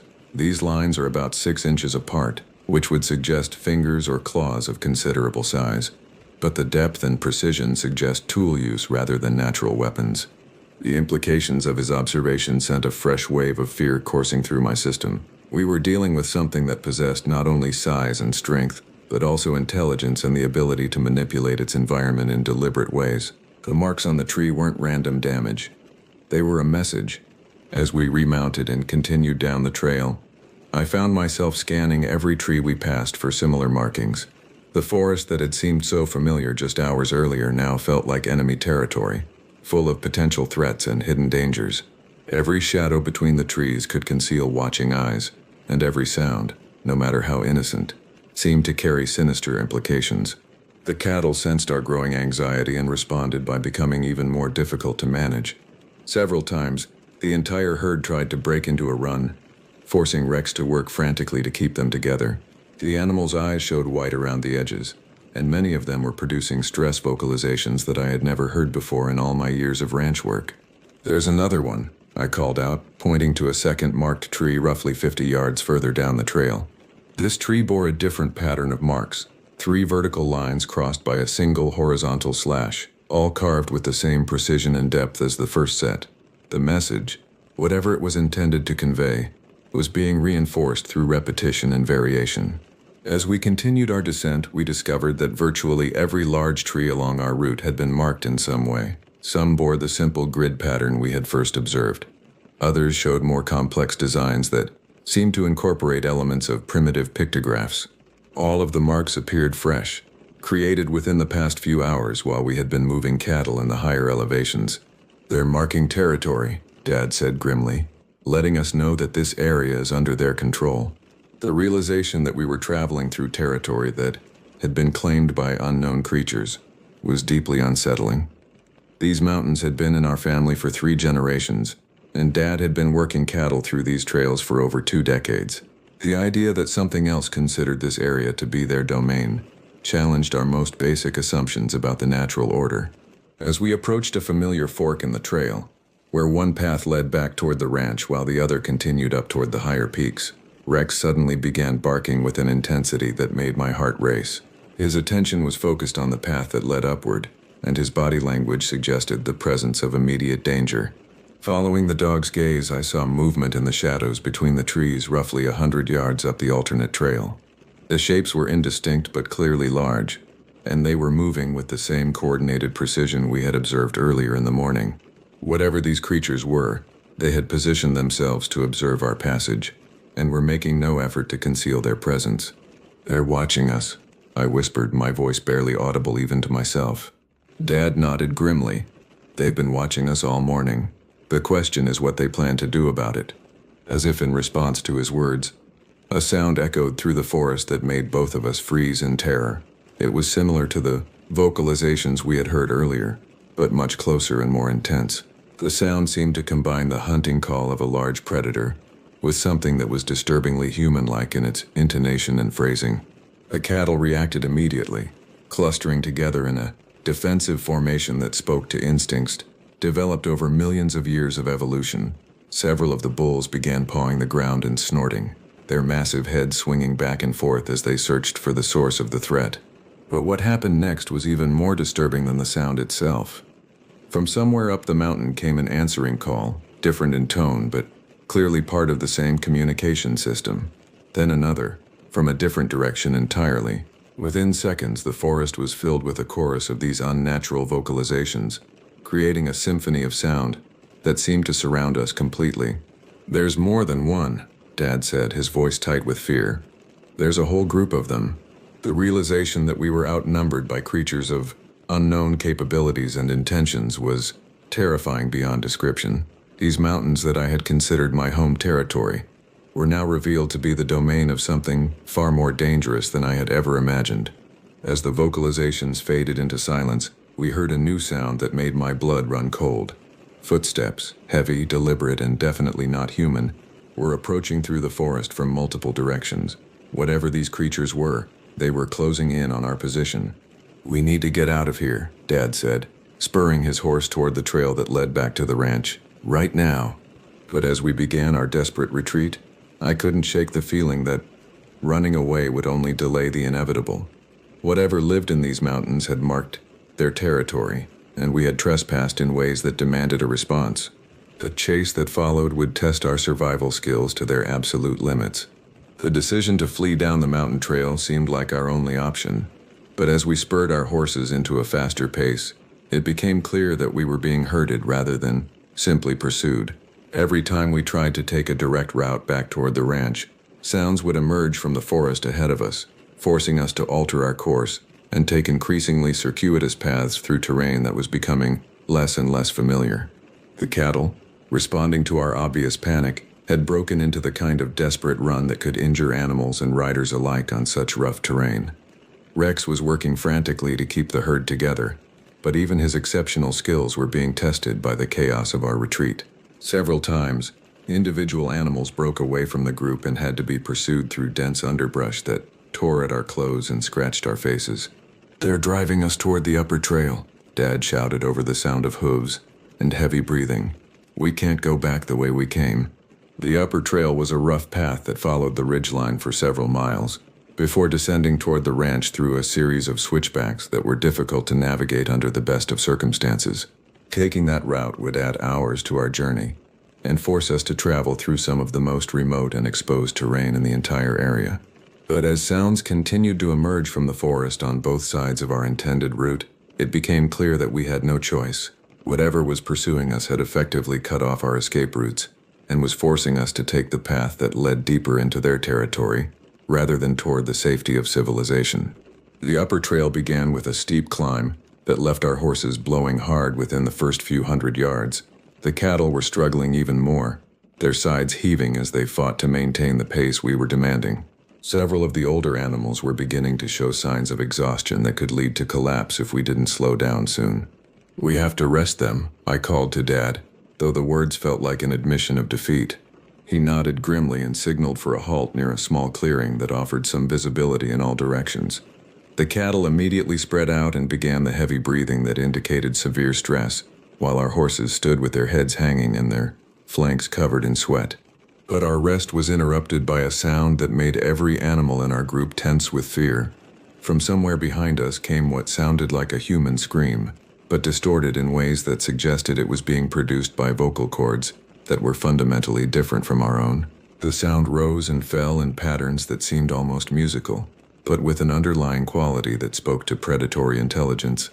Rex began whimpering and pressed himself against my legs, his entire body trembling with terror.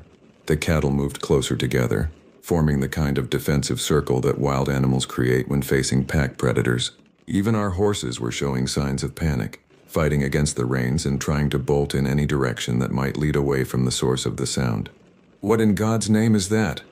I whispered, my voice barely audible even to myself.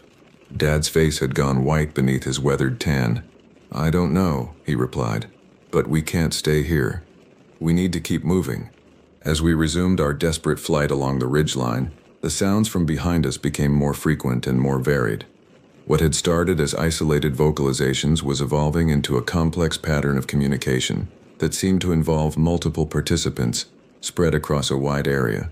Whatever these creatures were, they were coordinating their movements with a level of sophistication that suggested intelligence far beyond what I had attributed to any wild animal. The trail along the ridge was narrow and exposed, offering spectacular views of the surrounding mountains, but also leaving us visible to anything that might be watching from the forested slopes below. Several times I caught glimpses of movement in the trees that suggested we were being paralleled by creatures that could move through difficult terrain with surprising speed and agility. "There," Dad said suddenly, pointing toward a distant hillside where dark shapes were moving with obvious purpose. "Do you see them?" I followed his gaze and felt my mouth go dry as I spotted what appeared to be at least 3 large figures making their way up a slope that would have challenged experienced human climbers. The creatures moved with a fluid grace that seemed to ignore the difficulties of the terrain, covering ground at a rate that suggested they would be able to intercept our route within a matter of minutes. "How many are there?" I asked, though I wasn't sure I wanted to hear the answer. "More than I can count," Dad replied grimly, "and they're getting ahead of us." The realization that we were being systematically outmaneuvered by creatures of unknown capabilities was terrifying beyond description. These mountains that I had considered familiar territory were being revealed as the domain of something far more dangerous and intelligent than I had ever imagined. As we continued along the ridgeline, the vocalizations from our pursuers became almost constant. The sounds seemed to be coming from all directions simultaneously, creating an acoustic environment that made it impossible to determine exactly where the various creatures were positioned. This psychological warfare was clearly having its intended effect. Both human and animal members of our group were showing signs of panic that threatened to compromise our ability to make rational decisions. "Listen," Dad said suddenly, holding up his hand for silence. In the distance, barely audible over the sound of wind through the trees, came the distinctive sound of a helicopter. The aircraft was still far away, but it was clearly approaching our general area with the kind of purposeful flight pattern that suggested an official mission rather than casual sightseeing. "Search and rescue?" I asked hopefully. Dad shook his head. "Wrong type of sound. That's military, or maybe law enforcement, and it's coming from the direction of the deep wilderness, not from town." As the helicopter sound grew louder, the vocalizations from our pursuers suddenly stopped completely. The abrupt silence was more unnerving than the constant communication had been, suggesting that whatever was tracking us was capable of sophisticated responses to changing circumstances. Within minutes, the aircraft appeared over the horizon, a large unmarked helicopter painted entirely in white. It was flying low and fast, following the valley floors with the kind of precision that suggested intimate familiarity with the terrain. As it passed overhead, I could see figures in the cockpit, but the aircraft showed no sign of having noticed our small group on the mountainside. "Where's it going?" I asked, watching as the helicopter disappeared over the next ridge. "Into the deep country," Dad replied. "The areas where nobody goes. The places where—" He paused, as if reluctant to finish the thought. "Where what?" "Where people have been reporting strange encounters for years. The places where experienced outdoorsmen refuse to go alone." As the sound of the helicopter faded into the distance, our pursuers resumed their vocalizations with renewed intensity. Whatever had caused them to fall silent during the aircraft's passage was no longer a concern, and their communication patterns suggested increased urgency and organization.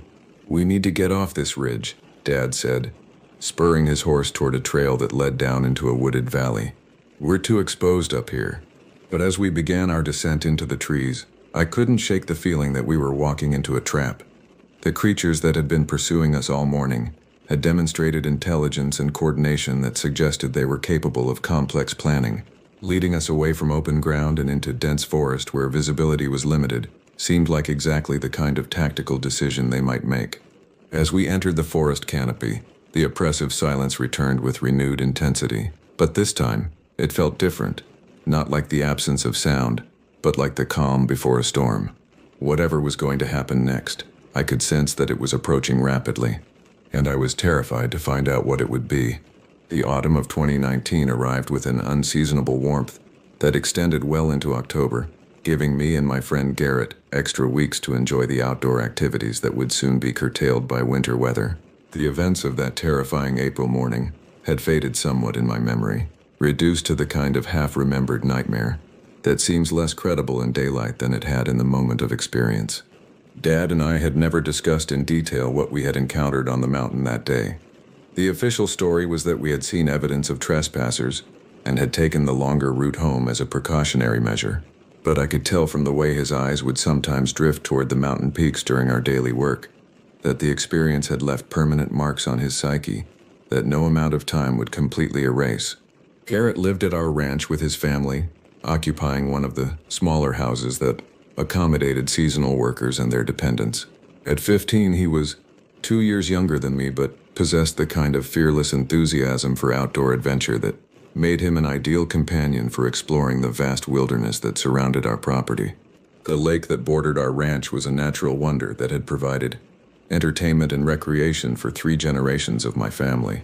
Fed by mountain streams and spring runoff, it maintained a constant level throughout most of the year and supported a healthy population of fish that made it popular with local anglers. The shores were lined with a mixed forest of aspen and pine that provided excellent habitat for deer, elk, and the smaller animals that formed the foundation of the local ecosystem. Garrett and I had spent countless hours that summer building and improving a fort in the swampy woods that bordered the lake's eastern shore. The structure was nothing elaborate, just some salvaged lumber nailed together to create walls and a roof that would keep out most of the weather. But it represented a significant investment of time and effort, and it had become our primary hangout spot during the long summer afternoons. Access to the fort required crossing a small creek that flowed into the lake through a marshy area, where the footing was uncertain and the water was often deeper than it appeared. Early in the summer, we had solved this problem by constructing a simple bridge using 4 wooden planks supported by rocks positioned at strategic points in the stream bed. The bridge had served us well throughout the summer months, supporting not only our own weight but also that of the various supplies and materials we had transported to improve our fort. It was sturdy enough that we had never given any thought to its structural integrity or worried about its ability to continue serving our needs. But on that October afternoon when we approached the creek crossing, both Garrett and I stopped in shock at what we found. 2 of the 4 planks that formed our bridge had been snapped cleanly in half, leaving jagged ends that showed the bright, fresh color of recently broken wood.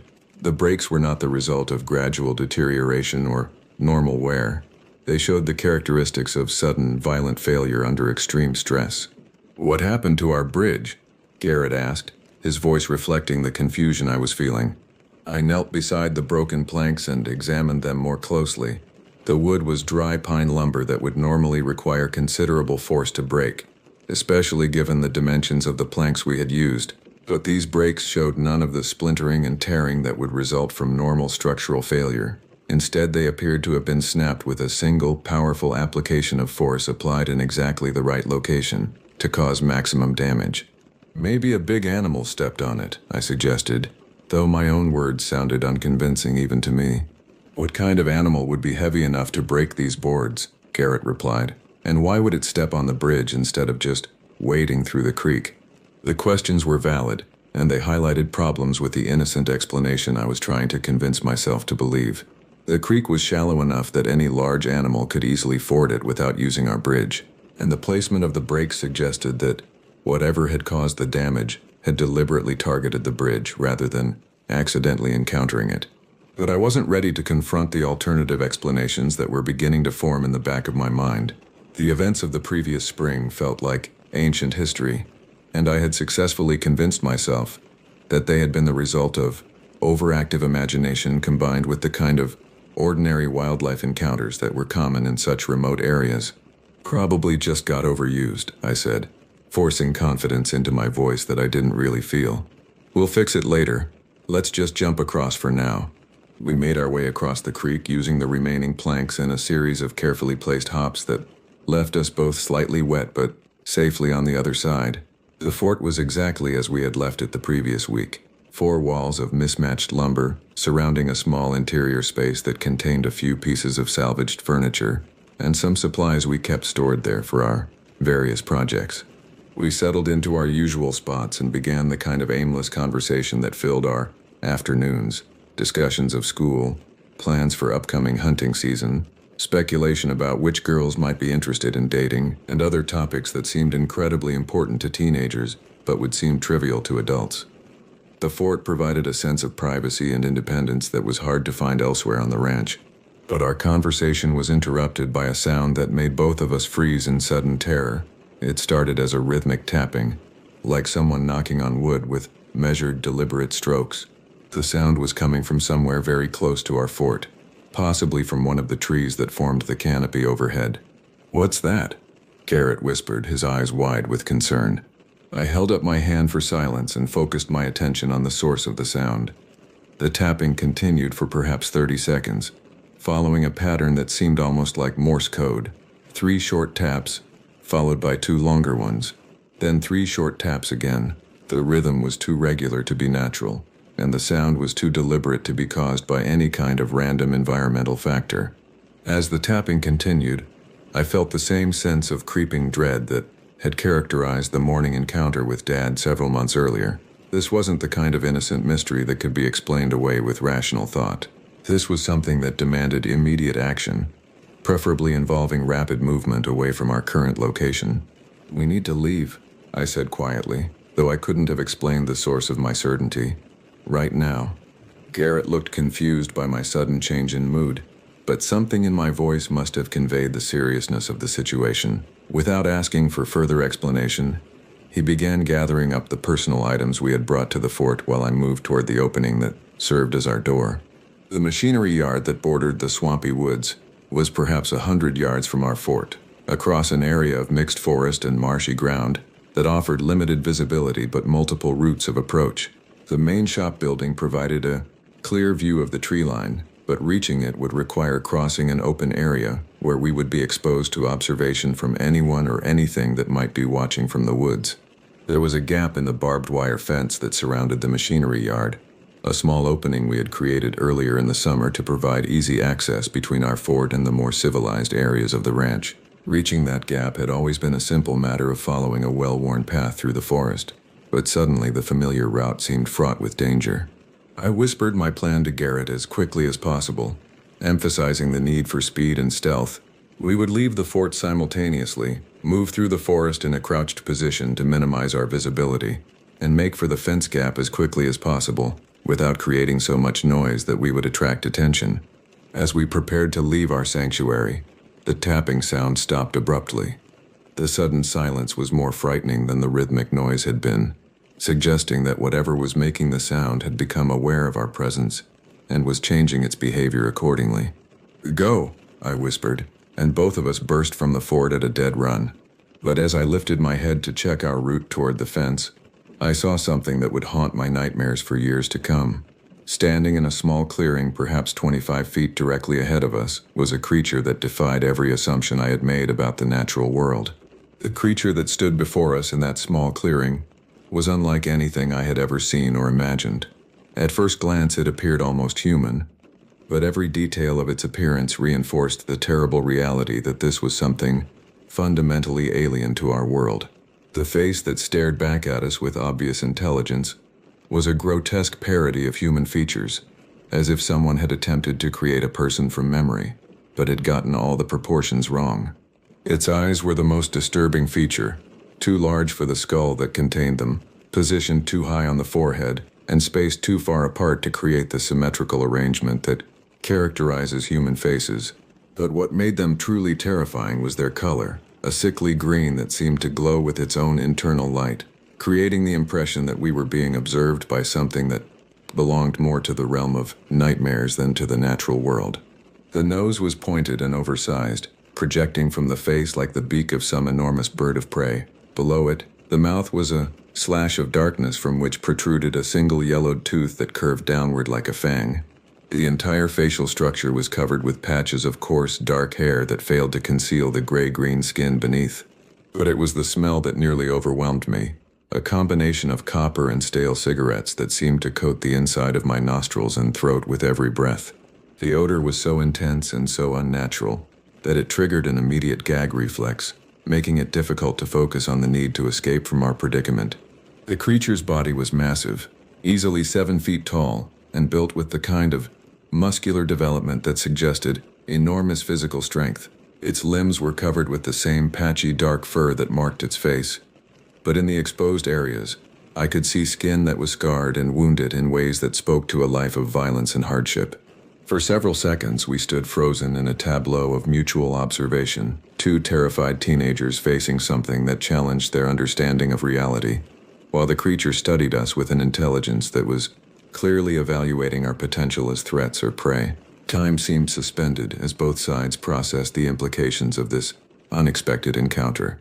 Then the creature took a step forward, and the spell was broken.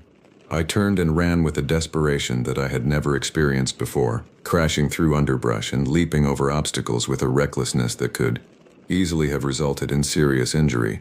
Behind me, I could hear Garrett following, though his panicked screams of "Sasquatch" suggested that his mind was trying to process what we had seen by fitting it into familiar categories. But I knew that what we had encountered was not a Sasquatch or any other creature from folklore or legend.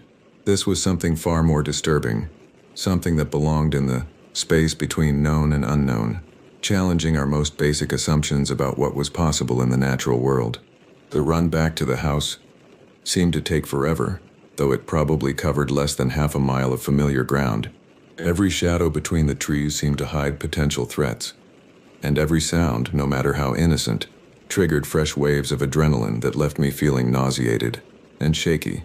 When we finally burst through the front door of the house, both of us were pale and trembling with the kind of shock that comes from confronting something that fundamentally challenges your understanding of reality. Garrett immediately began trying to call his parents, but his hands were shaking so badly that he couldn't operate his phone properly. "What did we just see?" he asked, his voice barely above a whisper. "I don't know," I replied, though part of me suspected that I knew exactly what we had encountered. The creature in the clearing bore an unmistakable resemblance to the figures Dad and I had glimpsed on the mountain months earlier. The same impossible height, the same mixture of human and animal characteristics, the same sense of intelligence that was both familiar and utterly alien.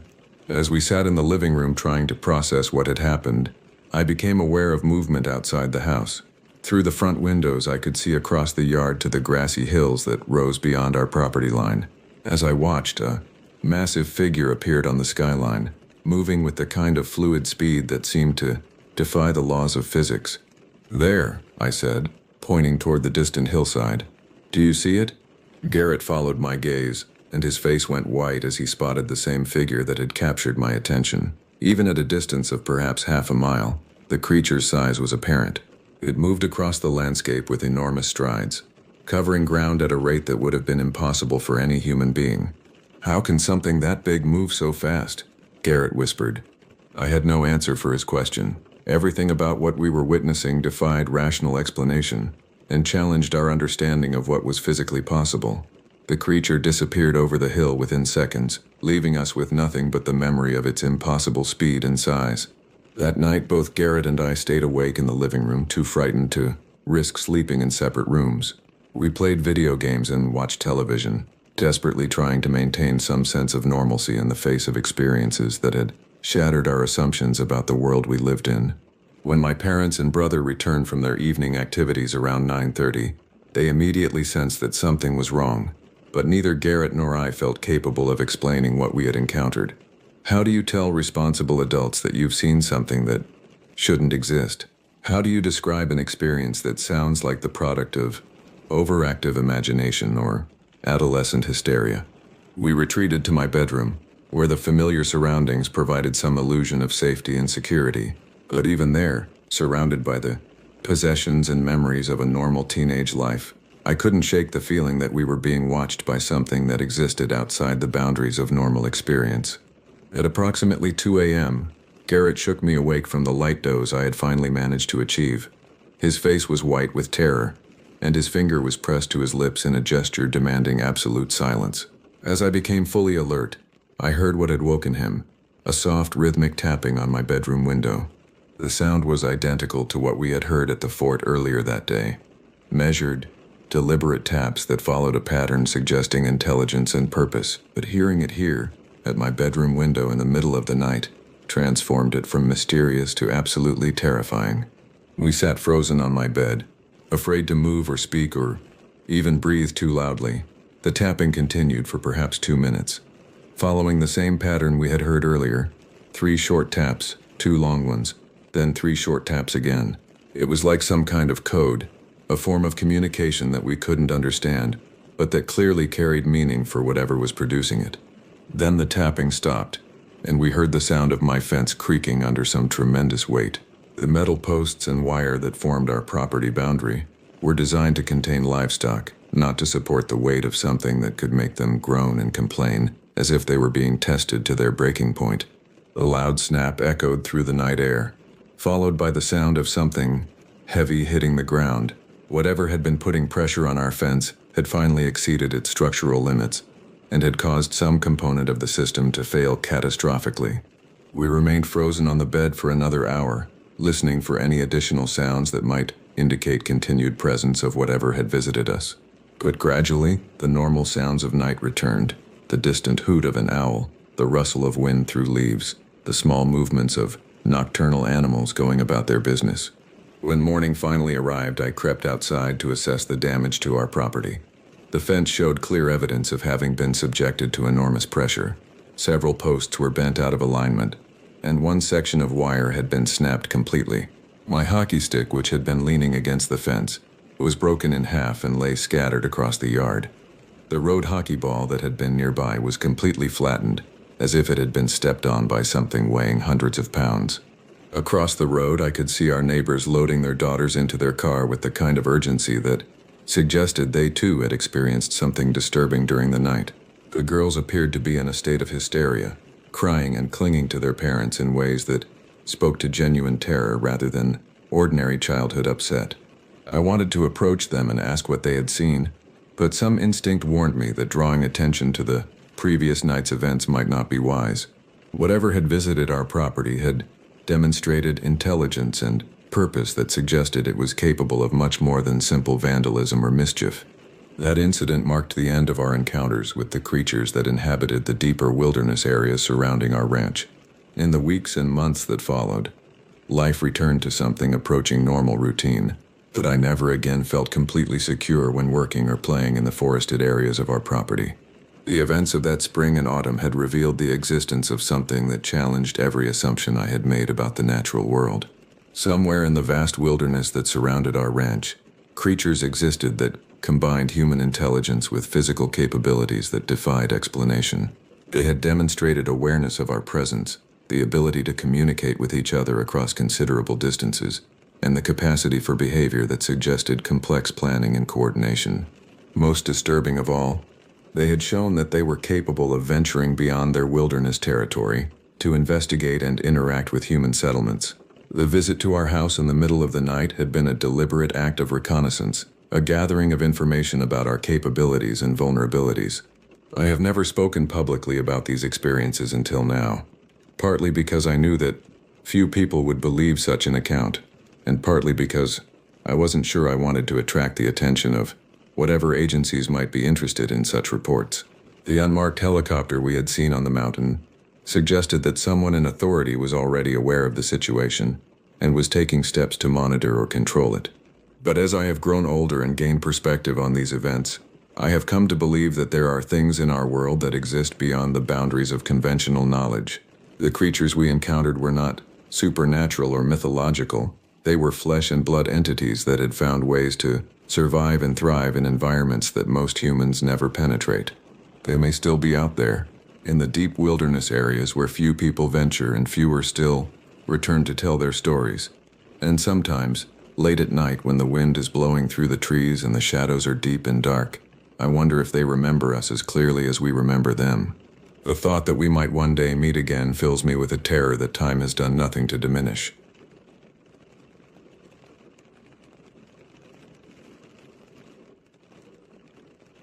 October 15th, 2023. I was 24 years old, and this marked my 6th year joining my best friend Riley on our annual trip to visit his grandparents in the remote mountains of northern Georgia. The small town of Cedar Falls wasn't much more than a collection of weathered buildings scattered along winding mountain roads, but it held a special place in both our hearts. Riley's grandfather, whom we called Pops, was a 73-year-old retired park ranger who had spent his entire life in these mountains. His stories of the wilderness, the changing seasons, and the wildlife that called these peaks home had shaped both Riley and me into the outdoor enthusiasts we'd become. The cabin sat on 12 acres of heavily forested land, surrounded by towering pines and ancient oaks that seemed to whisper secrets when the wind picked up. Every October, we'd make the 4-hour drive from Atlanta, leaving behind the chaos of city life for something more primitive, more real. This year felt different somehow, though I couldn't quite put my finger on why.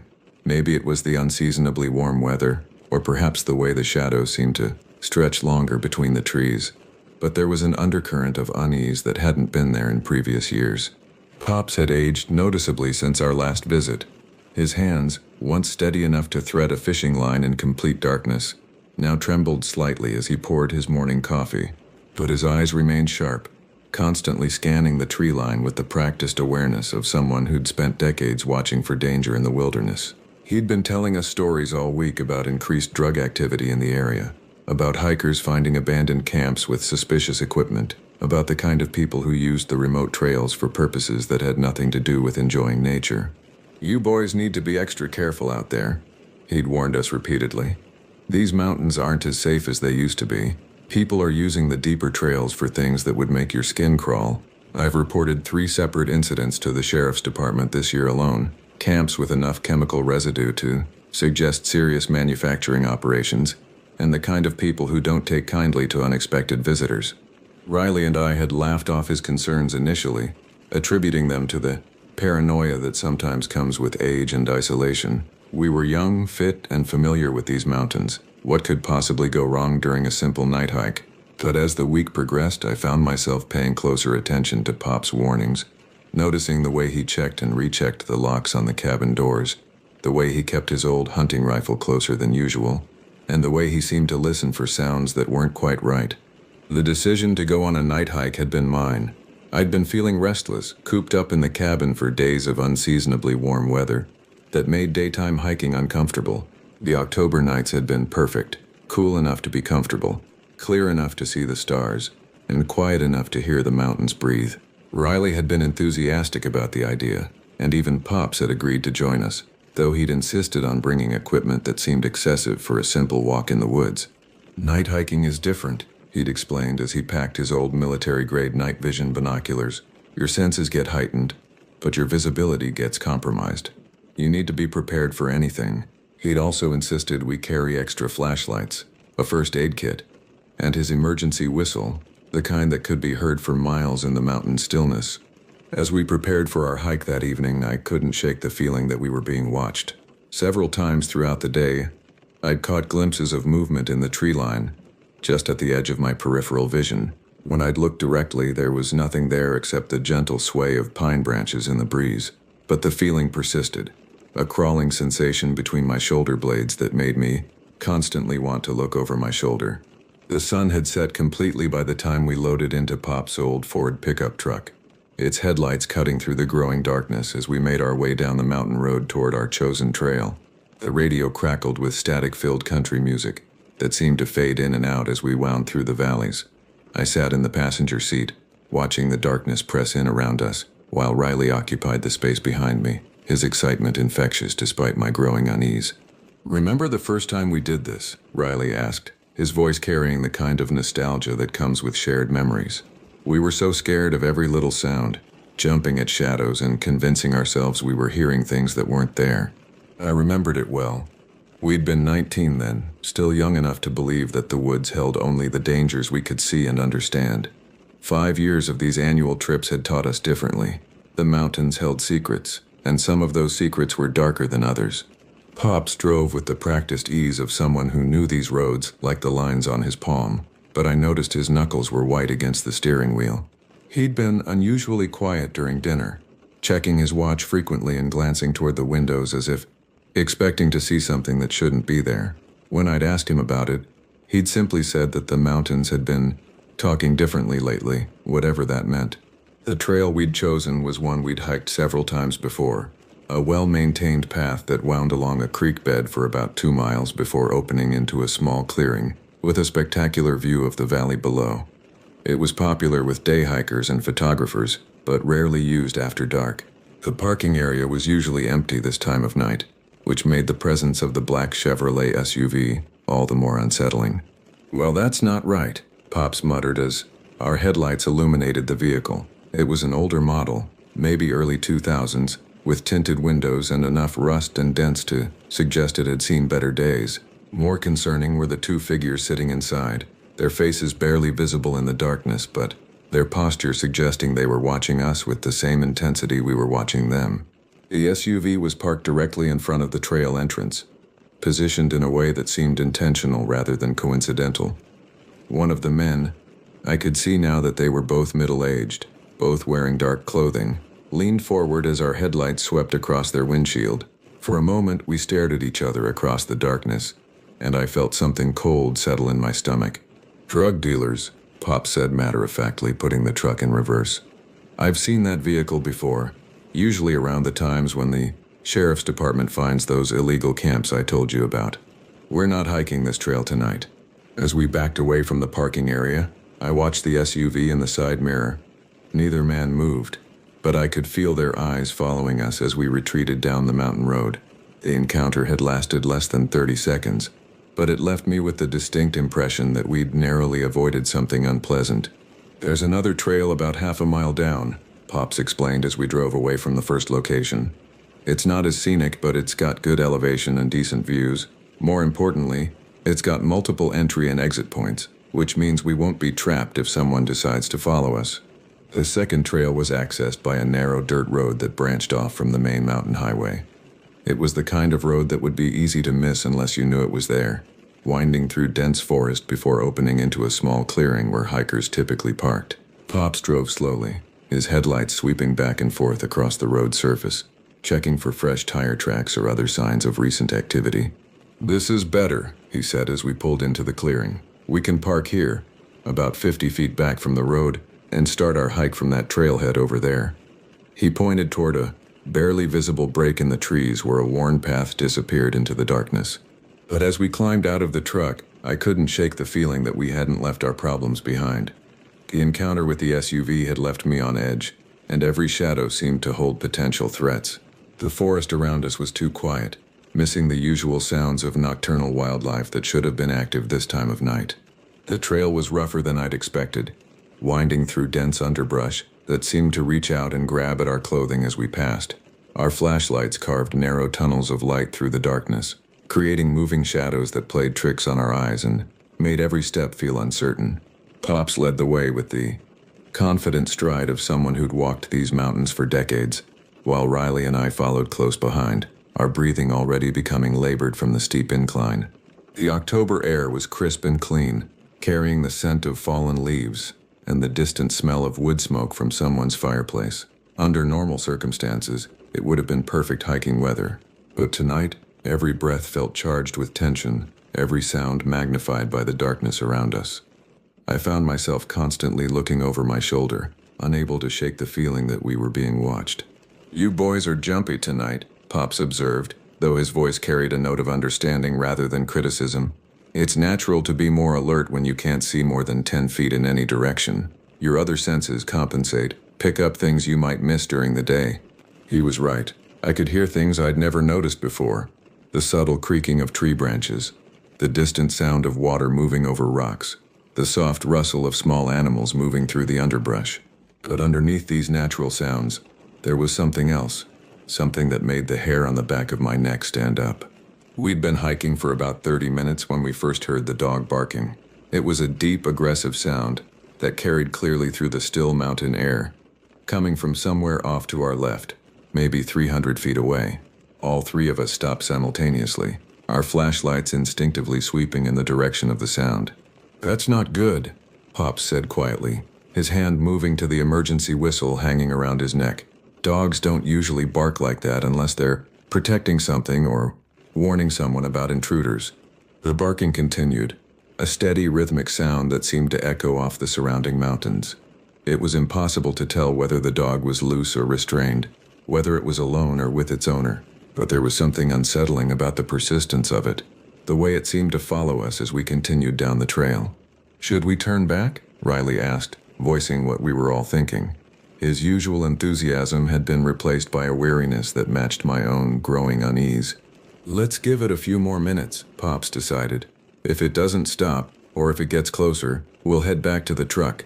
But right now, it sounds like it's staying in one place, which suggests it's probably tied up. We continued hiking, but the barking had changed the entire dynamic of our trip. What had started as a peaceful evening walk had become something more tense, more uncertain. I found myself listening for other sounds. Human voices, the sound of approaching footsteps, anything that might suggest we weren't alone in these mountains. The trail curved sharply to the right, following the contour of the hillside, and for a moment the barking faded to a distant echo. I allowed myself to relax slightly, thinking perhaps we'd put enough distance between ourselves and whatever was causing the disturbance. But then the sound returned, louder than before, and definitely closer.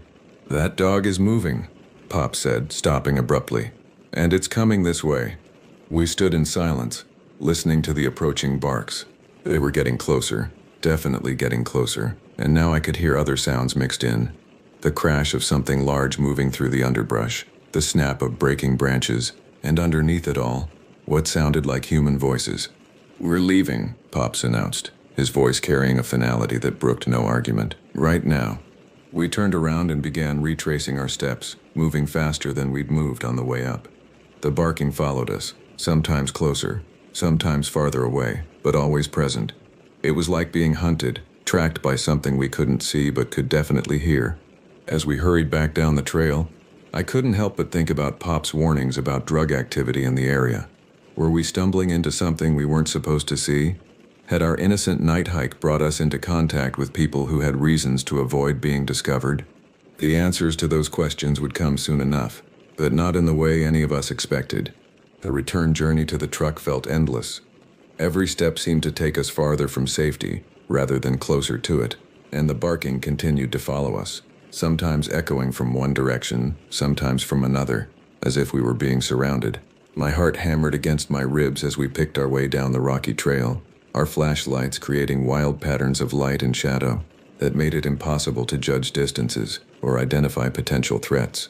Pops had taken the lead, his 73-year-old body moving with surprising agility over the rough terrain. Years of hiking these mountains had left him with an instinctive understanding of how to navigate in the dark, where to place his feet to avoid loose rocks, which branches to duck under, and how to read the subtle changes in the trail surface that indicated obstacles ahead. "Almost there," he called back to us, his voice barely carrying over the sound of our labored breathing. "Another few hundred yards and we'll be back at the truck."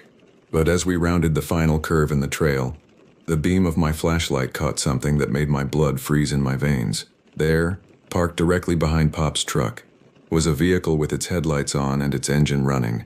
Even from a distance of nearly 1,000 feet, I could tell it was the same black SUV we'd encountered at the first trail.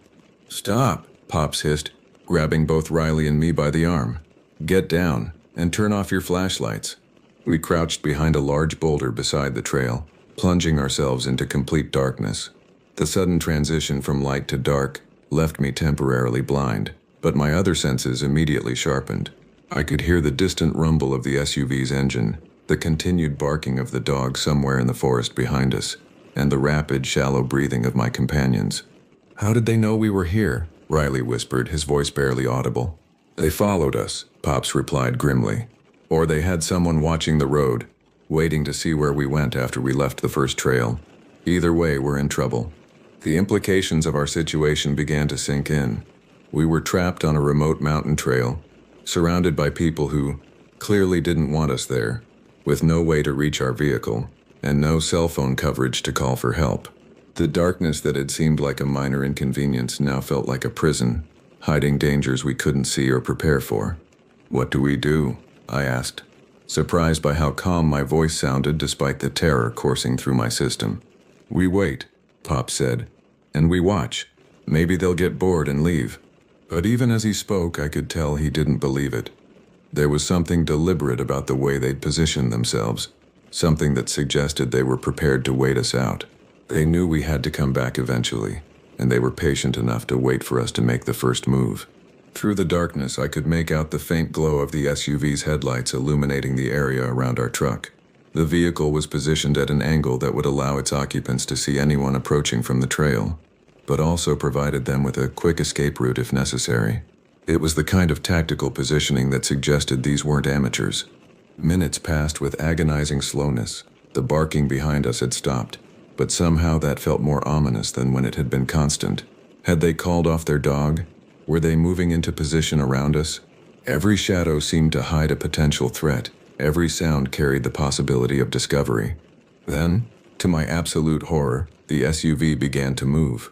Instead of backing up and leaving as we'd hoped, it drove around our truck and started heading directly toward us down the trail. The headlights swept back and forth across the narrow dirt road, searching for signs of our presence. "Move," Pops commanded, his voice urgent but still controlled. "Up the hill, behind that fallen log." We scrambled up the steep slope to our right, our hands and feet finding purchase on roots and rocks as we climbed. The log Pops had spotted was massive, probably an old oak that had fallen during a storm, and it provided perfect concealment from anyone on the trail below. We threw ourselves behind it just as the SUV's headlights swept across our former position. From our hiding spot, we had a clear view of the trail below. The SUV moved slowly, its windows down, and I could see the silhouettes of at least 2 people inside. They were scanning the forest methodically, their heads turning back and forth as they searched for any sign of movement.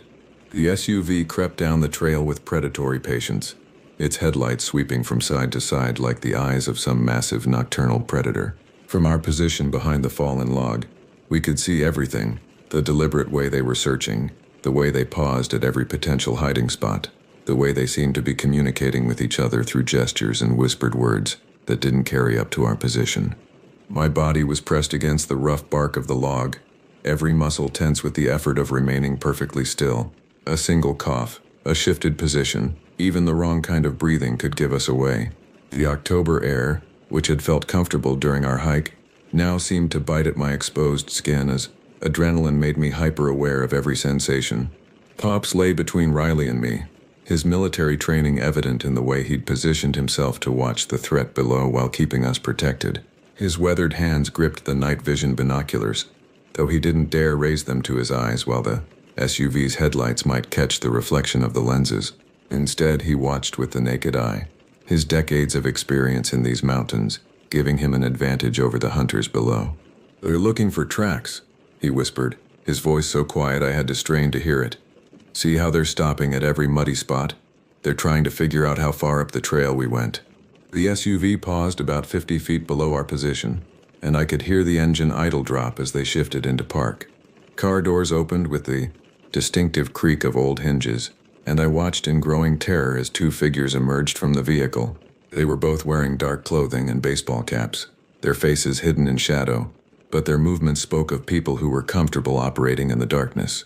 One of them carried a powerful flashlight, the kind used by law enforcement or military personnel, while the other held what looked like a radio or cell phone. They began walking slowly along the trail, their lights sweeping back and forth across the ground, clearly following some kind of trail sign that we'd inadvertently left behind. "Tracks," Pops mouthed silently, pointing toward the muddy section of trail where we'd walked earlier. Even from our elevated position, I could see the clear impressions our boots had left in the soft earth. The 2 men followed our tracks with the methodical precision of experienced trackers. They moved slowly, carefully, stopping frequently to examine the ground or confer with each other in voices too low for us to hear. But their body language was clear. They were getting closer to finding us. As they approached the spot where we'd left the trail to climb up the hillside, I felt my heart rate spike to levels that made my vision blur around the edges. The muddy area where we'd scrambled up the slope would show clear signs of disturbance, and from there it would be a simple matter to follow our path to the fallen log. "When they find our tracks going up the hill," Pops whispered, his voice barely audible, "we move, quietly but quickly. There's another trail about 100 yards that way." He pointed deeper into the forest, away from our current position. The man with the flashlight reached the base of our hill and immediately stopped. His light swept across the disturbed earth where we'd climbed, and I could see him gesture to his companion. They'd found our escape route. "Now," Pops breathed. We began moving, staying low and trying to step only on solid ground that wouldn't show our passage. The fallen log had been our salvation, but now it was about to become our prison if we didn't move quickly enough. Behind us, I could hear the two men beginning their own climb up the hillside, their progress marked by the snap of breaking branches and the soft thud of boots on earth. The forest around us was a maze of trees, rocks, and underbrush that seemed designed to trip us up and slow our progress. Without flashlights, we were moving almost entirely by feel, our hands extended in front of us to avoid walking into trees, our feet testing each step before committing our full weight. But our pursuers had no such limitations. Their flashlights cut through the darkness like swords, and I could see the beams getting closer to our position. They were moving faster than we were, more confident in their ability to navigate the terrain, and they clearly had experience in this kind of pursuit. "The trail," Pops gasped, pointing toward a break in the trees that I couldn't see but had to trust was there. 50 more yards. Those 50 yards felt like 50 miles. Every step was a gamble, every breath a risk of discovery. The flashlight beams were getting closer, and I could hear voices now, not words, but the tone and cadence of people coordinating a search. The secondary trail Pops had mentioned was little more than a deer path, barely wide enough for single file, and carpeted with fallen leaves that rustled with every step. In daylight, it would have been challenging to follow. In the darkness, with adrenaline making our movements clumsy and fear making every shadow seem like a threat, it was nearly impossible. We stumbled through the underbrush like drunken men, our hands constantly extended to feel for obstacles, our feet testing each step before committing our weight.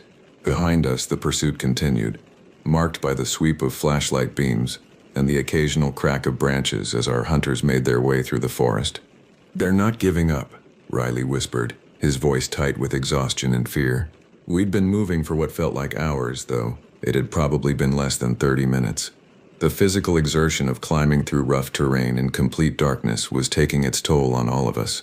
Pops paused ahead of us, his hand raised in a gesture for silence. We froze, listening to the sounds of the night around us. The forest had gone quiet. Even the usual sounds of nocturnal wildlife had been stilled by the presence of too many humans moving through their territory.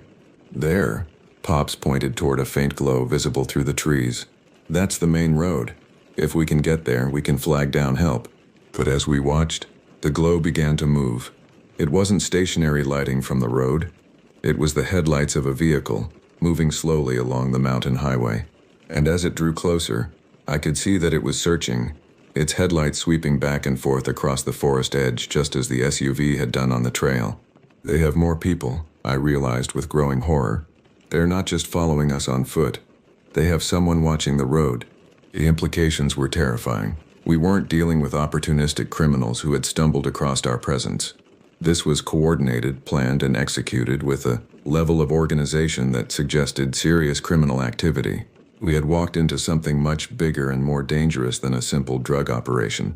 "How many of them are there?" Riley asked, voicing what we were all thinking. "Doesn't matter," Pops replied grimly. "We need to find another way out." But our options were rapidly disappearing. The terrain around us was becoming increasingly difficult. Steep slopes covered with loose rocks that would create noise with every step, dense thickets that would slow our progress to a crawl, and areas of exposed rock that would leave clear tracks for our pursuers to follow. The vehicle on the road had stopped directly opposite our position, its headlights now stationary and pointed into the forest. I could see figures moving around the vehicle, and what looked like the distinctive outline of someone setting up some kind of equipment. "Night vision," Pop said, recognizing what I was seeing. "They're setting up night vision equipment to scan the forest." The technology gap between us and our pursuers was becoming apparent. We had 3 small flashlights that we couldn't use without giving away our position, while they had powerful searchlights, night vision equipment, and multiple vehicles. It was like being hunted by a military unit while armed with nothing but our wits and our knowledge of the terrain. "There's a creek about half a mile that way," Pops pointed toward what looked like impenetrable darkness. "If we can get there, we can follow it downstream. Water won't hold our tracks, and the sound of moving water will mask our movement." Half a mile had never sounded so far. The terrain between us and the creek was some of the roughest in the area. Steep slopes, thick underbrush, and multiple rocky outcroppings that would be treacherous to navigate in daylight, let alone in complete darkness while being pursued by people with superior equipment and numbers. But we had no choice. The alternative was to remain in place and hope our pursuers would give up. which seemed increasingly unlikely given the resources they were putting into finding us. Or we could try to surrender, but given what we'd stumbled into, that seemed like a option that would end badly for all of us. "Stay close," Pops instructed.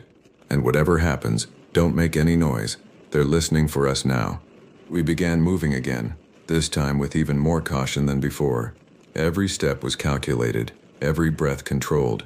The darkness around us was complete, forcing us to rely on senses that felt inadequate for the task at hand.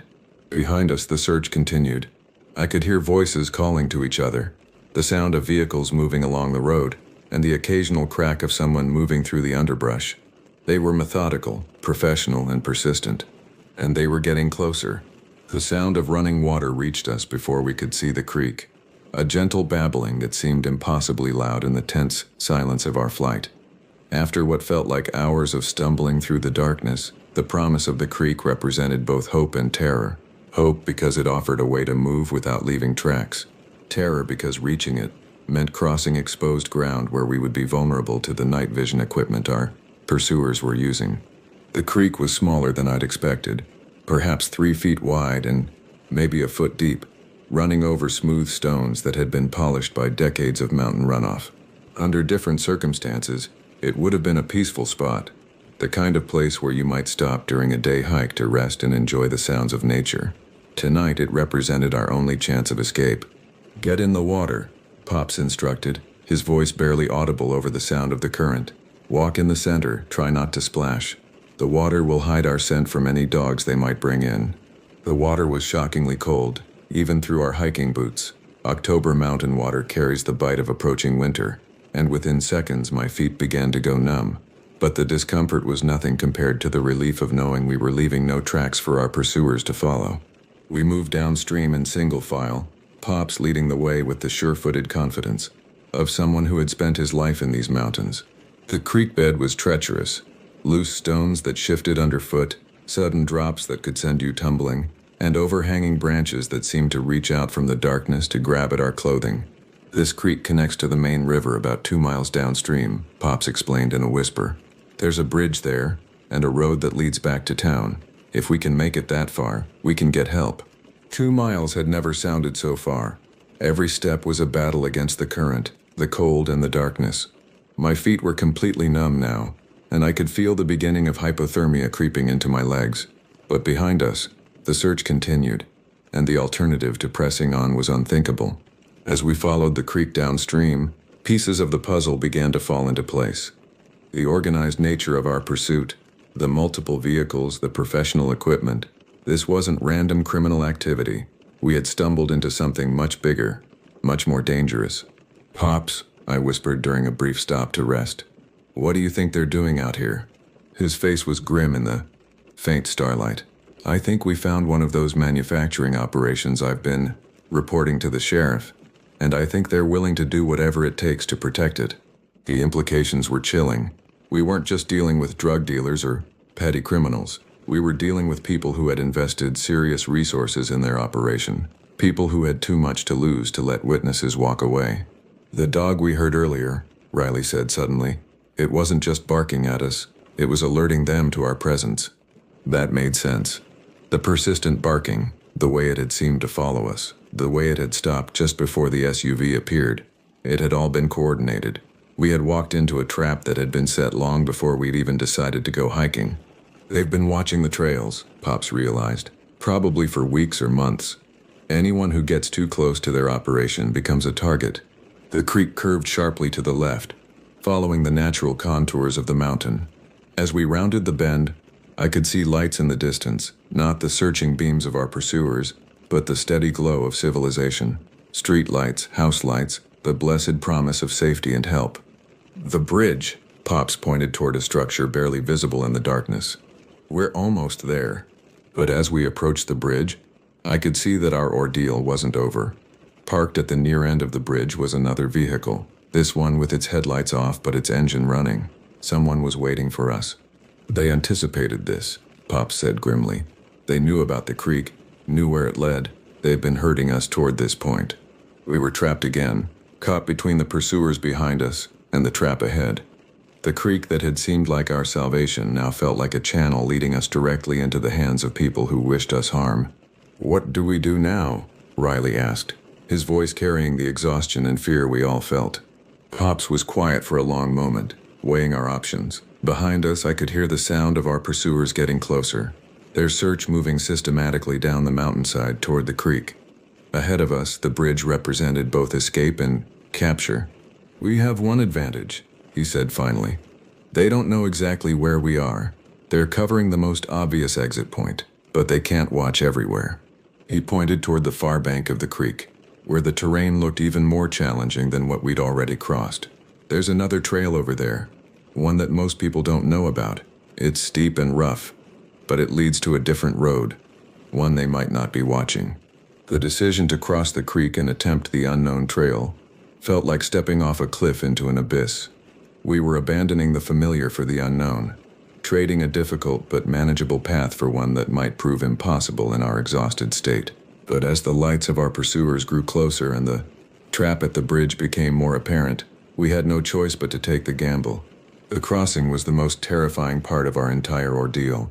The creek was deeper here, reaching nearly to our knees, and the current was stronger as it approached the main river. Worse, we had to cross in the open, exposed to anyone watching from either direction. For 30 seconds, we would be completely vulnerable. "One at a time," Pops instructed. "I'll go first, then Riley, then you. If anyone gets spotted, the other two keep going no matter what." I watched Pops wade into the deeper water, his 73-year-old body moving with the careful precision of someone who knew that a single misstep could mean death. The current tugged at his legs, and I could see the effort it took for him to maintain his balance on the slippery stones of the creek bed. He made it across and immediately disappeared into the shadows of the far bank. Riley followed, younger and stronger, but less experienced in reading the treacherous footing. I held my breath as he navigated the deepest part of the crossing, where the water reached nearly to his waist. Then it was my turn. The water was shockingly cold, even after the numbing effect of walking in the creek for over an hour. The current was stronger than I'd expected, and the stones beneath my feet were covered with a slippery coating that made every step uncertain. Halfway across, I felt my right foot slip on a loose rock, and for a terrifying moment I thought I was going to fall. But I managed to regain my balance and push forward, reaching the far bank just as I heard the sound of voices from the direction we'd come. Our pursuers had reached the creek and were beginning to follow our trail downstream. "Here," Pops whispered, pointing toward what looked like a solid wall of vegetation. "The trail starts behind those bushes." What he called a trail was almost invisible, a gap between trees that might have been created by deer or other wildlife, barely wide enough for a single person. It led upward at a steep angle, disappearing into the darkness of the forest canopy. "This is going to be rough," he warned. "It's about a mile straight up, and then another mile along the ridge before it connects to the old logging road. But it's our only chance." We began climbing immediately, knowing that every second we delayed gave our pursuers more time to organize their search. The trail was everything Pops had warned, and worse, steep enough to require the use of hands as well as feet, rocky enough to be treacherous in the dark, and overgrown enough to tear at our clothing and scratch our exposed skin.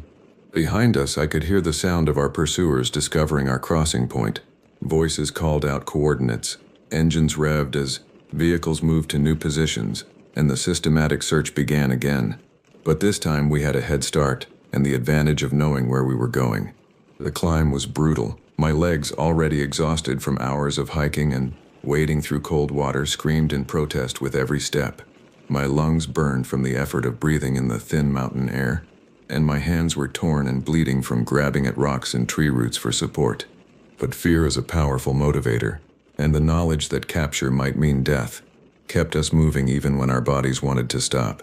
We climbed in silence, saving our breath for the physical effort, communicating only through gestures and the occasional whispered warning about obstacles ahead.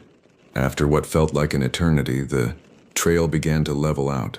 We had reached the ridge, and through the trees I could see the lights of the valley spread out below us. Somewhere down there was civilization, safety, and help, but we still had to get there. "The logging road is just ahead," Pops gasped, his voice showing the strain of the climb. "Once we reach it, it's all downhill to the main highway." The logging road was a blessed relief. Wide enough for vehicles, smooth enough for relatively easy walking, and familiar enough that we could move with more confidence. We began jogging despite our exhaustion, knowing that we were racing against time and the organizational abilities of our pursuers. As we rounded a curve in the road, I saw the most beautiful sight of my life. The headlights of a sheriff's department patrol car moving slowly up the road toward us. Pops pulled out his emergency whistle and began blowing it in the pattern that indicated distress, the sound echoing off the mountains around us. The patrol car stopped, and I could see the officer inside speaking rapidly into his radio. Within minutes, the quiet mountain road was filled with the lights and sounds of law enforcement vehicles, paramedics, and search and rescue teams. "We found something," one of the deputies reported after taking our statement. "A major methamphetamine manufacturing operation about 2 miles from where you started your hike. We've arrested 6 people so far, and we found enough equipment and chemicals to supply half the state." We had stumbled into something much bigger than a simple drug operation. We had discovered a criminal enterprise that had been operating in the mountains for months, using the remote trails to transport supplies and finished products, while staying hidden from law enforcement. "You boys are lucky to be alive," the sheriff told us as paramedics checked us for injuries. "These people have been responsible for at least 3 disappearances in the area over the past year. People who got too close to their operation and were never seen again." As we sat in the back of the ambulance warming ourselves with emergency blankets and hot coffee, I couldn't help but think about how close we'd come to becoming statistics ourselves. A few wrong decisions, a little less luck, a little less knowledge of the terrain, and we would have joined the ranks of people who had ventured into the mountains and never returned. The mountains of northern Georgia are beautiful, peaceful, and full of opportunities for outdoor recreation. But they also hold secrets, and some of those secrets are darker than others. Our annual hiking trip had taught us that the wilderness can be dangerous in ways that have nothing to do with wildlife or weather, and that sometimes the greatest threat in the mountains walks on 2 legs and carries a flashlight. We never did finish that night hike, but we lived to tell the story, and sometimes that's the best ending you can hope for.